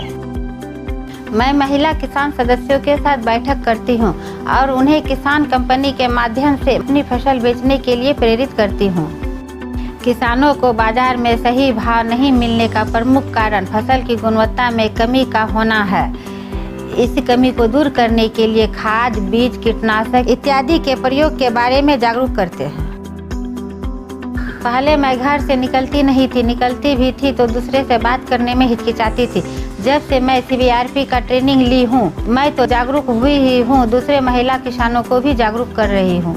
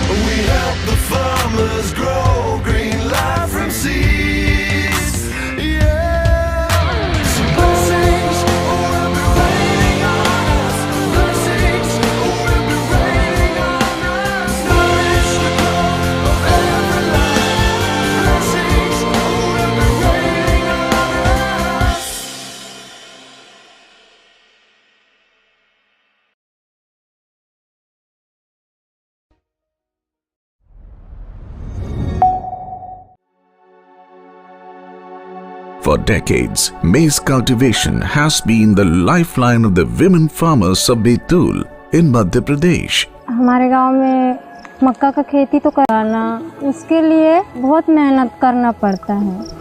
Teaming up with Pradhan professionals and with enriching support from Koteva, these women farmers of Betul transform their lives by transforming their farming methodology. हम एक self reliant production cluster establish करने की कोशिश कर रहे हैं। हम लोग 3 मुख्य चीज़ों पर ध्यान देते हैं, जिसमें एक है आपका प्रैक्टिस, दूसरा सस्टेनेबिलिटी और marketing. Effective training and guidance for adopting best farming practices and farm mechanization resulted in superior yield and better productivity, and the ergonomic equipment drastically improved the efficiency and lives of women farmers. अभी के समय में season से बुआई करने के लिए बाइयां आगे आ रही है, उनका समय भी बच जा रहा है और पैसा भी बच जा रहा है। Rendering support to the local FPCs not only made the project self-sustainable but also provided them a better market linkage, which also inspired them for winter maize cultivation. मैं यहाँ नीमिया किसानों के साथ मैं फसल की योजना बनाती हूँ। अच्छा उत्पादन होने पर मैं इनका एस्टीमेट लेती हूँ ताकि उनका सही दाम मिल सके। इस बार मेरे लिए मक्का का उत्पादन बहुत बड़ा फैसला था। ठंडी के मक्का में लागत कम लगी और उत्पादन अधिक बढ़ा। इतना तो हिम्मत आ गया है कि मैं मतलब कुछ भी कर सकती हूँ और भी बाइयाँ इसी प्रकार से मतलब अपनी कोशिश जारी रखी। जब से मैंने खेती करना शुरू किया तब से सारे फैसले मैं खुद लेती हूँ। एक इस चीज़ को देख के थोड़ा अंदर से खुशी होती है कि कैसे आज के दिन में कम से कम किसान एक क्रॉप को लेके एश्योर्ड कम से कम है और खुश रहता है, उसका धीरे धीरे जिंदगी में जो है बदलाव आ रहा है। Koteva Agri Science with Pradhan, aiming at the economic empowerment of women by enhancing maize production.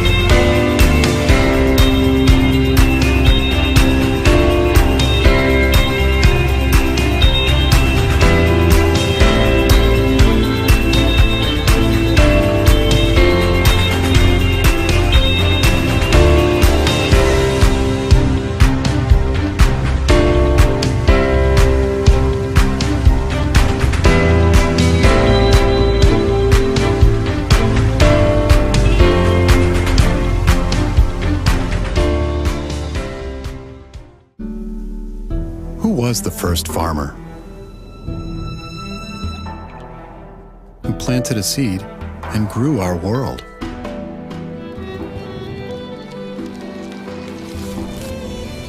It was the birth of progress.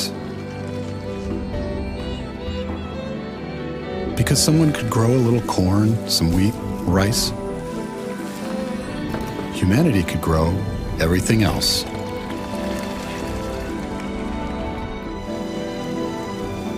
This is the power of farming. The power to grow our civilization. But who could have predicted how big civilization could get? Our population is increasing. Our natural resources are declining. And our planet's climate is changing. So farming needs to change too. And it has. With smarter tools, sustainable practices, and ever higher yields, farming gives progress to the world, and the world is giving it back to farming. We're Corteva Agriscience, and we're here to support the people who support us all. With stronger seeds, precise crop protection, and data you can count on, we're bringing the next generation of farming to the next generation of farmers.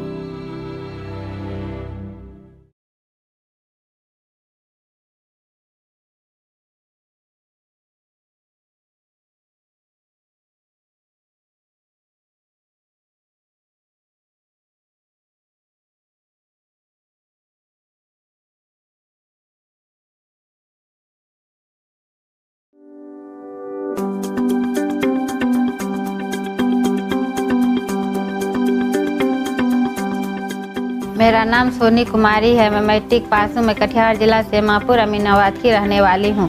मैं समन्वय agro producer company में CBRP का पद पे कार्य करती हूँ। मुझे आर्या के द्वारा CBRP का ट्रेनिंग दी गई है। मैं महिला किसान सदस्यों के साथ बैठक करती हूँ और उन्हें किसान कंपनी के माध्यम से अपनी फसल बेचने के लिए प्रेरित करती हूँ। किसानों को बाजार में सही भाव नहीं मिलने का प्रमुख कारण फसल की गुणवत्ता में कमी का होना है। इस कमी को दूर करने के लिए खाद, बीज, कीटनाशक इत्यादि के प्रयोग के बारे में जागरूक करते हैं। पहले मैं घर से निकलती नहीं थी, निकलती भी थी तो दूसरे से बात करने में हिचकिचाती थी। जब से मैं CBRP का ट्रेनिंग ली हूँ, मैं तो जागरूक हुई ही हूँ, दूसरे महिला किसानों को भी जागरूक कर रही हूँ।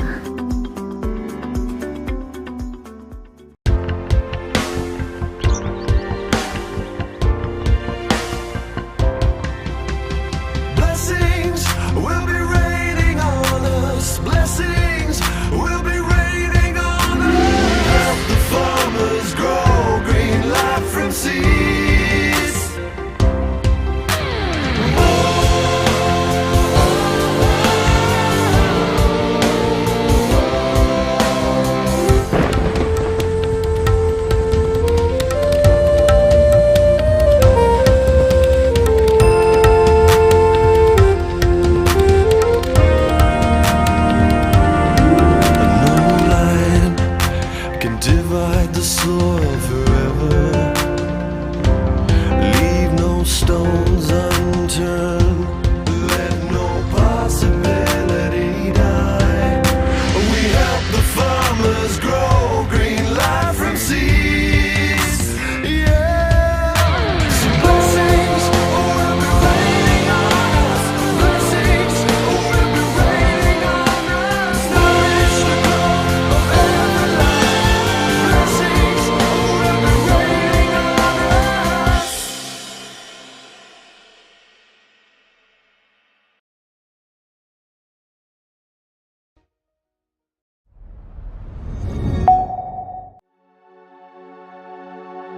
For decades, maize cultivation has been the lifeline of the women farmers of Betul in Madhya Pradesh. हमारे गांव में मक्का का खेती तो करते हैं, लेकिन उत्पादन उस समय में बहुत कम होता था।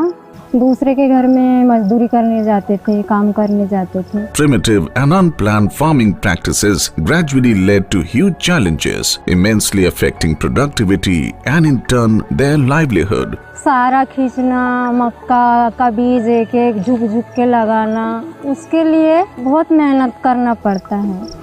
Teaming up with Pradhan professionals and with enriching support from Koteva, these women farmers submission. मैं यहाँ नीमिया किसानों के साथ में मैं फसल की योजना बनाती हूँ।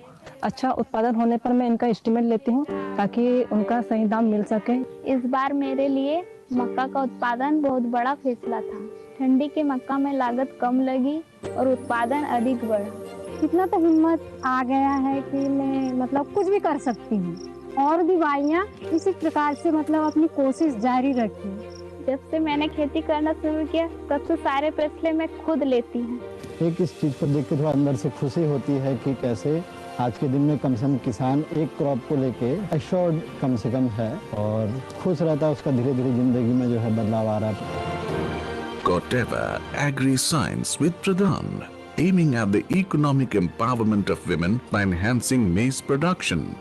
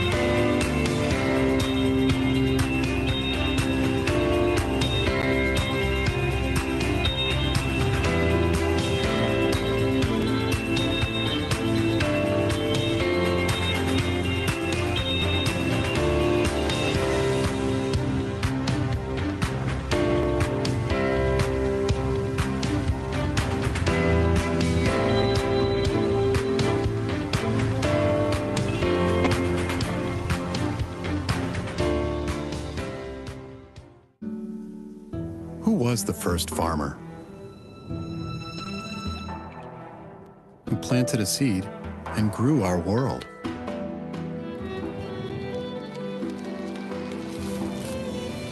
It was the birth of progress.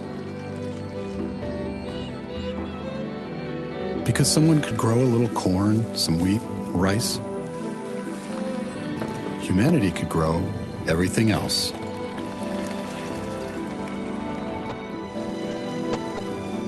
This is the power of farming. The power to grow our civilization. But who could have predicted how big civilization could get? Our population is increasing. Our natural resources are declining.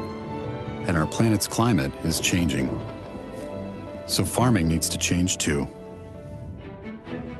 And it has. With smarter tools, sustainable practices, and ever higher yields, farming gives progress to the world, and the world is giving it back to farming. We're Corteva Agriscience, and we're here to support the people who support us all. With stronger seeds, precise crop protection, and data you can count on, we're bringing the next generation of farming to the next generation of farmers.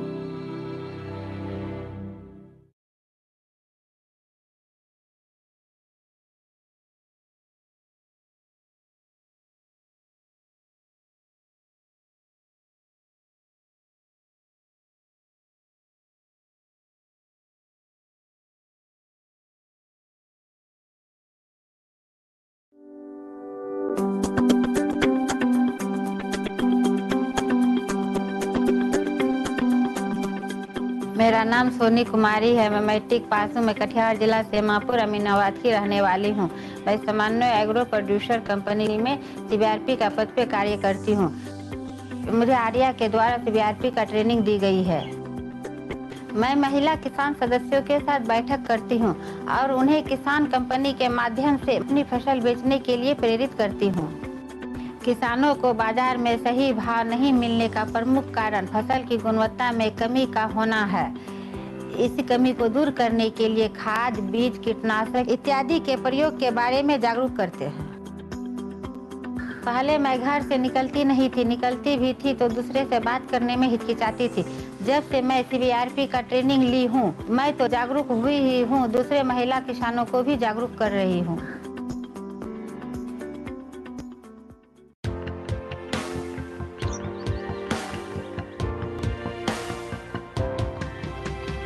Blessings will be raining on us. Blessings will be raining on us. The farmers grow green life from seeds.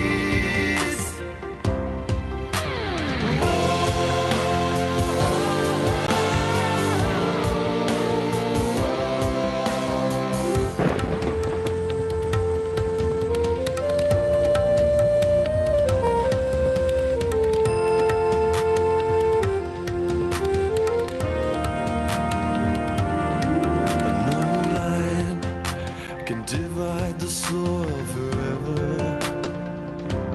Leave no stones unturned. Let no possibility die. We help the farmers grow green life from seeds.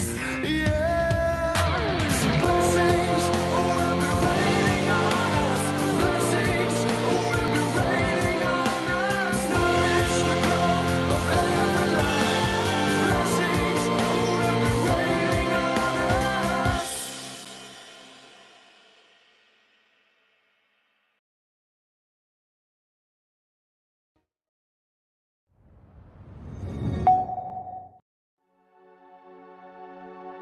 For decades, maize cultivation has been the lifeline of the women farmers of Betul in Madhya Pradesh. हमारे गांव में मक्का का खेती तो करते हैं, लेकिन उत्पादन उस समय में बहुत कम होता था। दूसरे के घर में मजदूरी करने जाते थे, काम करने जाते थे। Primitive and unplanned farming practices gradually led to huge challenges, immensely affecting productivity and in turn their livelihood. सारा खींचना, मक्का का बीज एक एक झुक झुक के लगाना, उसके लिए बहुत मेहनत करना पड़ता है। Teaming up with Pradhan professionals and with enriching support from Koteva, these women farmers of Betul transform their lives by transforming their farming methodology. हम एक self reliant production cluster establish करने की कोशिश कर रहे हैं। हम लोग 3 मुख्य चीज़ों पर ध्यान देते हैं, जिसमें एक है आपका प्रैक्टिस, दूसरा सस्टेनेबिलिटी और marketing. Effective training and guidance for adopting best farming practices and farm mechanization resulted in superior yield and better productivity, and the ergonomic equipment drastically improved the efficiency and lives of women farmers. अभी के समय में spring से बुआई करने के लिए बाइयां आगे आ रही है। उनका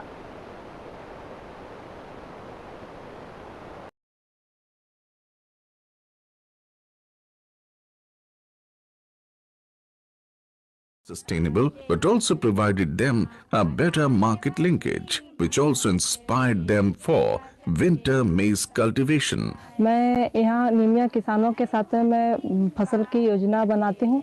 अच्छा उत्पादन होने पर मैं इनका एस्टीमेट लेती हूँ ताकि उनका सही दाम मिल सके। इस बार मेरे लिए मक्का का उत्पादन बहुत बड़ा फैसला था। ठंडी के मक्का में लागत कम लगी और उत्पादन अधिक बढ़ा। इतना तो हिम्मत आ गया है कि मैं मतलब कुछ भी कर सकती हूँ और भी बाइयां इसी प्रकार से मतलब अपनी कोशिश जारी रखी।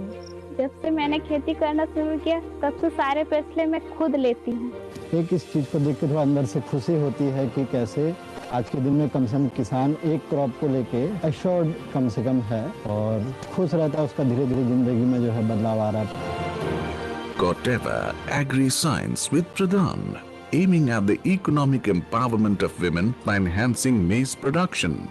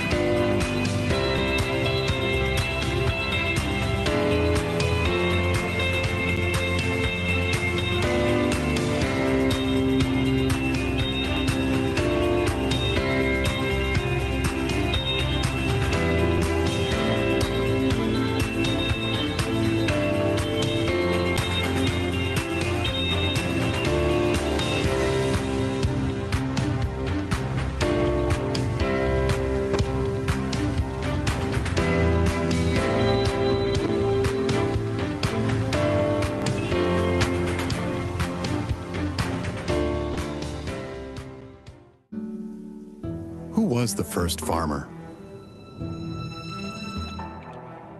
who planted a seed and grew our world.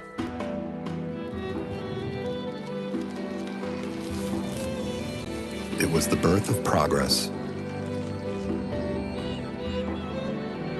Because someone could grow a little corn, some wheat, rice, humanity could grow everything else.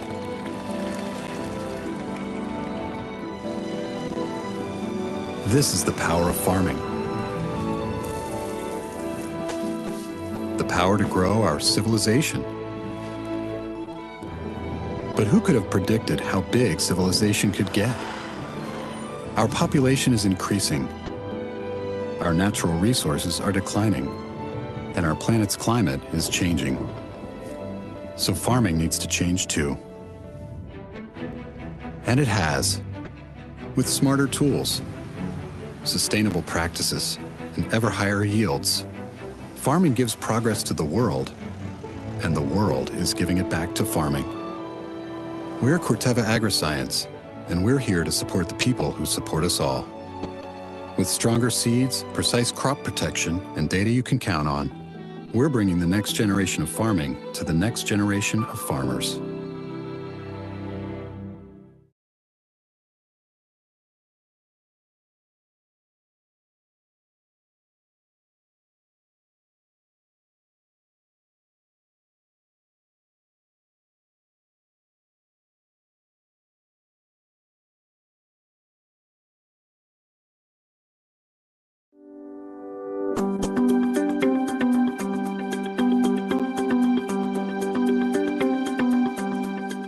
मेरा नाम सोनी कुमारी है। मैं मैट्रिक पास हूँ। मैं कटिहार जिला सेमापुर अमीनाबाद की रहने वाली हूँ।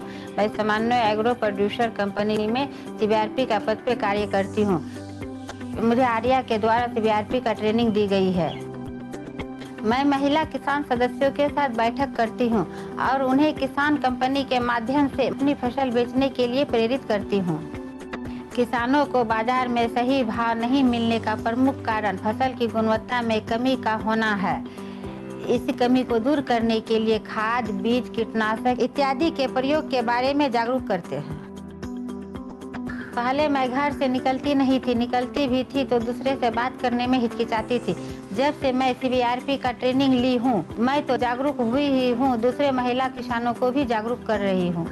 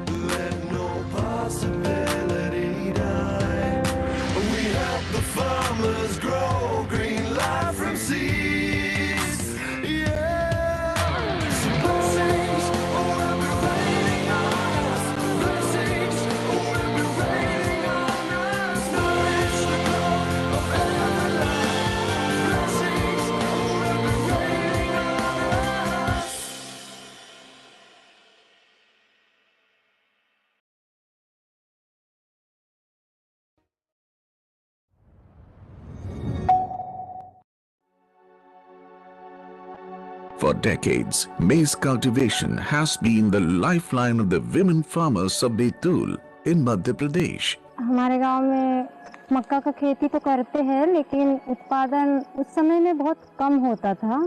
दूसरे के घर में मजदूरी करने जाते थे, काम करने जाते थे। Primitive and unplanned farming practices gradually led to huge challenges, immensely affecting productivity and in turn their livelihood. सारा खींचना, मक्का का बीज एक एक झुक झुक के लगाना, उसके लिए बहुत मेहनत करना पड़ता है। teaming up with Pradhan professionals and with enriching support from Corteva, these women farmers of Betul transform their lives by transforming their farming methodology. हम एक self reliant production cluster establish करने की कोशिश कर रहे हैं।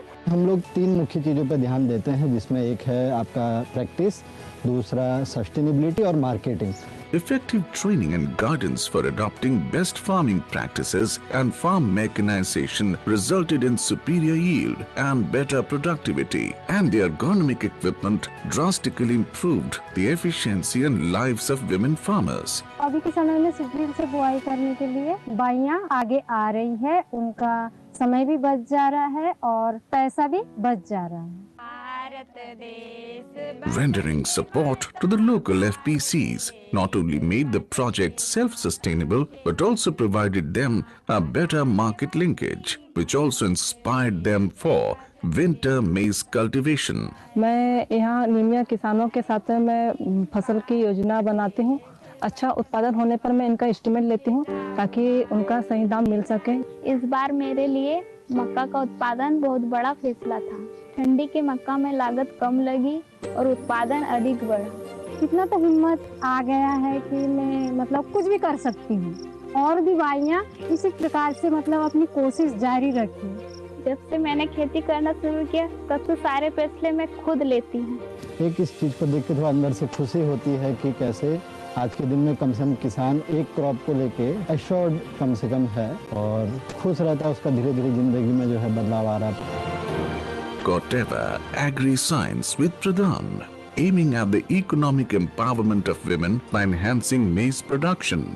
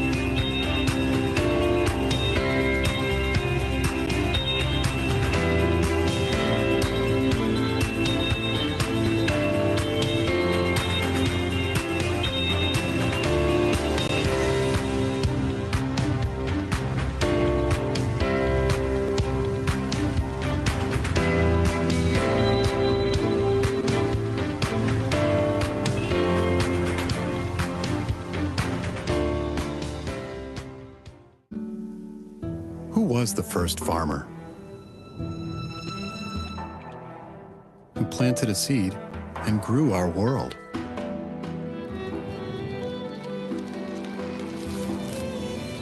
It was the birth of progress.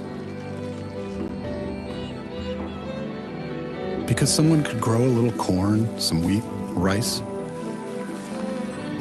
humanity could grow everything else.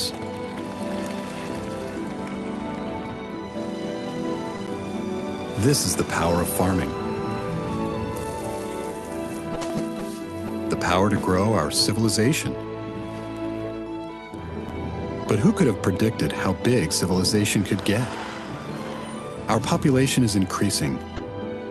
Our natural resources are declining. And our planet's climate is changing. So farming needs to change too. And it has, with smarter tools, sustainable practices, and ever higher yields. Farming gives progress to the world, and the world is giving it back to farming. We're Corteva Agri-Science, and we're here to support the people who support us all. With stronger seeds, precise crop protection, and data you can count on, we're bringing the next generation of farming to the next generation of farmers.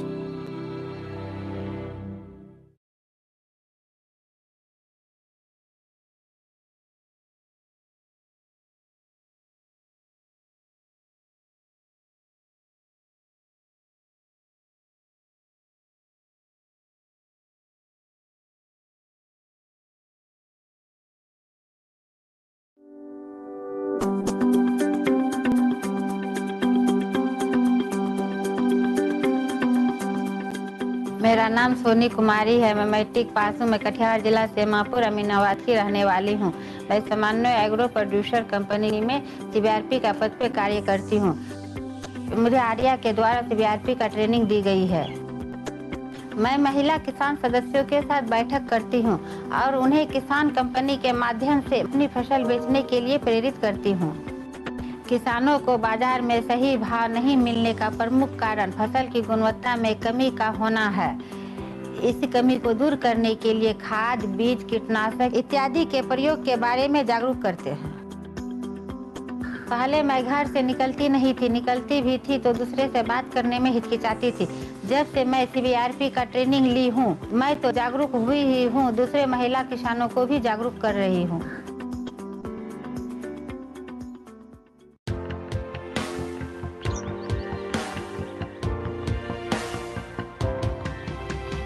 Blessings will be raining on us. Blessings will be raining on us. Help the farmers grow green life from seeds.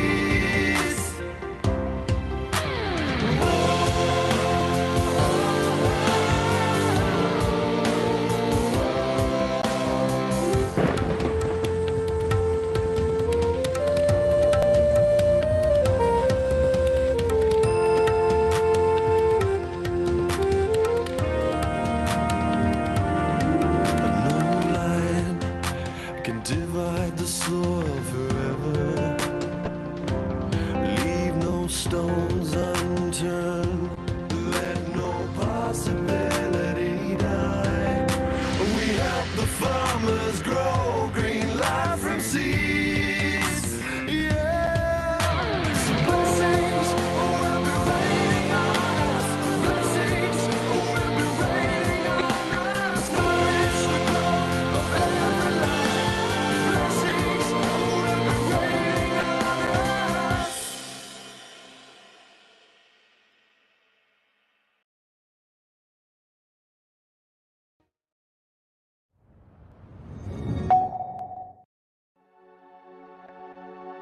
For decades, maize cultivation has been the lifeline of the women farmers of Betul in Madhya Pradesh. हमारे गांव में मक्का का खेती तो करते हैं, लेकिन उत्पादन उस समय में बहुत कम होता था।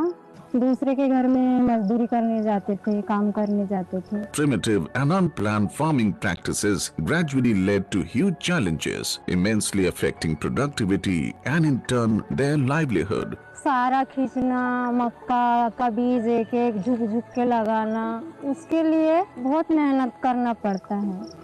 Teaming up with Pradhan professionals and with enriching support from Koteva, these women farmers of Betul transform their lives by transforming their farming methodology. हम एक self reliant production cluster establish करने की कोशिश कर रहे हैं। हम लोग 3 मुख्य चीज़ों पर ध्यान देते हैं, जिसमें एक है आपका प्रैक्टिस, दूसरा सस्टेनेबिलिटी और मार्केटिंग।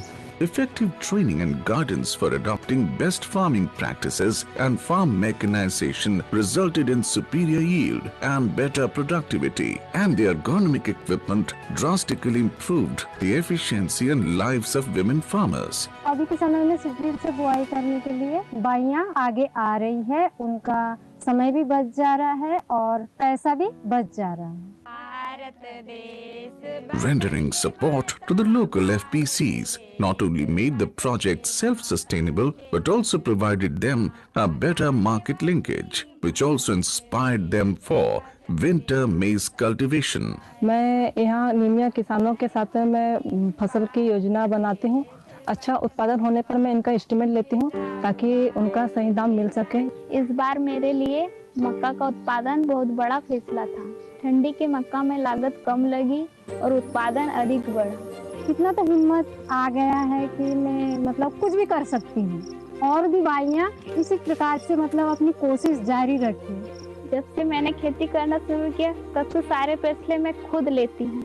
एक इस चीज़ को देख के थोड़ा अंदर से खुशी होती है कि कैसे आज के दिन में कम से कम किसान एक क्रॉप को लेके एश्योर्ड कम से कम है और खुश रहता है, उसका धीरे धीरे जिंदगी में जो है बदलाव आ रहा है। Koteva Agri-Science with Pradhan, aiming at the economic empowerment of women by enhancing maize production.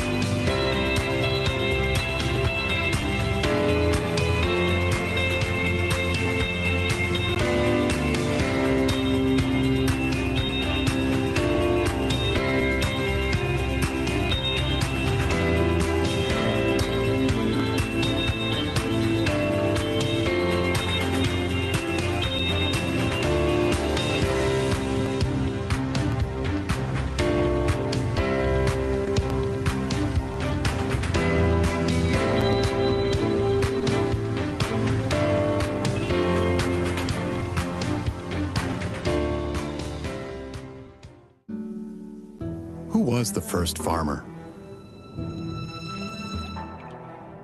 Who planted a seed and grew our world?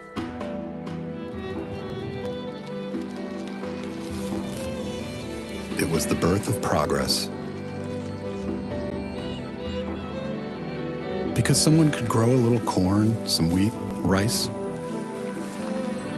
humanity could grow everything else.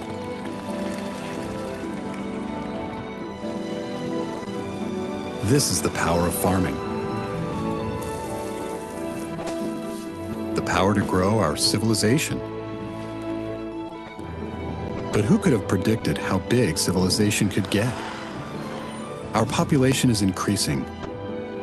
Our natural resources are declining, and our planet's climate is changing. So farming needs to change too. And it has, with smarter tools, sustainable practices, and ever higher yields. Farming gives progress to the world, and the world is giving it back to farming. We're Corteva Agriscience, and we're here to support the people who support us all. With stronger seeds, precise crop protection, and data you can count on, we're bringing the next generation of farming to the next generation of farmers.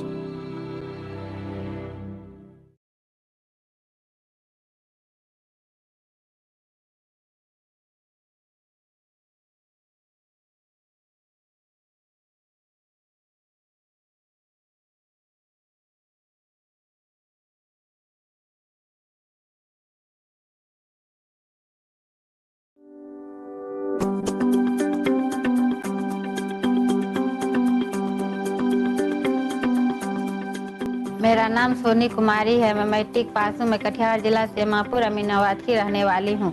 मैं समन्वय agro producer company में सीबीआरपी का पद पे कार्य करती हूँ।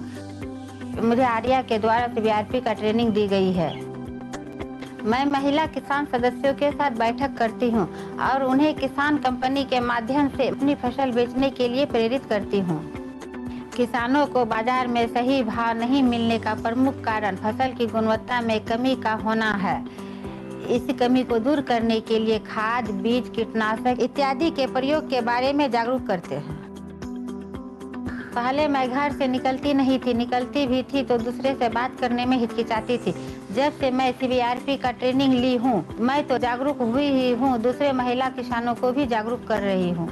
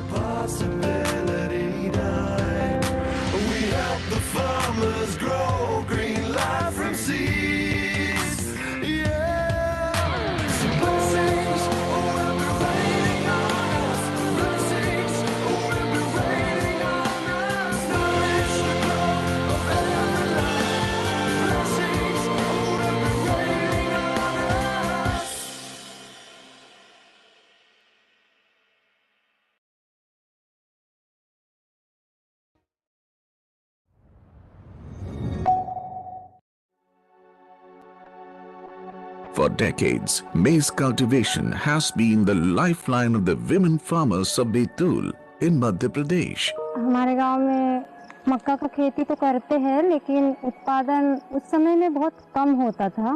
दूसरे के घर में मजदूरी करने जाते थे, काम करने जाते थे। Primitive and unplanned farming practices gradually led to huge challenges, immensely affecting productivity and in turn their livelihood. सारा खींचना, मक्का का बीज एक एक झुक झुक के लगाना, उसके लिए बहुत मेहनत करना पड़ता है। Teaming up with Pradhan professionals and with enriching support from Corteva, these women farmers of Betul transform their lives by transforming their farming methodology. हम एक self reliant production cluster establish करने की कोशिश कर रहे हैं। हम लोग 3 मुख्य चीज़ों पर ध्यान देते हैं, जिसमें एक है आपका प्रैक्टिस, दूसरा सस्टेनेबिलिटी और marketing.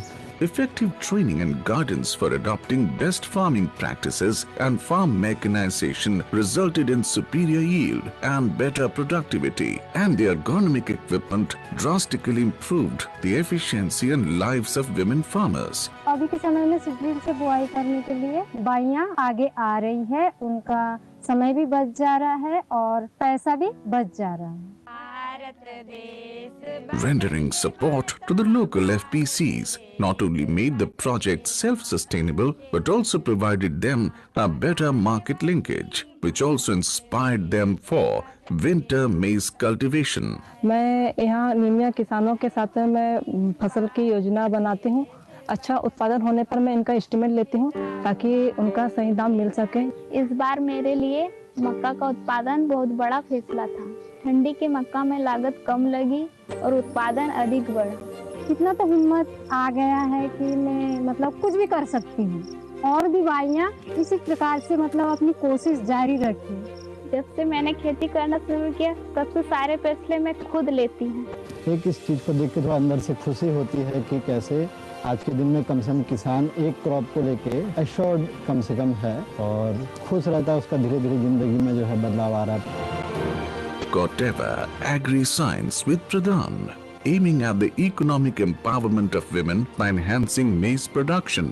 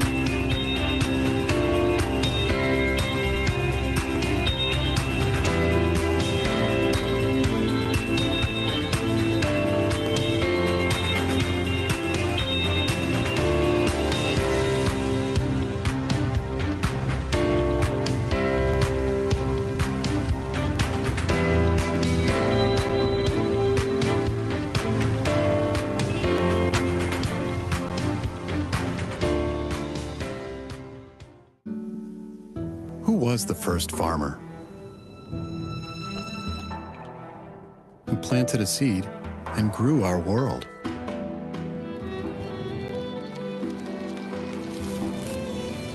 It was the birth of progress.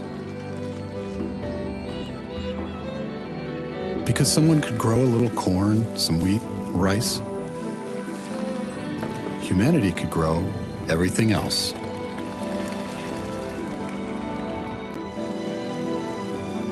This is the power of farming. The power to grow our civilization. But who could have predicted how big civilization could get? Our population is increasing. Our natural resources are declining. And our planet's climate is changing. So farming needs to change too. And it has. With smarter tools, sustainable practices, and ever higher yields, farming gives progress to the world, and the world is giving it back to farming.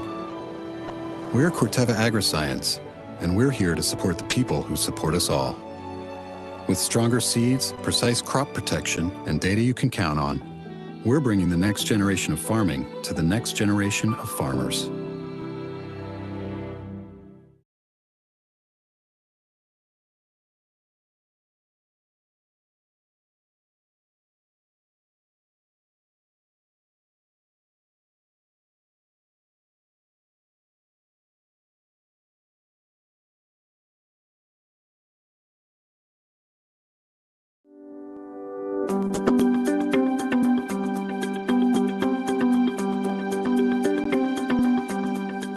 मेरा नाम सोनी कुमारी है। मैं matric pass हूँ। मैं कटिहार जिला सेमापुर अमीनाबाद की रहने वाली हूँ। मैं समन्वय एग्रो प्रोड्यूसर कंपनी में सीबीआरपी का पद पे कार्य करती हूँ। मुझे आर्या के द्वारा सीबीआरपी का ट्रेनिंग दी गई है। मैं महिला किसान सदस्यों के साथ बैठक करती हूँ और उन्हें किसान कंपनी के माध्यम से अपनी फसल बेचने के लिए प्रेरित करती हूँ। किसानों को बाजार में सही भाव नहीं मिलने का प्रमुख कारण फसल की गुणवत्ता में कमी का होना है। इस कमी को दूर करने के लिए खाद, बीज, कीटनाशक इत्यादि के प्रयोग के बारे में जागरूक करते हैं। पहले मैं घर से निकलती नहीं थी, निकलती भी थी तो दूसरे से बात करने में हिचकिचाती थी। जब से मैं सीबीआरपी का ट्रेनिंग ली हूँ, मैं तो जागरूक हुई ही हूँ, दूसरे महिला किसानों को भी जागरूक कर रही हूँ।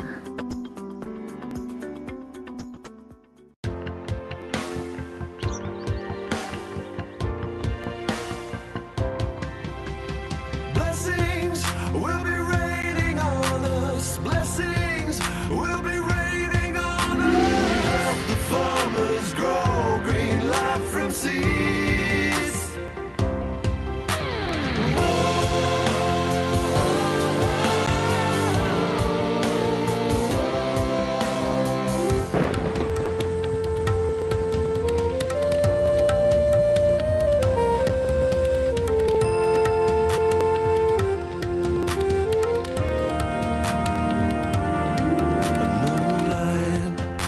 Can divide the soil forever.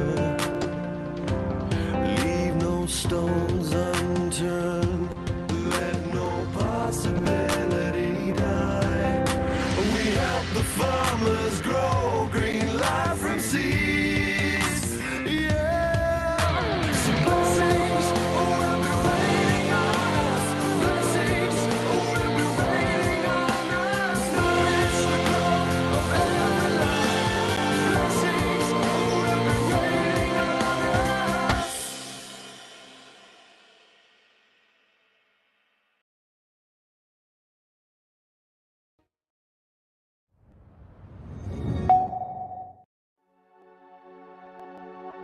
For decades, maize cultivation has been the lifeline of the women farmers of Betul in Madhya Pradesh. हमारे गांव में मक्का का खेती तो करते हैं, लेकिन उत्पादन उस समय में बहुत कम होता था। दूसरे के घर में मजदूरी करने जाते थे, काम करने जाते थे। Primitive and unplanned farming practices gradually led to huge challenges, immensely affecting productivity and in turn their livelihood. सारा खींचना, मक्का का बीज एक एक झुक झुक के लगाना, उसके लिए बहुत मेहनत करना पड़ता है। Teaming up with Pradhan professionals and with enriching support from Koteva, these women farmers of Betul transform their lives by transforming their farming methodology. हम एक self reliant production cluster establish करने की कोशिश कर रहे हैं। हम लोग 3 मुख्य चीज़ों पर ध्यान देते हैं, जिसमें एक है आपका प्रैक्टिस, दूसरा सस्टेनेबिलिटी और marketing. Effective training and guidance for adopting best farming practices and farm mechanization resulted in superior yield and better productivity, and the ergonomic equipment drastically improved the efficiency and lives of women farmers. अभी के समय में seed drill से बुआई करने के लिए बाइयां आगे आ रही है, उनका समय भी बच जा रहा है और पैसा भी बच जा रहा है। Rendering support to the local FPCs not only made the project self-sustainable but also provided them a better market linkage, which also inspired them for winter maize cultivation. मैं यहाँ नीमिया किसानों के साथ मैं फसल की योजना बनाती हूँ। अच्छा उत्पादन होने पर मैं इनका एस्टीमेट लेती हूँ ताकि उनका सही दाम मिल सके। इस बार मेरे लिए मक्का का उत्पादन बहुत बड़ा फैसला था। ठंडी के मक्का में लागत कम लगी और उत्पादन अधिक बढ़ा। इतना तो हिम्मत आ गया है कि मैं मतलब कुछ भी कर सकती हूँ और भी बाइयां इसी प्रकार से मतलब अपनी कोशिश जारी रखी। जब से मैंने खेती करना शुरू किया तब से सारे फैसले मैं खुद लेती हूँ। एक इस चीज़ को देख के थोड़ा अंदर से खुशी होती है कि कैसे आज के दिन में कम से कम किसान एक क्रॉप को लेके एश्योर्ड कम से कम है और खुश रहता है, उसका धीरे धीरे जिंदगी में जो है बदलाव आ रहा है। Koteva Agri-Science with Pradhan, aiming at the economic empowerment of women by enhancing maize production.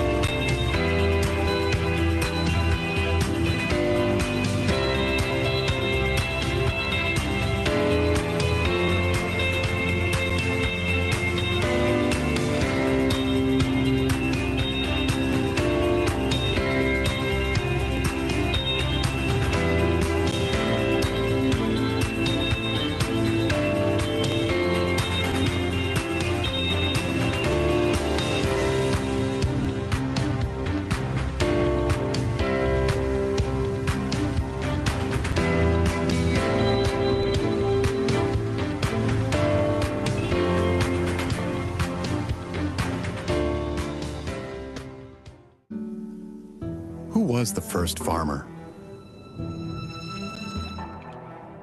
Who planted a seed and grew our world?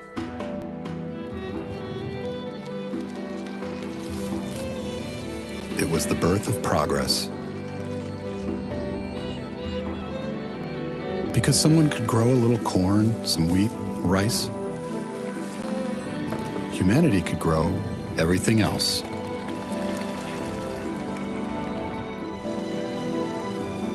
This is the power of farming. The power to grow our civilization. But who could have predicted how big civilization could get? Our population is increasing. Our natural resources are declining. And our planet's climate is changing. So farming needs to change too. And it has. With smarter tools, sustainable practices, and ever higher yields, farming gives progress to the world, and the world is giving it back to farming. We're Corteva Agriscience, and we're here to support the people who support us all.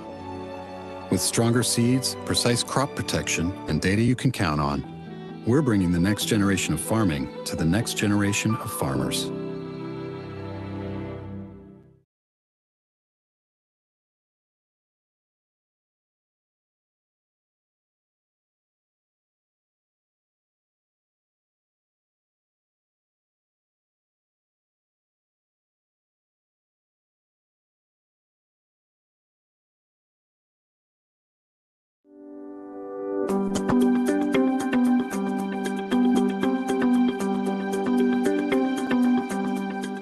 मेरा नाम सोनी कुमारी है। मैं matric pass हूँ। मैं कटिहार जिला सेमापुर अमीनाबाद की रहने वाली हूँ।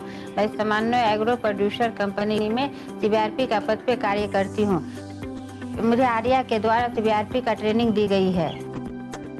मैं महिला किसान सदस्यों के साथ बैठक करती हूँ और उन्हें किसान कंपनी के माध्यम से अपनी फसल बेचने के लिए प्रेरित करती हूँ। किसानों को बाजार में सही भाव नहीं मिलने का प्रमुख कारण फसल की गुणवत्ता में कमी का होना है। इस कमी को दूर करने के लिए खाद, बीज, कीटनाशक इत्यादि के प्रयोग के बारे में जागरूक करते हैं। पहले मैं घर से निकलती नहीं थी, निकलती भी थी तो दूसरे से बात करने में हिचकिचाती थी। जब से मैं सीबीआरपी का ट्रेनिंग ली हूँ, मैं तो जागरूक हुई ही हूँ, दूसरे महिला किसानों को भी जागरूक कर रही हूँ।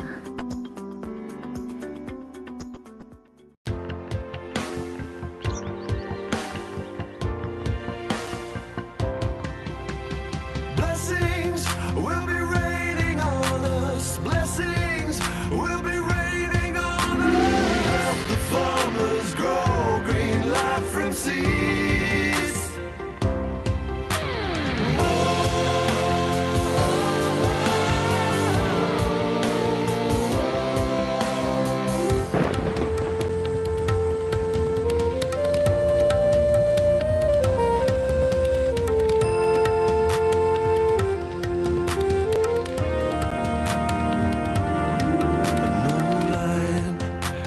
Divide the soil forever.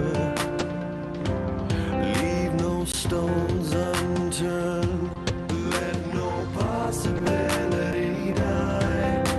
We help the farmers grow green life from seeds. Yeah. So blessings will be raining on us. Blessings will be raining on us. Nourish the growth of every life.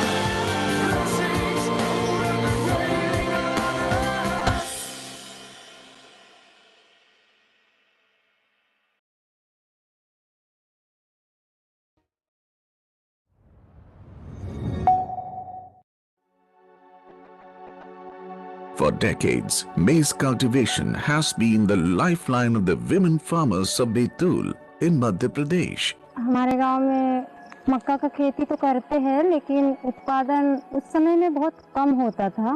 दूसरे के घर में मजदूरी करने जाते थे, काम करने जाते थे। Primitive and unplanned farming practices gradually led to huge challenges, immensely affecting productivity and in turn their livelihood. सारा खींचना, मक्का का बीज एक एक झुक झुक के लगाना, उसके लिए बहुत मेहनत करना पड़ता है। Teaming up with Pradhan professionals and with enriching support from Corteva, these women farmers of Betul transform their lives by transforming their farming methodology. हम एक self reliant production cluster establish करने की कोशिश कर रहे हैं। हम लोग 3 मुख्य चीज़ों पर ध्यान देते हैं, जिसमें एक है आपका प्रैक्टिस, दूसरा सस्टेनेबिलिटी और marketing. Effective training and guidance for adopting best farming practices and farm mechanization resulted in superior yield and better productivity, and the ergonomic equipment drastically improved the efficiency and lives of women farmers. अभी के समय में seed drill से बुआई करने के लिए बाइयां आगे आ रही है, उनका समय भी बच जा रहा है और पैसा भी बच जा रहा है। Rendering support to the local FPCs not only made the project self-sustainable but also provided them a better market linkage, which also inspired them for winter maize cultivation. मैं यहाँ नीमिया किसानों के साथ मैं फसल की योजना बनाती हूँ। अच्छा उत्पादन होने पर मैं इनका एस्टीमेट लेती हूँ ताकि उनका सही दाम मिल सके। इस बार मेरे लिए मक्का का उत्पादन बहुत बड़ा फैसला था। ठंडी के मक्का में लागत कम लगी और उत्पादन अधिक बढ़ा। इतना तो हिम्मत आ गया है कि मैं मतलब कुछ भी कर सकती हूँ और भी बाइयां इसी प्रकार से मतलब अपनी कोशिश जारी रखी। जब से मैंने खेती करना शुरू किया तब से सारे फैसले मैं खुद लेती हूँ। एक इस चीज़ को देख के थोड़ा अंदर से खुशी होती है कि कैसे आज के दिन में कम से कम किसान एक क्रॉप को लेके एश्योर्ड कम से कम है और खुश रहता है, उसका धीरे धीरे जिंदगी में जो है बदलाव आ रहा है। Corteva Agri-Science with Pradhan, aiming at the economic empowerment of women by enhancing maize production.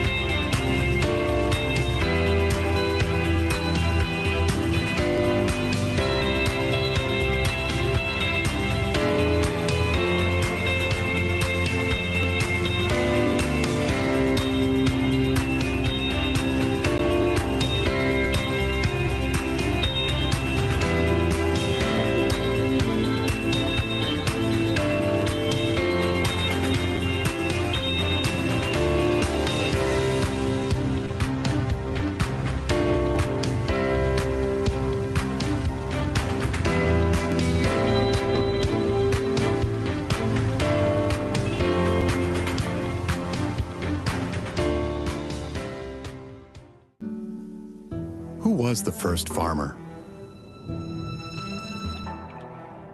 Who planted a seed and grew our world?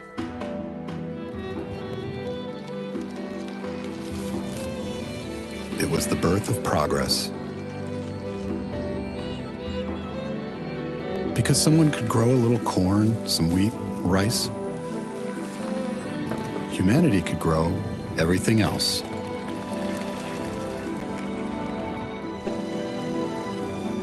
This is the power of farming. The power to grow our civilization. But who could have predicted how big civilization could get? Our population is increasing. Our natural resources are declining. And our planet's climate is changing. So farming needs to change too. And it has. With smarter tools, sustainable practices, and ever higher yields, farming gives progress to the world, and the world is giving it back to farming. We're Corteva Agri-Science, and we're here to support the people who support us all. With stronger seeds, precise crop protection, and data you can count on, we're bringing the next generation of farming to the next generation of farmers.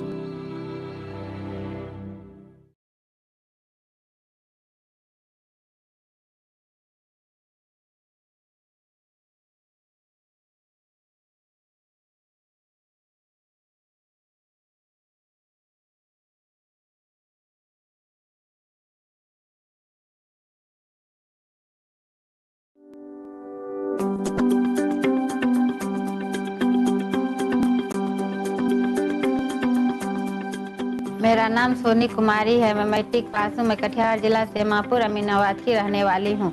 मैं समन्वय agro producer company में सीबीआरपी का पद पे कार्य करती हूँ। मुझे आर्या के द्वारा सीबीआरपी का ट्रेनिंग दी गई है। मैं महिला किसान सदस्यों के साथ बैठक करती हूँ और उन्हें किसान कंपनी के माध्यम से अपनी फसल बेचने के लिए प्रेरित करती हूँ। किसानों को बाजार में सही भाव नहीं मिलने का प्रमुख कारण फसल की गुणवत्ता में कमी का होना है।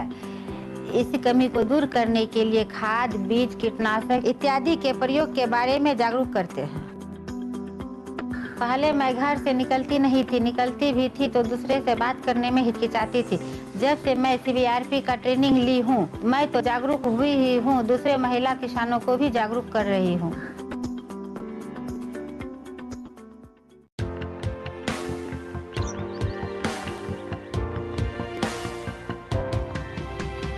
Blessings will be raining on us. Blessings will be raining on us. Help the farmers grow green life from seeds.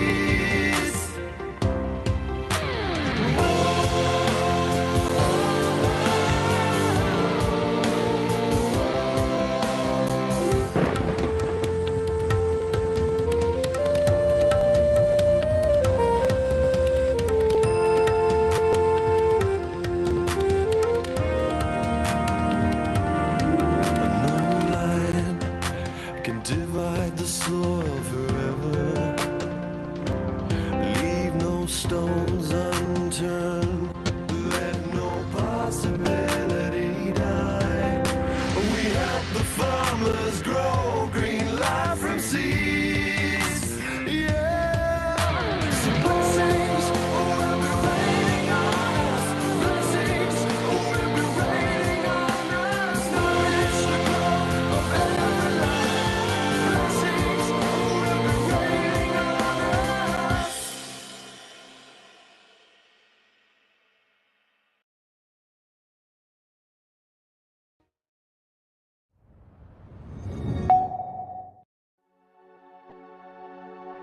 For decades, maize cultivation has been the lifeline of the women farmers of Betul in Madhya Pradesh. हमारे गांव में मक्का का खेती तो करते हैं, लेकिन उत्पादन उस समय में बहुत कम होता था।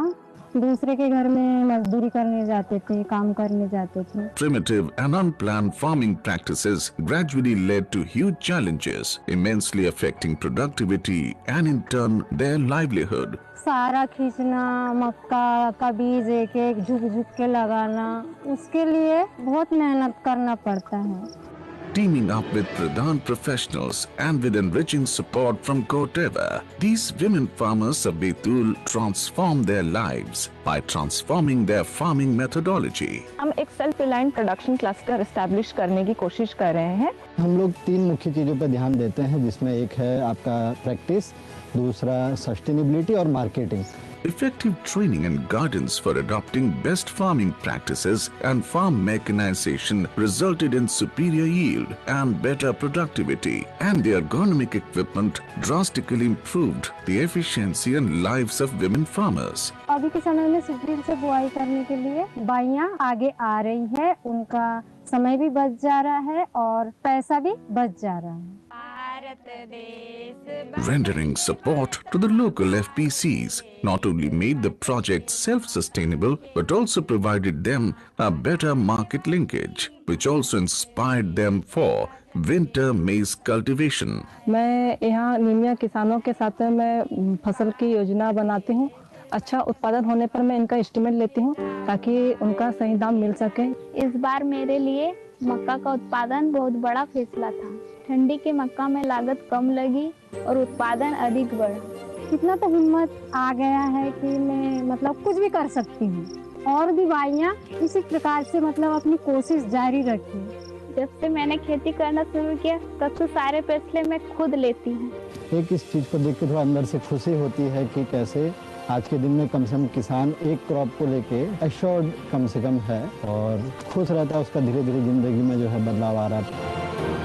Koteva Agri-Science with Pradhan, aiming at the economic empowerment of women by enhancing maize production.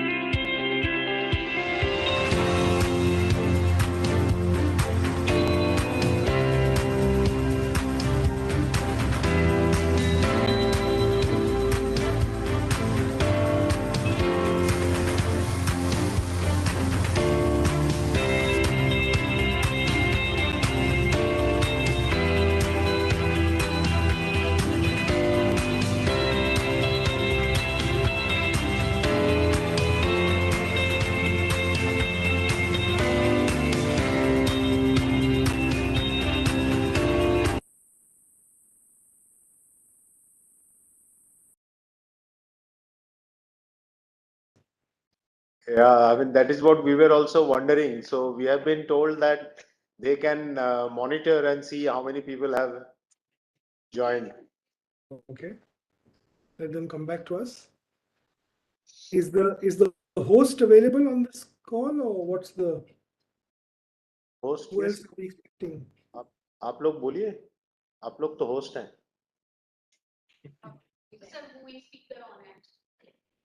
Yeah, we have Sarita, Divya, all of you. Okay, they are here. Thank you very much, here, Sarita. But do we have an audience for this session? Yeah. Yes, hello, So Divya. can you, We have an audience. Sarita, can Is you let's please answer, sir.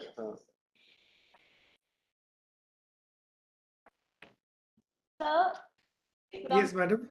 so there's a different bike platforms which runs live. So in this session, you will be able to see just the speakers. So you are running live over the bike platform where others audience can see you. You will not be able to see the audience. Okay. And when do we go live? Are we already live? Priya? We are already live, sir. We can start the discussion. And in any case, in someone asks the question, they will post it through the messages and we will read out it to you. All right. And Anish is not joining. He's down with COVID. Anybody else joining the session? No, sir. You follow. Okay. Great. Okay. So, with your permission, gentlemen, let me kickstart because it's already 4:03. And thank you again for especially Aline Mukherjee, Rumal. I am very grateful for your presence. I'm sorry I should be there, but we have to shift the blame to FICCI. I also welcome Rohit Dhanda from Samunati. This is a session which is supposed to talk about market linkage solutions for maize producers, including farmer producer organizations or FPOs who are engaged in maize production or aggregation. And I believe that this is really a very interesting mix of participants because each of you has a direct experience of either working with farmers or with FPOs who are maize producers or maize aggregators. So I'm going to go straight to Aromal because Roque is one of the biggest buyers of maize in the country, if not the biggest institutional buyer, and also a buyer that has worked extensively with FPOs and farmers. So if you could, in the next, we have time now, so please take anything between 8 to 10 minutes to share your experience. But more importantly, if you could, put your finger on what are the key challenges which prevents institutional buyers like Roque to work extensively with maize producers, aggregators, FPOs, and what could be done to remove this bottleneck. So over to you, please. Thank you, Praveshji, and I hope I am audible also. Yeah. Thank you. My name is Aromal and I represent Roque here. So just to give a small introduction about Roque, we, as Praveshji mentioned also, we are one of the largest buyers of maize in the country. We run 3 plants which basically uses maize as a raw material, and we make ingredients that go into the food, feed, and pharmaceutical industries. So in a year, we process something like 800,000 metric ton of maize, which is a big number. So it is approximately divided as 300,000 in our plant in Uttarakhand, that is in Pamnagar, 300,000 in our plant in Gokak, that is in the state of Karnataka, and 100,000 metric ton approximately in Biramgam, that is our plant in the state of Gujarat. So having such a large buying program, that basically gives us, it basically works to the advantage from the FPO point of view, because one of the largest challenges that the FPOs face is access to the market. And being a buyer of 800,000 tons, we are able to solve that problem to a large extent. We started off on a very small scale 3-4 years back dealing with the FPOs. I mean, we almost started from zero. And as we speak, we buy approximately 30 to 35,000 tons from different FPOs, that is between the plants. So in a product like maize, I mean, 30,000 tons buying from the FPOs, that is a reasonably large number. It also shows the opportunity as well as, so for example, our buying is 800,000 tons, we buy 30,000 tons. So the opportunity is huge. Even if this 30 becomes 50 or 50 becomes 100 over the next 5 years, the opportunity is huge. So I think the value that we have been adding to the FPO, especially, is we make the selling process very much easier for our partner FPOs. For example, it is very easy for a new FPO to onboard with us. I mean, the KYC registration is very, very easy. Any new FPO just need to give a cancel check, a copy of the PAN card, and a copy of the letterhead. I mean, just 3 documents will make them register with us, and that too, the registration process will happen within the 24 to 48 hours. So that is a very smooth and easy process of onboarding for any FPOs who want to work with us. Then number 2, what we also help is we give the FPOs the flexibility to choose the place that they want to deliver. For example, I mean, if an FPO is closer to the plant, we enable them to deliver to a plant in Karnataka or the plant in Panagar or the plant in Viramgam. I mean, that is easy. Or if an FPO doesn't want to come to the plant, for example, now the Bihar season is going on, or in the Kharif when the MP season is going on, we also have our warehouses at the origins. For example, in Chindwara when the MP season is going on, or in Gulabagh, Khagaria, Mansi sort of places when the Bihar season is going on, or different locations across Karnataka when the Karnataka buying program is going on. The FPOs can decide whether to give it to the plant or whether to just come to the nearest warehouse to where they're operating, and that is a big enabler, I think, for many of the FPOs to work with us. Number 3, I think where we can help is on the quality, especially on the FPO side. In general, our buying criteria is very strict. For example, when we talk about maize, we buy moisture up to 14-15% and water damage up to 5-6% maximum. That is what we buy from the general trade.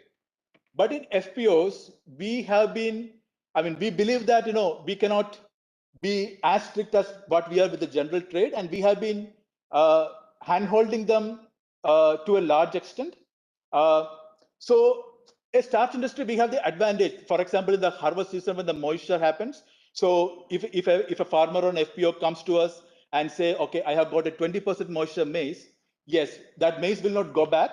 As long as it is given at one of our plants, the maize will get accepted in the plant, and that is a big enabler. I mean, otherwise that maize probably will not go to the poultry industry because poultry cannot take high moisture maize, but the starch industry can, and that is one advantage that we give. And even if the 6% water damage, I mean, if it goes to 7 or 8, as long as it is delivered at the plant, yes, I mean, we have 1,000 tons per day daily grind program. So 100-200 tons of slightly off material also, we can blend it with the 1,000 tons of grinding, and that is a big advantage that the FPOs can also take care of. Next point is about the payment. We make the payment in maximum 2 to 3 days, especially for the FPOs. Even if the FPOs deliver at an origin warehouse, I mean, we have a mechanism of the documents getting scanned from the origin. Our staff will help on that. So 90 to 95% of the payment will happen in 2 to 3 days once the material will get delivered, and that is a big help for the FPOs from the rotation of the working capital perspective. Going to the challenges, as Praveshji mentioned in the beginning, yes, see, we have a large buying program, and as I said, the ability of the FPOs to supply volumes is important for us. many FPOs, they have the capacity of doing 50 tons, 100 tons, 150 tons. But when we look at from the perspective of buying 800,000 metric ton of corn, 50, 100, yes, it is a good start. It is a good hand holding, but even if you supply 500 tons in a day, I mean, our daily grinding is 2,500 metric ton. So there has to be, the FPOs has to also come with a solution of how to deliver more volumes so that large buyers like us can take advantage of. And of course, we have the buying, and and it is something that that we can mutually take advantage of.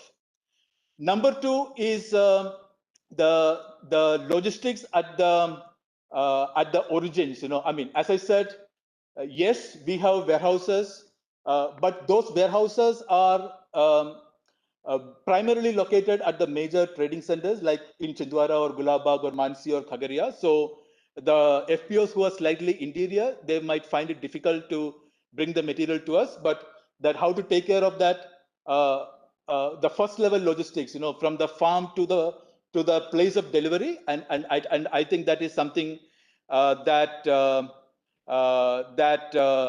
need further discussions on, and that is. And the third thing is on the quality. Yes, I mentioned that. Yes, we support and handhold the FPOs by relaxing the quality parameters, but even when we relax, but always there is a red line. I mean, when a normal moisture is 14 to 15%, we can relax it to 18, 19, 20, maybe even up to 25. But when an FPO brings a 45% material, that crosses the red line, moisture material. And we have many instances where we have got material from FPOs with 45, 50% moisture. And of course,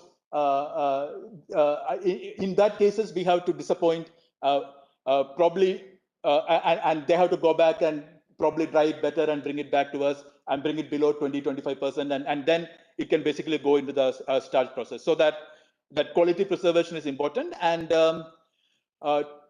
looking at the future, talking about the opportunities, I think companies like us, many of our finished goods actually go into food and pharmaceutical industries.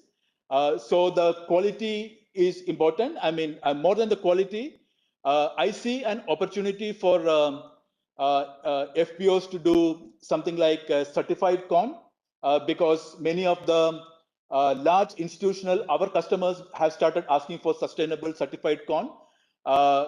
So that is something that many of the FPOs can look into. I mean, because they are working with limited number of farmers, their control on the farmers are much more higher, and that will also give much more better control on agricultural practices, traceability, etc. And of course,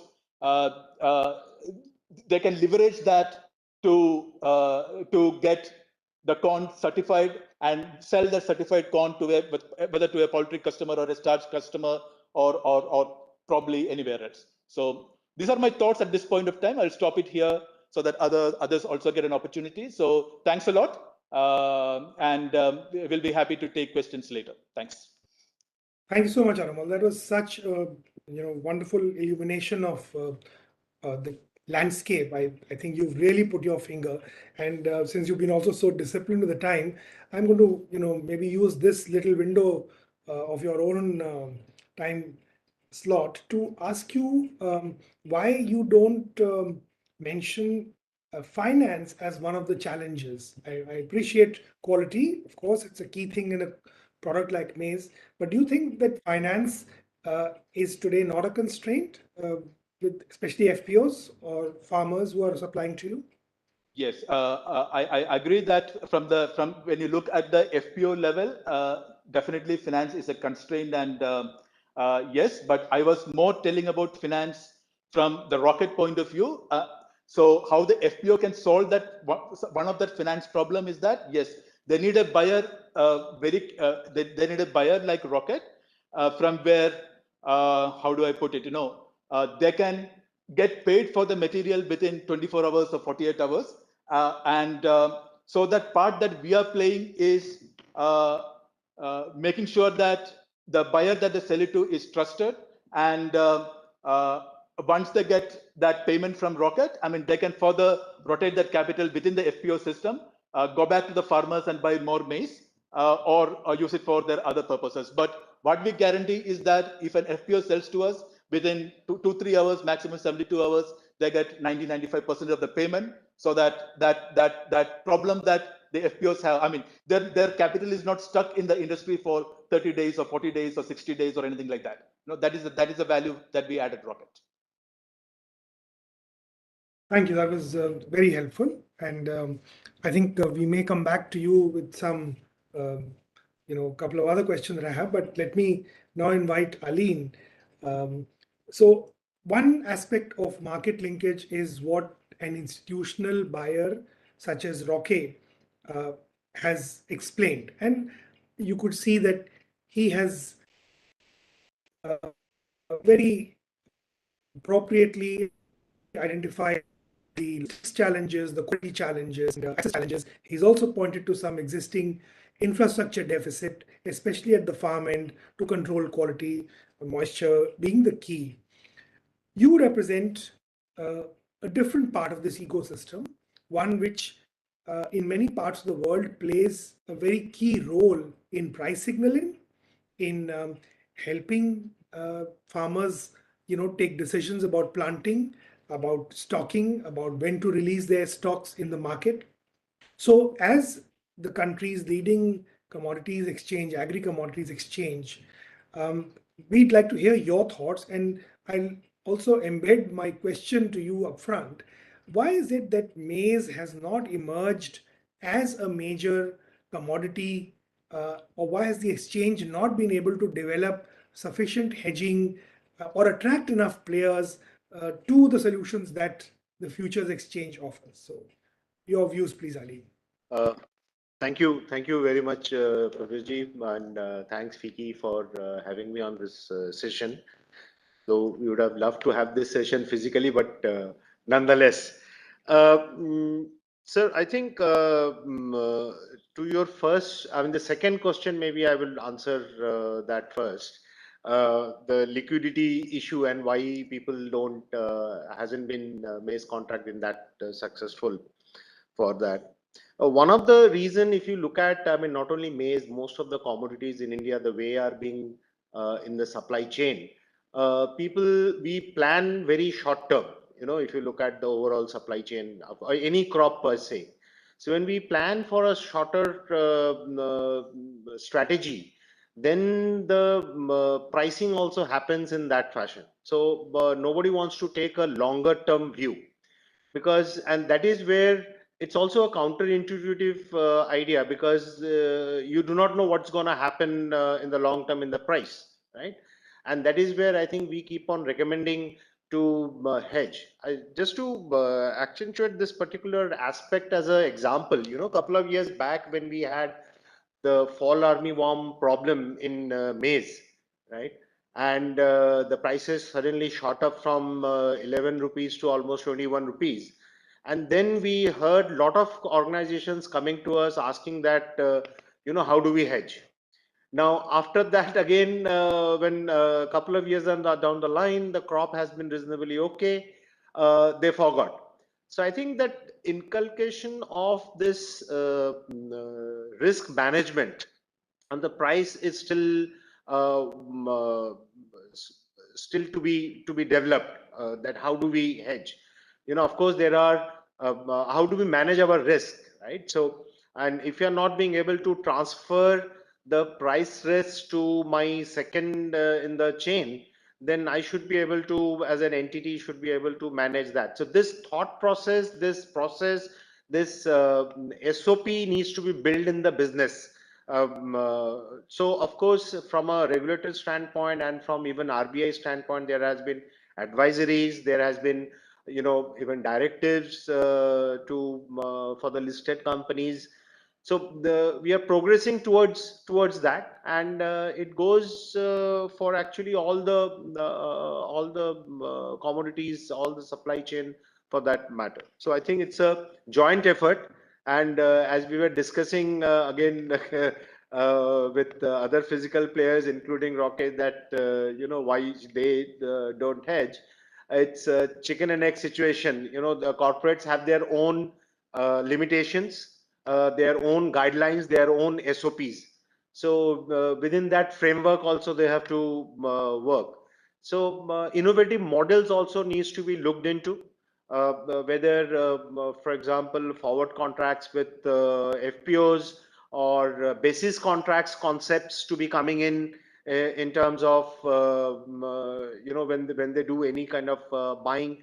So I think the innovative models also needs to be looked into, not only from the maize point of view, but any other commodity supply chain point of view. The first part of the question, sir, I think you asked about being a price discovery platform. And of course, we work with FPOs, and currently we have almost more than 400 odd farmer producer organization who has opened up our client account with us. And some of them regularly trade, and we have been reasonably successful even in Bihar in the maize model, and now even in the southern states we see some traction of farmer producer companies coming on board. But I think as Armal has pointed out very succinctly the exact challenges, I will just add a couple of things and see how as a group, whether it's a policymakers, whether private corporates, whether us or financial players like Samunnati can put together and find solutions to those aspects. So when we talk about aggregation, he talked about 800,000 and they buy around 35,000, and I'm looking at even 5,000 tons, sir. And when we talk about 5,000 tons, given our smallholder size and productivity level, we are talking about maybe almost 1,500 farmers. So who is going to talk to 1,500 farmers to convince a price point where they are ready to sell to their FPO, and then FPO in turn selling it to the corporate? So how do you manage this challenge? It's aggregation. So not only from the corporate standpoint, even the FPO standpoint, aggregating maybe a 3,000 tons. I mean, he was mentioning about 150, 200 tons, right? And we that itself, we are talking about 200 farmers. So FPO needs to convince 200 farmers to give you that material at a certain price point. The second aspects definitely which he has mentioned, the farmers and the FPOs, has a challenge. I mean, we have a challenge as an industry to make them understand the quality cells. And in a normal trade, if one sees that, I bring the material as a farmer to the mandi or to a buyer, everything gets sold. If I do grading sorting and bring down the quality produce to A grade, what happens to my B and C grade? What is that solution? Who is going to provide me that solution? So farmers, I think, is reasonably well endowed with this understanding.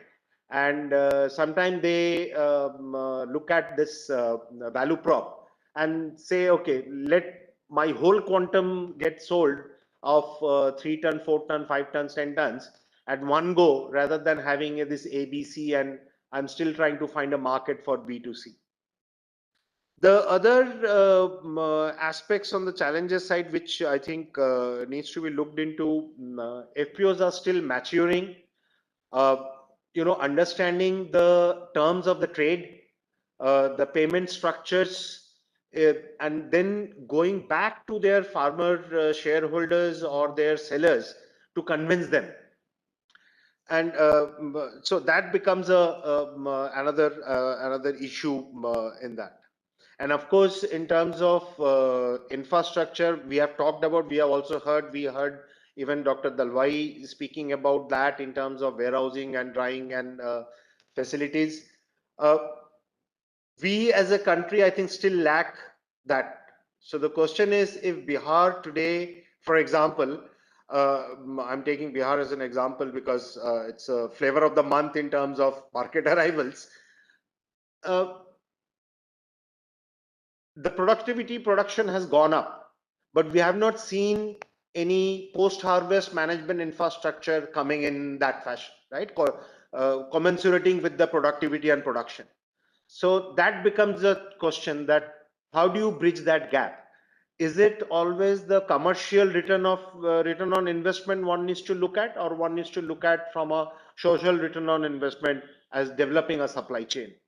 So maybe that is where we need to all put our mind together and see, rather than looking at only pure. For example, from a warehouse structure, when exchange changed the basis center to Gulab Bagh, we have seen even silo coming up by NCML and other warehouses coming up there as a storage point. So it needs a trigger. It needs all supply chain players coming together, including policymakers, to look at from a little bit maybe social angle to develop this supply chain and let everybody take advantage of it, instead of carrying water from Bihar to Kakinada port, for that matter. So I have some suggestions here, but maybe I will speak later on if you allow me to. I will come back for one more round because we are a small group. So I think it's only fair that everybody hears each other, and some of you may want to react to what somebody else has said, or you may have some follow-up points. So I do intend to come back. I'm going to now invite Rohit Dhanda from Samunati. He has a very interesting role, part of the strategic group, but he deals both with domestic and international financial institutions. So Rohit, if you'd like to share Samunati's experience, especially with regard to maize, some of the maize clusters that you worked with across the value chain. And specifically, I'd like you to throw some light on what are the new innovative financial arrangements or products which could address many of the issues which both Aromal and Aline have already highlighted. So over to you. Thank you, Professor, and thank you, Vicky, for having me in this session. My esteemed panelists, both Aromal and Aline, they have explained some of these challenges related to the market linkage at FPO level. They have described it very well. I will give a little bit of a background about Samunati to the audience to also understand where we are coming from, and so that our work with FPO also get highlighted. Samunati has been working in the space for past 7. We are in 8th year of our journey with a mission of making the markets work for smallholder farmers. Number-wise, the situation for the organization definitely looks quite positive. We have done about 10,000 crores of total gross transactional value since our inception. We have about 1,500 crores of asset under management as a finance company, as well as the agri-commerce arm of our organization as well. Now, if we look at the work that we do in the value chain across the board, we actually cover the supply side of the value chain by working with the farmer collectives, which is a relatively loose term. I'm covering all the FPOs and other form of farmer collectives in our space here to represent as a singular entity.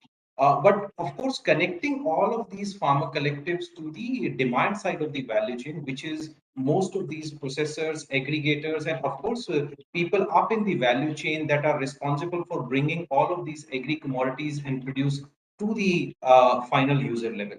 Now, from Samunati's dimension of looking at as emerging as one of the digital wrapper for the farmers, one thing that we have realized is that FPOs as a way of aggregation at farm level, considering the kind of segregation that we have at farmer level, with such smallholder farmer network dominating the landscape, it definitely comes up very well. However, with our experience of working with FPOs, and we do have about 1,800 plus FPOs in our network on the supply side, while on the demand side there are about 3,000 plus agri enterprises that we work with. We have realized that there are two different dimensions to it. One dimension is related to the business of these FPOs. How do we basically enable these FPOs to reach the optimum business level so that A, they become self-sustainable, and B, they get connected to the value chain in much more integrated manner so that the ultimate benefits can be passed on to the member stakeholders, the smallholder farmers of these FPOs.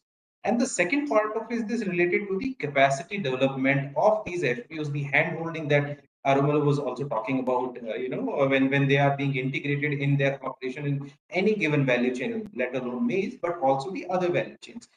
What we have realized is that most of these FPOs, and Professor raised a very important point while having a conversation with Arumal earlier in the session, that the finance piece becomes a very crucial requirement for these FPOs to get connected and operational in the value chains further up.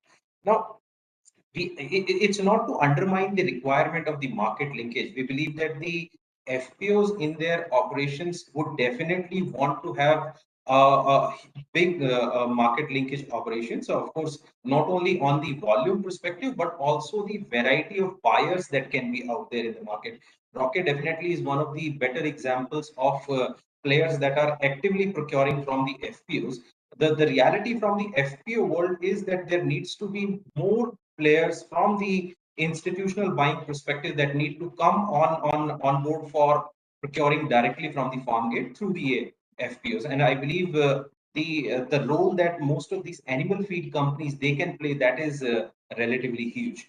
And credit definitely becomes one of the bottlenecks there, because most of these FPOs would want the payment to be released immediately so that the member farmers can definitely take advantage of it, but also enable the FPO to churn that capital back again into the system for more procurement and higher volume, so that the overall balance sheet of these FPOs gets built up over a period of time. Because let's face it, one of the bigger challenges for FPOs is that despite a very active member base in most of the cases of these FPOs, they do not have strong enough balance sheet for getting the required working capital to procure from the member farmers, and of course connect these member farmers up in the value chain with institutional buyers. So in that sense, what we have done at Samunati is one of our product that we launched late last year was instant pre-approved loan in form of a 5 lakh of working capital that can be released to FPO basis a very simple assessment of the board of directors and the CEO of the FPO. And we have seen some really good example of how this small quantum of 5 lakh rupees can be utilized by the FPOs to not only procure from the member farmers at the time of harvest, and then of course connect to the institutional buyers, but also utilize the credit period that they can avail from a player like Samunati in order to have this churn multiple times in any given harvest season, considering the harvest season of any of these crop, including maize, actually peaks at in between 4 to 6 weeks at any given point of time, both Kharif and Rabi season. And what it also does is that it gives the FPOs an exposure to connect with a large institutional buyer and also understand the demand side of the value chain from the quality parameters perspective. Arumal raised a very important point, saying that there have been examples where farmers have brought up to 45-50% moisture of maize on the procurement centers. While that might look like anomaly, the reality is up to 30% moisture content in maize that is being brought to procurement center is quite common. So at least from that dimension, when any of these lots are being treated at the institutional buyers, and most of these FPO get to understand what sort of quality parameters they should be focusing on, and with maize it becomes even more crucial, especially the moisture content, considering higher moisture directly is proportional to your aflatoxin content, which becomes one of the bigger bottlenecks in terms of acceptance and rejection of many of these crops. So FPOs getting this sort of exposure from the institutional buyer is a very important dimension that needs to be addressed further. It needs to be promoted further. And for that, we believe that there needs to be more institutional buyer that need to come forward for procuring directly from the FPOs. I think there is also a huge opportunity for developing other services at FPO level as well. And Aline definitely talked about it, and Aromal, you have also mentioned that in your earlier comments, that while it is okay to have the infrastructure at a major procurement location, what happens to the FPOs that are slightly far flung from these major procurement locations? And that's where probably the development of farm level infra for these FPOs, not a huge capital intensive farm level infra, but something that these FPOs can utilize in order to not only temporarily stop their agri produce there so that it can be further connected in the value chain, but also utilize this to tide over the high pressure of depressive pricing at the time of peak of the harvest. I think these are some of the pointers which we believe that FPOs can definitely build on with, of course, right amount of capacity development and hand holding. But within this maize, if you look at maize ecosystem, we believe the FPOs, they have definitely starting to show some really good results out there. But I think there is a lot of distance that needs to be covered.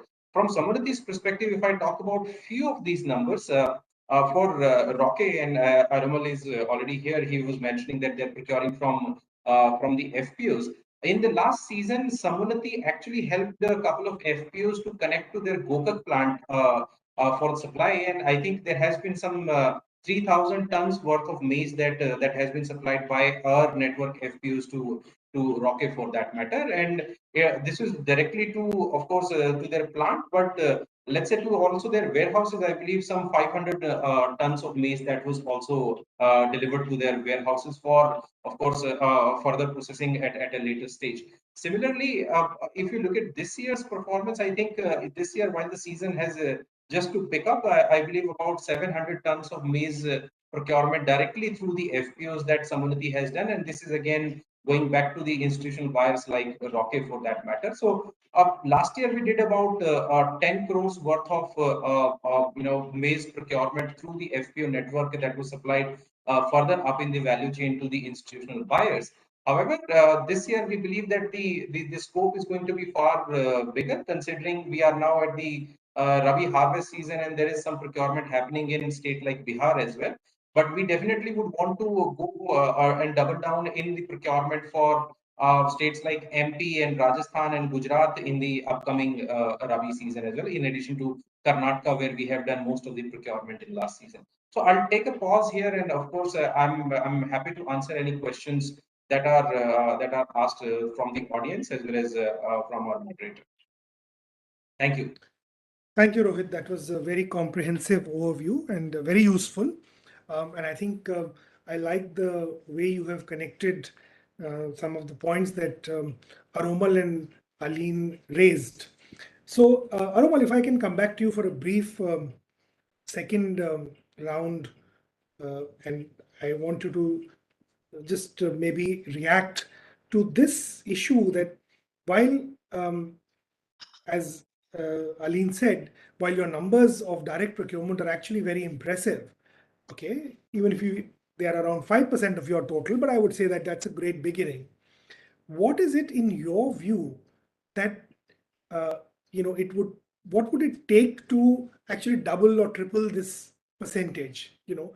Can we say that there is a pathway from 5 to 15%? I can understand that maybe with one set of buyers, you don't want to create dependency beyond a point, but clearly there's enough headroom to accommodate maybe twice or thrice these figures.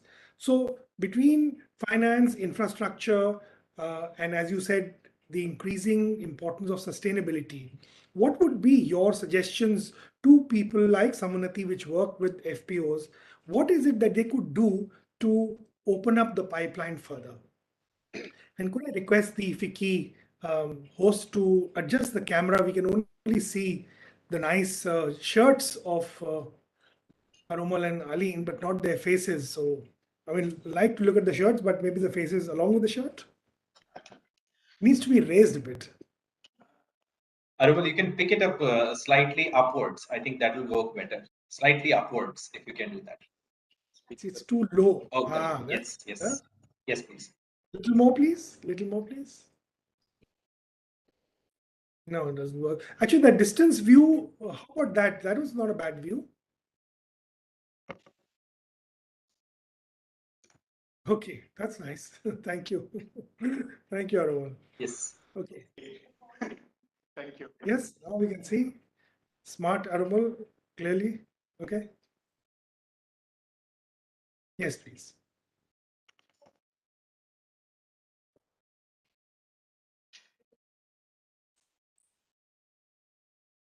Go ahead. Okay. Okay. So, Praveshji, answering your question, from internally from our side, it is just the ability of the FPOs to supply more. I mean, the quantity is not a restriction from the company point of view. No, we are currently buying 30,000 tons. There is nothing that prevents us from buying a 40 or a 50,000 tons at this point of time. And the only issue is we are not getting that many FPOs that come to us saying that we are able, we will be able to supply more than the FPOs are supplying at this point of time. I mean, I think that is a fundamental constraint. So if an FPO who is supplying 500 tons to us at this point of time, if they can supply if that 500 can go up to 1,000, or if that 500 can go up to 2,000, that is basically a fourfold increase in the amount of quantities that will be coming to us. And given the volume of corn that we buy in a year, that is definitely not a problem at all. Now the issue is how we can increase from some support that from Rocket side also. Yes, many FPOs find it difficult to bring it to the plant. So the major origins are in Bihar, MP, etc. So our plant is in Uttarakhand.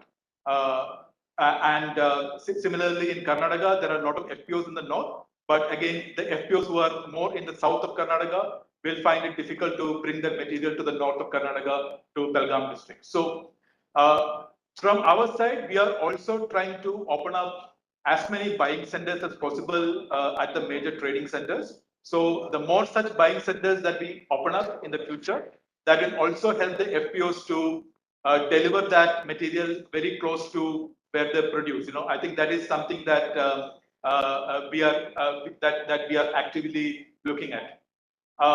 Just to give an example, I mean, during the meeting today, one of the key players in this area, they said, okay, now we have the capability to aggregate from the FPOs, and probably we can also load a rake for you. I said, why not? No, a rake will be 2,500 metric ton. So probably what an FPO supplies over a 6 months period of time, they can supply over a period of 48 hours now. I mean, there are many people who are basically talking in that direction also. So just to give a perspective, I mean, in a year we buy 150 rakes between our plants. And if the FPOs can develop the capability to aggregate larger volumes, now the government has also given the flexibility to load mini rakes. So you need not aggregate 2,600 metric tons. We can also aggregate 1,300 metric tons. So I think that is a direction that we see Rocket going, and probably there is a high probability that in the next season or so, we would find some of the FPOs or some of the, I mean, if the FPOs themselves cannot do it directly, I mean, that is where players like Samanadi and all will come into play, where you have the capability to collect the material from 20-25 FPOs and probably to build a rake for us. I mean, we will be there to support their payments, will not be a problem. And these are ways at which we can look at increasing the volume. But otherwise, because of the sheer size of the volume that we buy, 30 to 40, 40 to 50, it is not a problem. But again, enablers, I talked about warehousing, but also over a period of time, while we keep hand-holding FPOs on slightly off-spec material, FPOs also have to learn what the starch industry needs. I mean, what Rocket needs. I mean, today, just before this session, Manish ji from Gujarat Ambuja also talked about the importance of quality in the starch industry. So there is a general perception that anything will go into the starch industry, which is not true, because many of our products actually go into food and pharmaceutical sectors. So the quality of corn is important. So aggregating the right quality and also, as I said, I mean, Rohit also mentioned that in his talk. I mean, aflatoxin is becoming a bigger problem. Can FPOs start giving aflatoxin guaranteed maize sort of some sort of a service like that? And I'm pretty sure, I mean, if somebody is getting 2,000 rupees today, 20,000 rupees today, they will get a much more premium if that service is that service is rendered by the FPOs. You know, yeah. So I think yes, it is a journey, but Rocket will be there to support the FPOs in the process. Thanks a lot. Thank you so much, Anumal. That's really, I think, such a good way to put it. And I think what you have highlighted is that there has to be action by several players in the value chain. We cannot expect only the final buyer to, in a sense, have the entire skin in the game. There are others in the value chain who also need to put in more skin in the game, starting from the FPOs. And I think, Rohit, here is an example of developing a value chain with addressing some of the key pain points of industry. So if there is backward integration, the critical infrastructure is put, maybe the work with the FPOs and farmers is conducted, perhaps, as Arumal says, there is even scope for a higher realization. So thanks again, Arumal. Thank you. Aline, if I could request you for a brief second coming here. You explained very nicely why we've not had the exchange developing the kind of presence that we had hoped it would develop to answer some of the challenges, especially on price signaling and in expanding the market. NCDX had recently, in fact, last year, launched the future contracts. Would you like to briefly speak about that in the next 3-4 minutes, briefly, and how that could become a more, shall we say, robust or more frequently used instrument to integrate farmers and FPOs into this market? So your thoughts.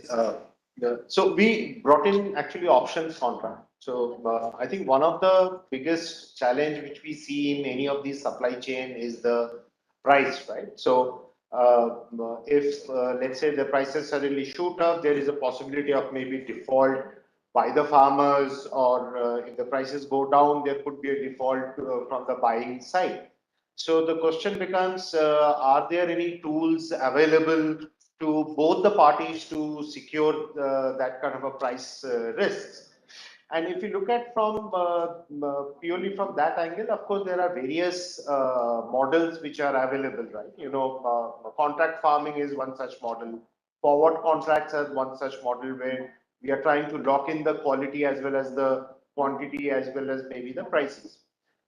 But it's mostly they are bilateral contracts. So if you look at the options contract which we have launched earlier, and with a reasonable support from the farmer producer organizations across the country, what we see is that provides the flexibility to the buyer as well as to the seller. In this case, is maybe FPOs to lock in the price, because that takes care of that one of the biggest variables which might create a aftertaste at a later date if the prices change or the quality changes. So there are that tool is available to us, and even today maize options are available, and I would definitely encourage all the listeners within the maize value chain to really get into that.